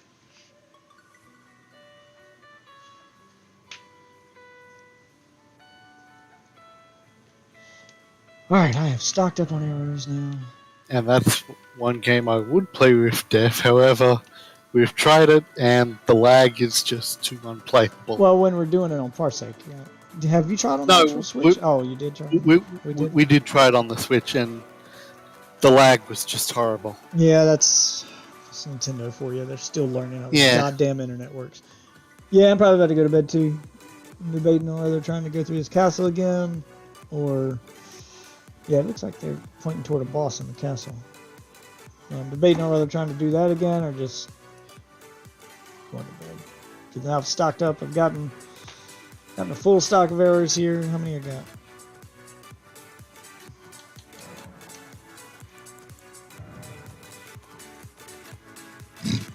Yeah, got over 100 fire arrows, over 400 regular arrows. I mean, I can still use more fire, but I kind of save those for the enemies I don't really need to use them on.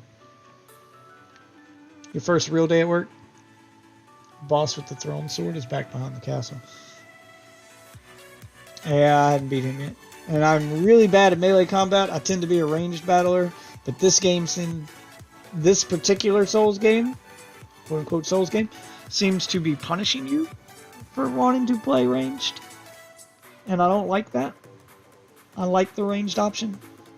I think it's a viable playstyle, but this game seems to punish that playstyle more than most of them have, and seems to focus more on melee combat. And I'm really bad at melee combat.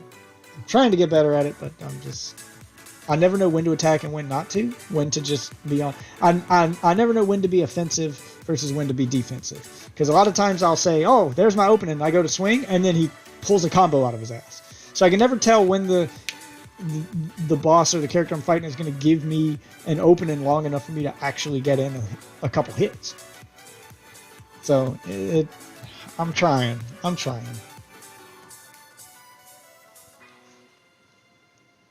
This one has good bows. I like the bows in this one. It's just the lock-on sucks for bows, and they don't give you as many opportunities in this game to use manual aiming as they did in past games. The lock-ons always sucked. It's the lock-on. Like, it's the short bow in this has great mobility. You can roll dodge into an arrow shot. You can pull some Hawkeye shit. The problem is you have to do that while auto-aiming, while being locked on. And unless they're standing still, arrows missing this. Unless they're directly in front of you. Like, if they're running toward you or away from you, you're going to hit them. If they're sidestepping slightly in any direction, right or left, you're going to miss. Like, it's really bad. Like, the lock-on's bad. The arrows travel too slow. Something's off, and I feel like I should hit when I don't. Especially when they're sidestepping real slow, and I'll lock on, and I'm like, yeah, I'm going to pop this guy. And then I pull it back, and I shoot it, and it goes behind it. I'm like, oh, come on. I get it if he's really far away, but it does it when they're close, too. Like, it's just the arrows I feel don't move quite fast enough for my taste.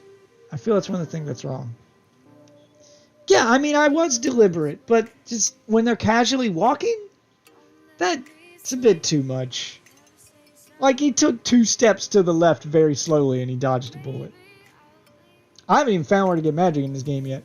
But the arrows need to travel a little bit faster. I get if they're, 50 to 100 yards away, sure. But when they're like 20 yards away, Come on, it should travel fast enough to hit him unless he's running. Like if he's walking, it should lead it enough that I can get a hit there. Like give me more than he has to be standing still. I get I need to be deliberate. That's how Dark Souls is played. You have to be deliberate in all your actions.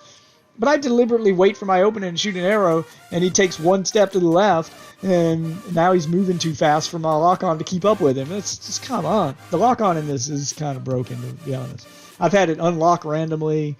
I've had the camera get stuck inside walls when the character I'm locked onto moves too fast, you know, or the camera just unlocked because he moved too fast. It just the lock-on needs work in general.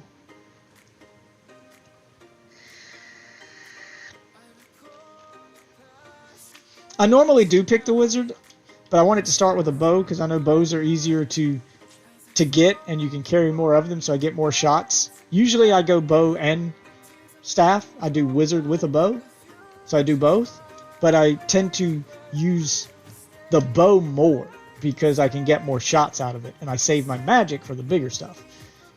And usually in a Dark Souls game, it's not that hard to get magic. You find the guy who does magic and sells you the magic, and he'll sell you the thing needed to cast the magic. I found the guy that sells some magic, that sells that soul arrow, or whatever they call it in this game, and sells quite a few spells. But he doesn't sell the catalyst needed to cast them. So I don't know where to find that. That's not usually the way these games work.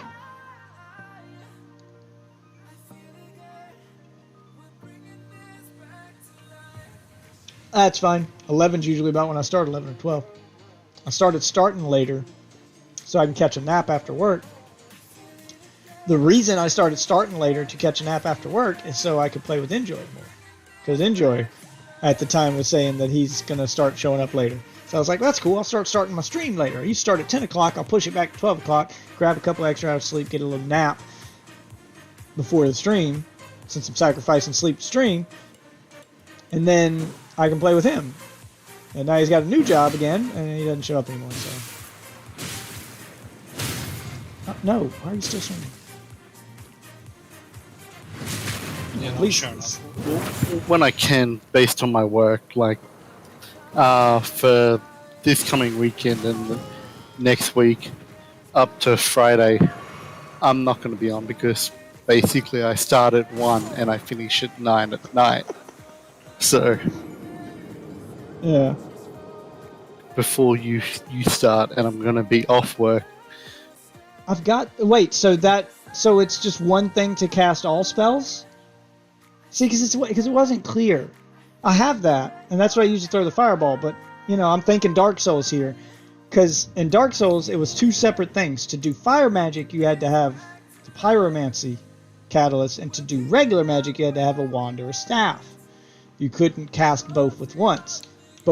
I got the finger seal. So, does that let me cast regular magic? Do I not need a staff now? Is that what you're telling me? Because that's why I hadn't bought magic yet. I've been looking for a staff this whole time. God, I really wish that they were more descriptive with this stuff. Especially if you're going to change the way mechanics people who are used to the gameplay work. Oh, where's my finger seal? I'm going to look at the descriptions.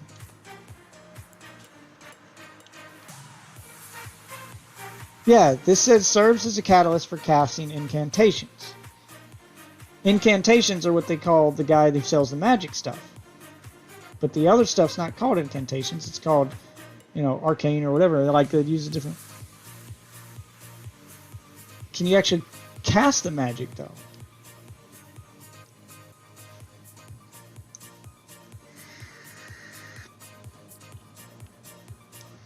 Because I figured this was the new... Yeah, I figured this was the new pyromancy. Because in Dark Souls, pyromancy and magic are not the same thing.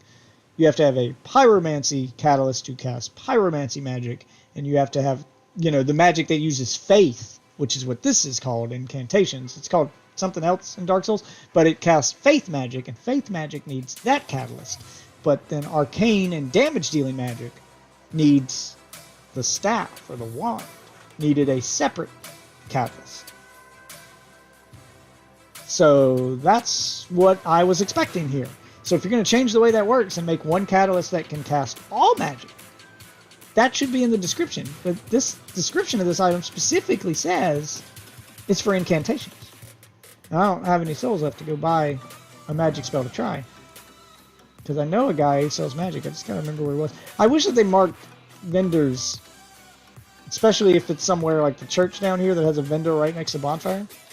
I wish it marked vendors on the map. What's this? I don't know what that means. I hit multiplayer status and it's showing red and blue rings. I don't know what they mean. Does that mean those are the PvP areas, and as long as I don't go there, I won't get invaded? Yeah, see, that's, shit ain't explained.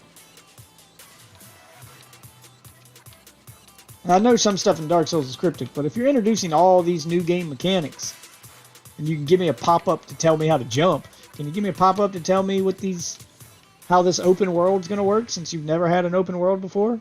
Is the whole map PvP? Are there PvP areas? Something. I mean, I guess that's what this is.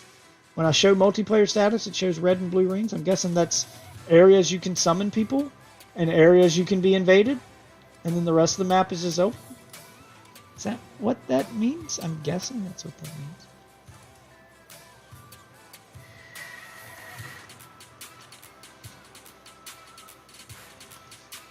Yeah, I don't know. It didn't really... I think it's that. I think these are zones where you can be invaded and you can summon people. Blue is you can summon people, red is you'll be invaded. And you can see there's a part in the middle where they overlap every single time. It shows up there's a part in the middle where they overlap, so you can use it a summoned partner to help you fight an invader. But if you're on this side of the ring, you can't. If you're on this side of the ring, you can have a summoned partner, but you can't be invaded. That's where they meet in the middle. I'm guessing that's what that means. This one doesn't have a red ring, it just has a blue one, and it's a boss fight. Yeah. So you can't be invaded during a boss fight, but you can summon people to help you during a boss fight. That's why it only has a blue one. Okay, yeah, that is what this means. That has to be what this means. So you can't be invaded anywhere. You can only be invaded in dungeons, it looks like, because they are all dungeons. Catacombs, cave, castle. Yeah, they're all dungeons, which means you can use this to find dungeons on the map. You didn't know they were dungeons. Yeah, the castle down here. It's probably a cave or something right there. Something right there. Yep, that's the tunnel. That's catacombs. Yeah. Yeah. So that's what that means. So it'd be nice if it gave you a warning you were entering an invadable zone or something. Since it looks like there's zones you can be invaded. I thought you could be invaded anywhere, but it doesn't look like you can. Yeah, there's castle. Okay. Gotcha. I think that's what that means.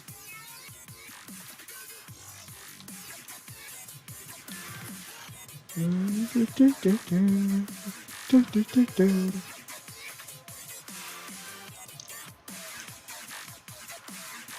don't know why I got the Six Flags theme song stuck in my head all the time.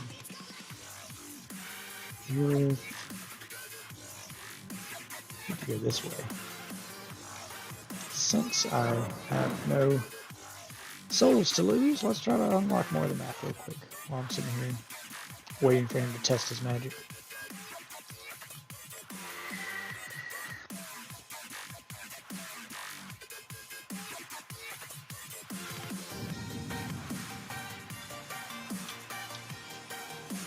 Facing the right direction. Okay, so there's a road in this direction. Yeah, this is the part where I was trying to go further and I couldn't. Gotta figure out how to get down there. It looked like I could jump there, jump down using those, but it's a little too far. I tried multiple times right here and I kept dying. Maybe there's a way around. Try to find a way around. No, the castle's in the way.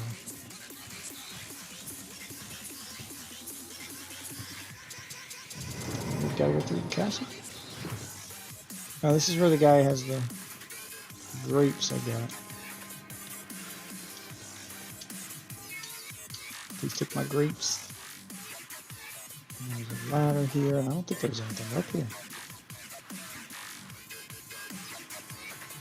Arcanes require a staff. Yeah, that's what I thought.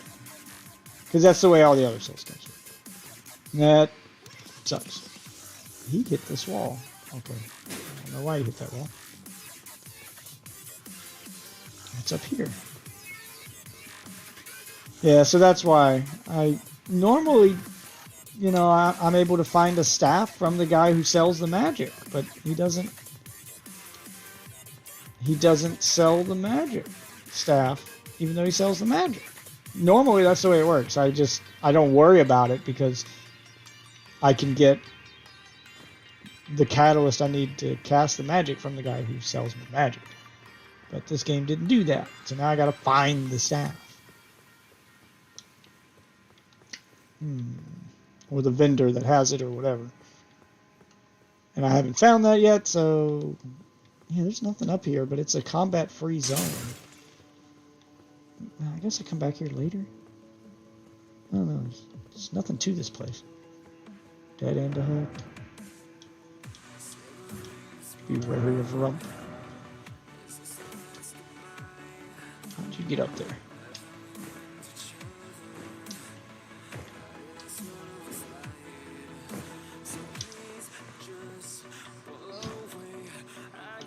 Like that. That's how you got up there.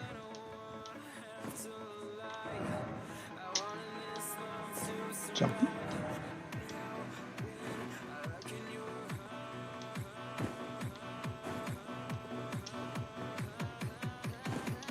No, nothing there.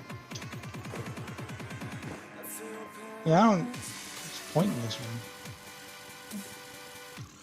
Where's this door? Let's deal with this door. Still no death. What the hell killed you?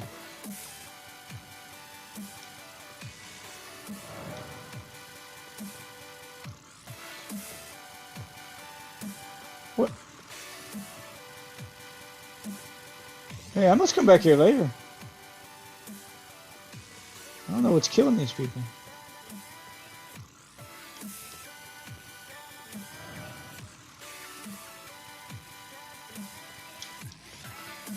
Time for attacking?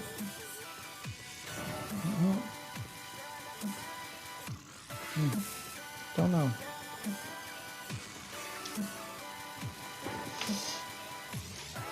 Yeah, so it does work the way the other Dark Souls games do. It's just, I don't know where to get the catalyst. I don't know where to get the wand. I gotta find a way to get to that road over here.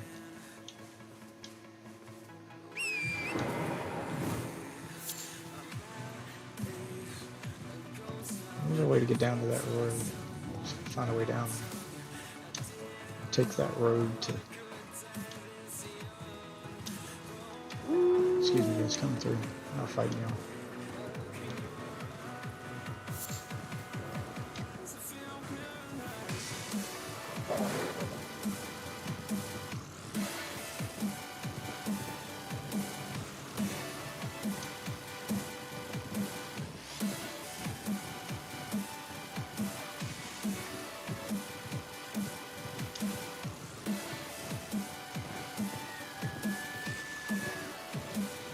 Yeah, I don't think you could go this way, though. Yeah, because it cuts you off. The bridge is broken. Gotta be another way. There's gotta be another way. The bridge is broken. And the castle blocks the way that way. Yeah, so you're not supposed to go over there yet. Something must change. Beating a boss or something must change the map or repair the bridge or give you another way across. You ain't getting nothing here. Yeah, I remember that's why I never went forward from this area. You can't.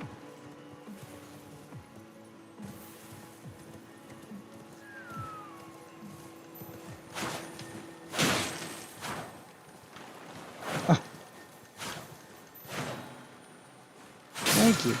Stormwall. Cool. Getting all sorts of weapon arts here. I wish it played a little video of it in action when you hit the description. It acts like it's going to load a video, but then it doesn't. It just loads a description. Be cool if it loaded a little like video of you seeing it in action. Yeah, I don't think there was anything over here. Maybe? Can jump down? No, it's too high. No.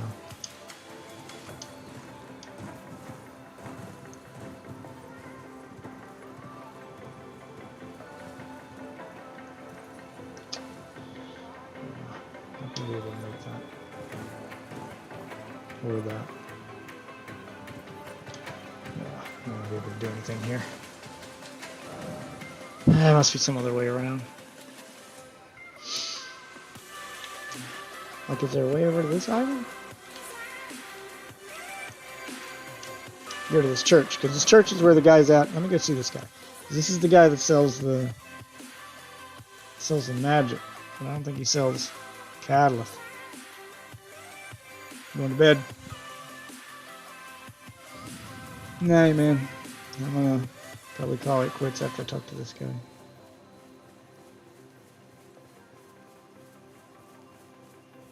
Yeah, so this guy in this church sells the stuff I want.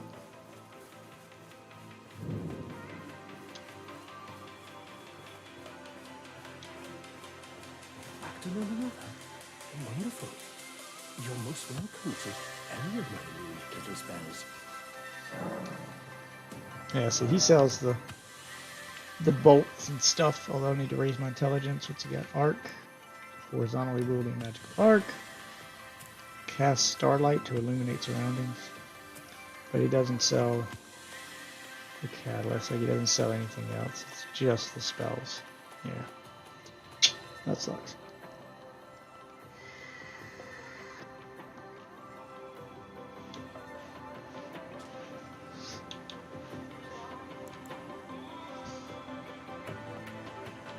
The glintstone serves as a conduit, launching magical projectiles at foes. Sorcery can be cast repeatedly and while in motion. This is a universal first step on the journey to true knowledge of sorcery. So it's a basic attack spell. But it says glintstone? About the glintstone. Key. Find yourself a glintstone key. Without going, you go across through the academy, and you will never reach the true I'm guessing that's where you get the sorcery is after you find the glintstone key. You can open up the academy, and inside the academy is where glintstone is what this thing is saying I need to cast magic. Let's try to go this way. Try to go through here. Cut through the cemetery that I know is going to be filled with enemies.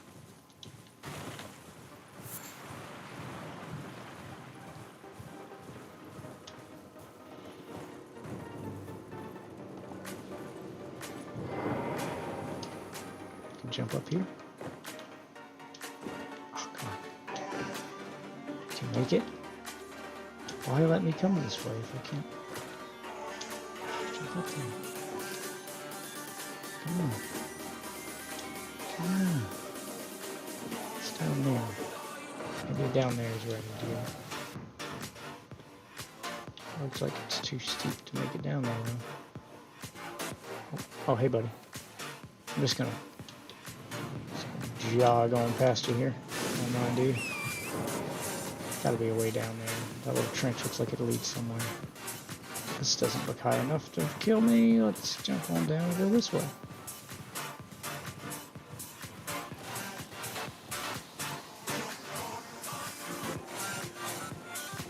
Pass through this thing, or rather around it, or the village or whatever. See what's on the other side here.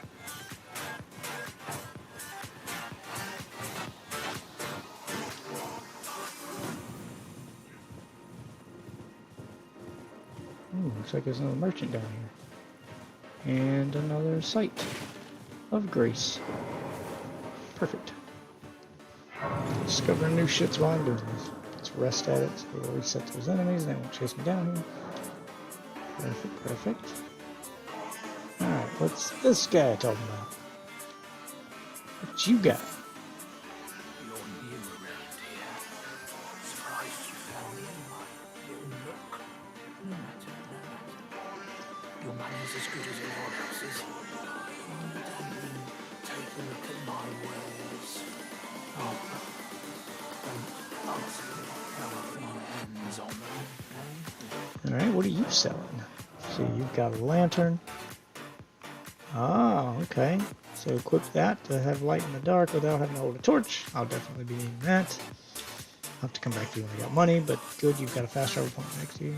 Another cookbook, expands crafting recipes. Astrologer staff. Is this the, are you the guy that sells it? Glintstone is embedded in the tip, enabling you to use sorceries. Yep. Okay, I know where to get it now. Okay, yep, and you've got the astrologer's hood and robes. Cool, you've got the astrologer's set of gear, shield, regular bolts, and regular arrows. Okay, so you're the guy that sells sorcery stuff. Oh yeah, I found him. Sweet.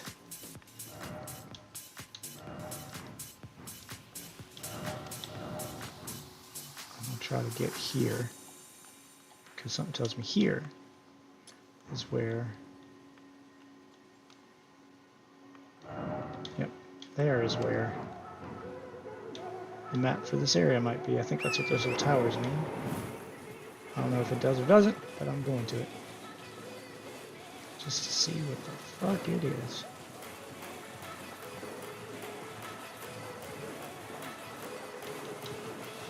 Oh, no move. I'm trying to get this item here. Yep, map of the area. Cool. That's what that is. Found the map. On the map! And I'll keep running forward to see what else is down here since I found something. Oh shit, there's a guy on a horse right there. I'm not fucking with him. Just gonna run on past you. I'm just here to explore. Found another grace. Perfect. Because that'll get me away from you guys. Come on, rest at the grace. Take that guy away from you. Okay. And now we can look at the map and see all the stuff we just found. And I got a new cook. Fuck yeah. This is why we go exploring. Get all the stuff we need. What does this let me do? Stormborn arrow? Oh, sweet. Now I can finally craft arrows using those big feathers I got. What's with Stormhawk feathers? And I need, yeah, bee spawns. Okay. I can start crafting my own arrows again. Okay. Oh, and fire pot. Fetid pot? Thrown at enemies to cause poison. Poison pot. Okay, so there's two found some poison pots. Oh, yeah, they're just made of different crafting pots. Okay. Okay, cool. Now let's look at the map. Map found. Move the beacon. Okay. A lot of cool shit here. We got no souls to lose. So let's keep running down this makeshift road they have and see if it leads anywhere else cool.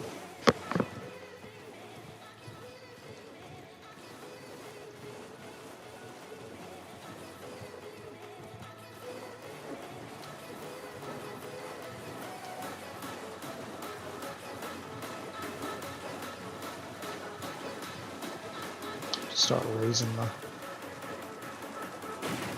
Oh, there's a person here. Hello. It's rather peculiar here, isn't it? My mistress sent me off on an errand, but I was accosted by a ruffian. And now I'm in a bind. Could I ask to lend a hand, perhaps? That thug made off with a precious necklace. I need someone to retrieve it. Only he too is tarnished. If you've any qualms confronting your own, I shall find another. Oh boy. You want me to kill an invader? Thank you dearly. What a blessing that we've met like this. The thug should be resting at an abandoned home down the way. Please, I must have the necklace back. Something tells me there's more to... The thug should be resting. It tells me there's more to this than what you're telling me, lady. I have a feeling you're about to fuck me. That you're actually the bad guy. That you're sending me to kill a good guy. Oh. Use the telescope. Look around. There's Castle Wall. Kills. Okay. What else is in this area? Weird how it zooms out and above me when I look through the telescope, so I can actually look down and see myself. But okay, alright, so if I'm right there. Abandoned home down the way. Where is that? It's probably that building right there. That one lone building right there. Yeah, I don't see any. Oh, there's one over there. Could be that one. Doesn't look like a house though. Like a temple. Interesting.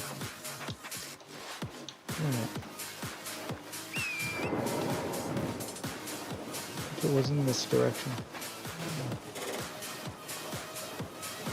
Yep, there's the abandoned home. Let's see what's what here.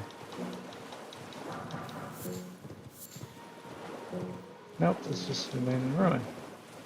Not the abandoned home. I'm following these lights that are lighting the way. Slid down the way here. An abandoned home with a thug in it I need to kill. Holy shit, that is a giant enemy crab!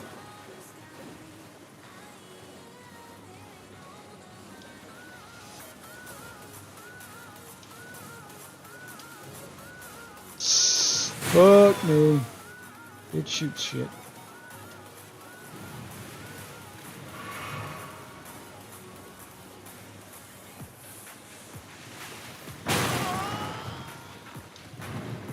Just want to get this item, thank you.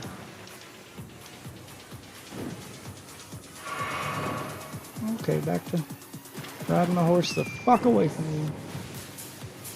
Is this the abandoned house? Oh, there's something over here. Yeah, it's a turtle. Nope, that's a big giant pus pod. Not a turtle. Academy Gate Tower. Okay. What is in this area? All these houses are underwater.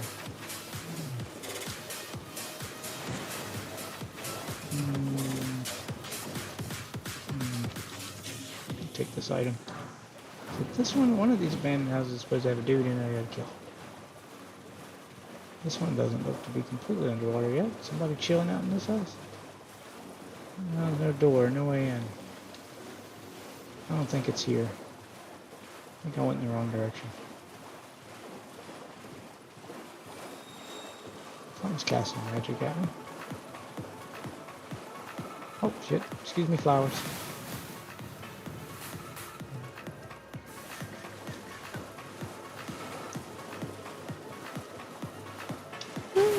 This looks like a church.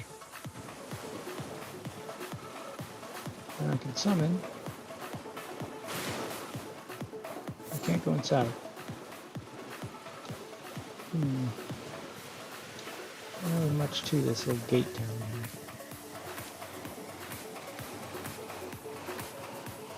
Is there a grace up here?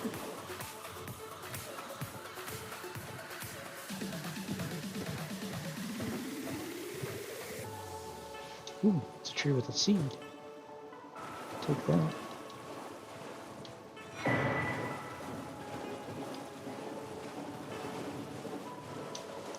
All the seeds I can get. Oh boy, guards guarding that way. Could try to run through them, or find a way around. Let's find a way around.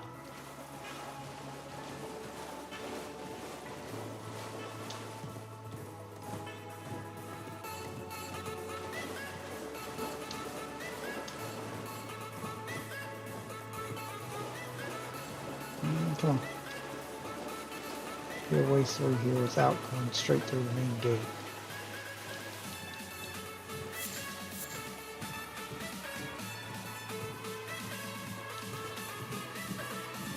That's a bear.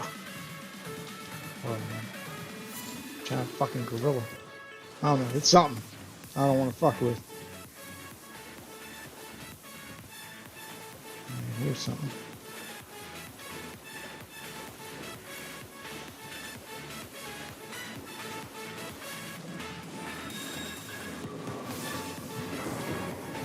Take that smoking stone. fuck away from y'all. Don't appear to go anywhere. It's over here.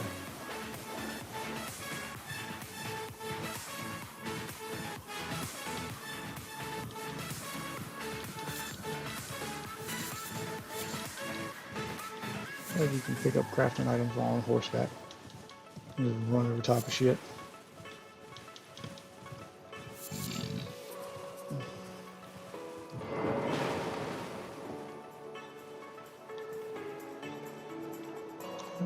It's not what I thought it was. I don't know what I thought it was, but it's not what I thought it was. Thought it was something dangerous. I was about to walk up. Temple quarter. Okay, found something else here. Oh, there's a big guy over there. I'll fuck with him. Oh, there's a giant. Oh, I gotta quit clicking that damn stick. Woo! Woo! It shoots a lot of shit at me. Can I go in here? No. Don't mind me, guys. I'm just passing through. Fully expect to die while I'm out here exploring, but I'm gonna explore as much as I can before I do. Pick up as many items as I can. Ooh, that's a treasure chest. Treasure chest contain good shit. This game hatchet. Precious item. May try this new weapon. It's an ice weapon. Cool. Okay.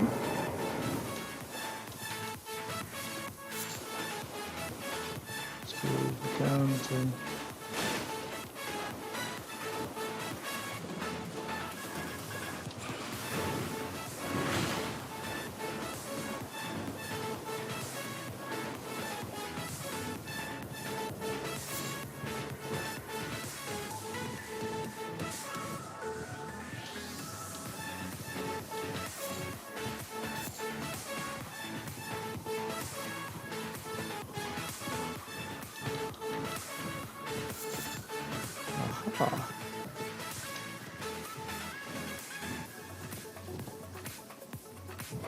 guys, it points to an optional dungeon.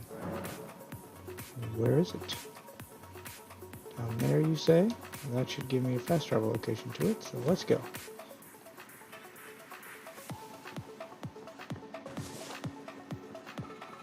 It says it's right down here. Aha!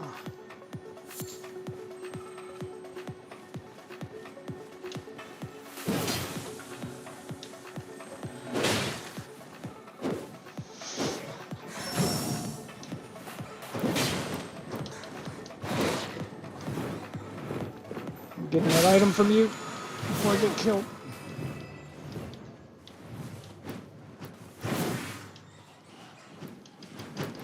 Go.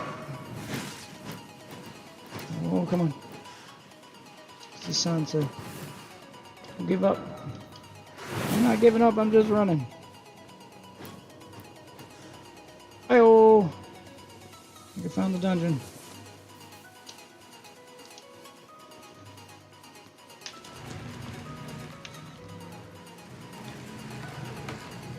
A beetle ran me right into a trap. Almost died. Roads in catacombs. Great. Oh, more catacombs. So it's just a lot of catacombs, so like mini dungeons. Now the thing they stole from Breath of the Wild. Little mini dungeons here, kind of like the shrines in Breath of the Wild. Alright, let's look at all those sword arts I've been unlocking. Sword dance.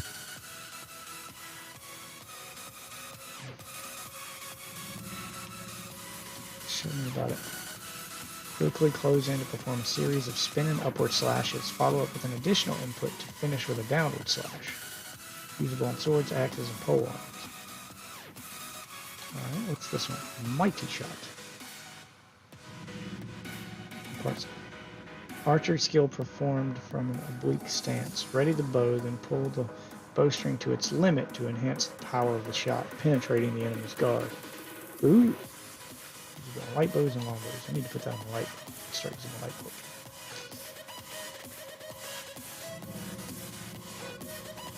storm wall. Swing the shield to create a wall of storm winds in front of you, deflecting arrows and other such projectiles.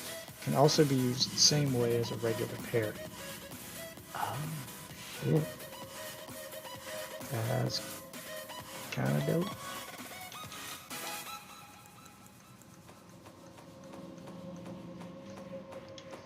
Alright, let's put that onto my short bow and start using the short bow again. Ashes of War.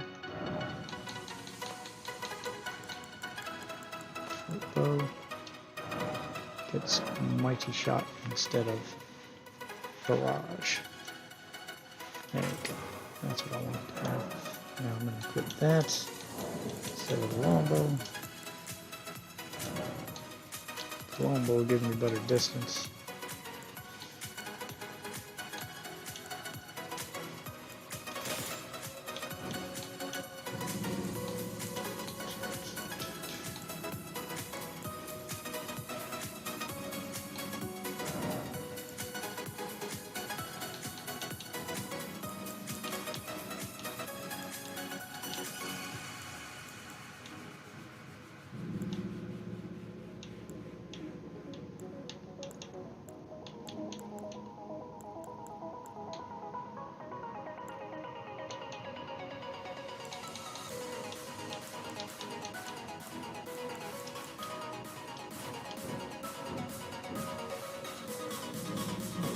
Just for a little bit of extra resistance.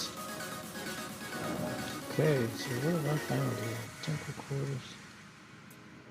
Academy Gate Town. That's a good place to quit.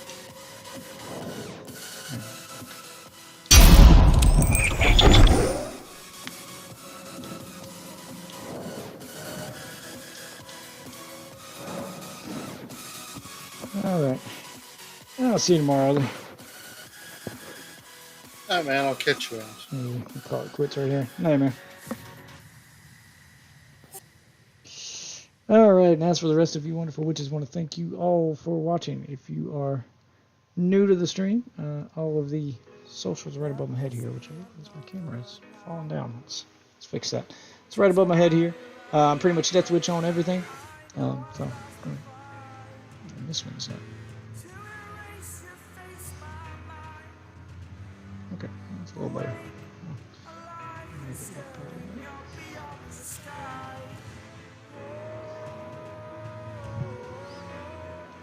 Using this moment here to adjust my camera. A small adjustment. There we go. That should be good enough. Alright, and thank you all for watching. Death Witch on pretty much everything. Twitter will let you know when I go live. I recommend following that because that'll obviously tell you when I'm live. Those are live tweets, so when I'm done streaming, I delete the tweet that says I was live.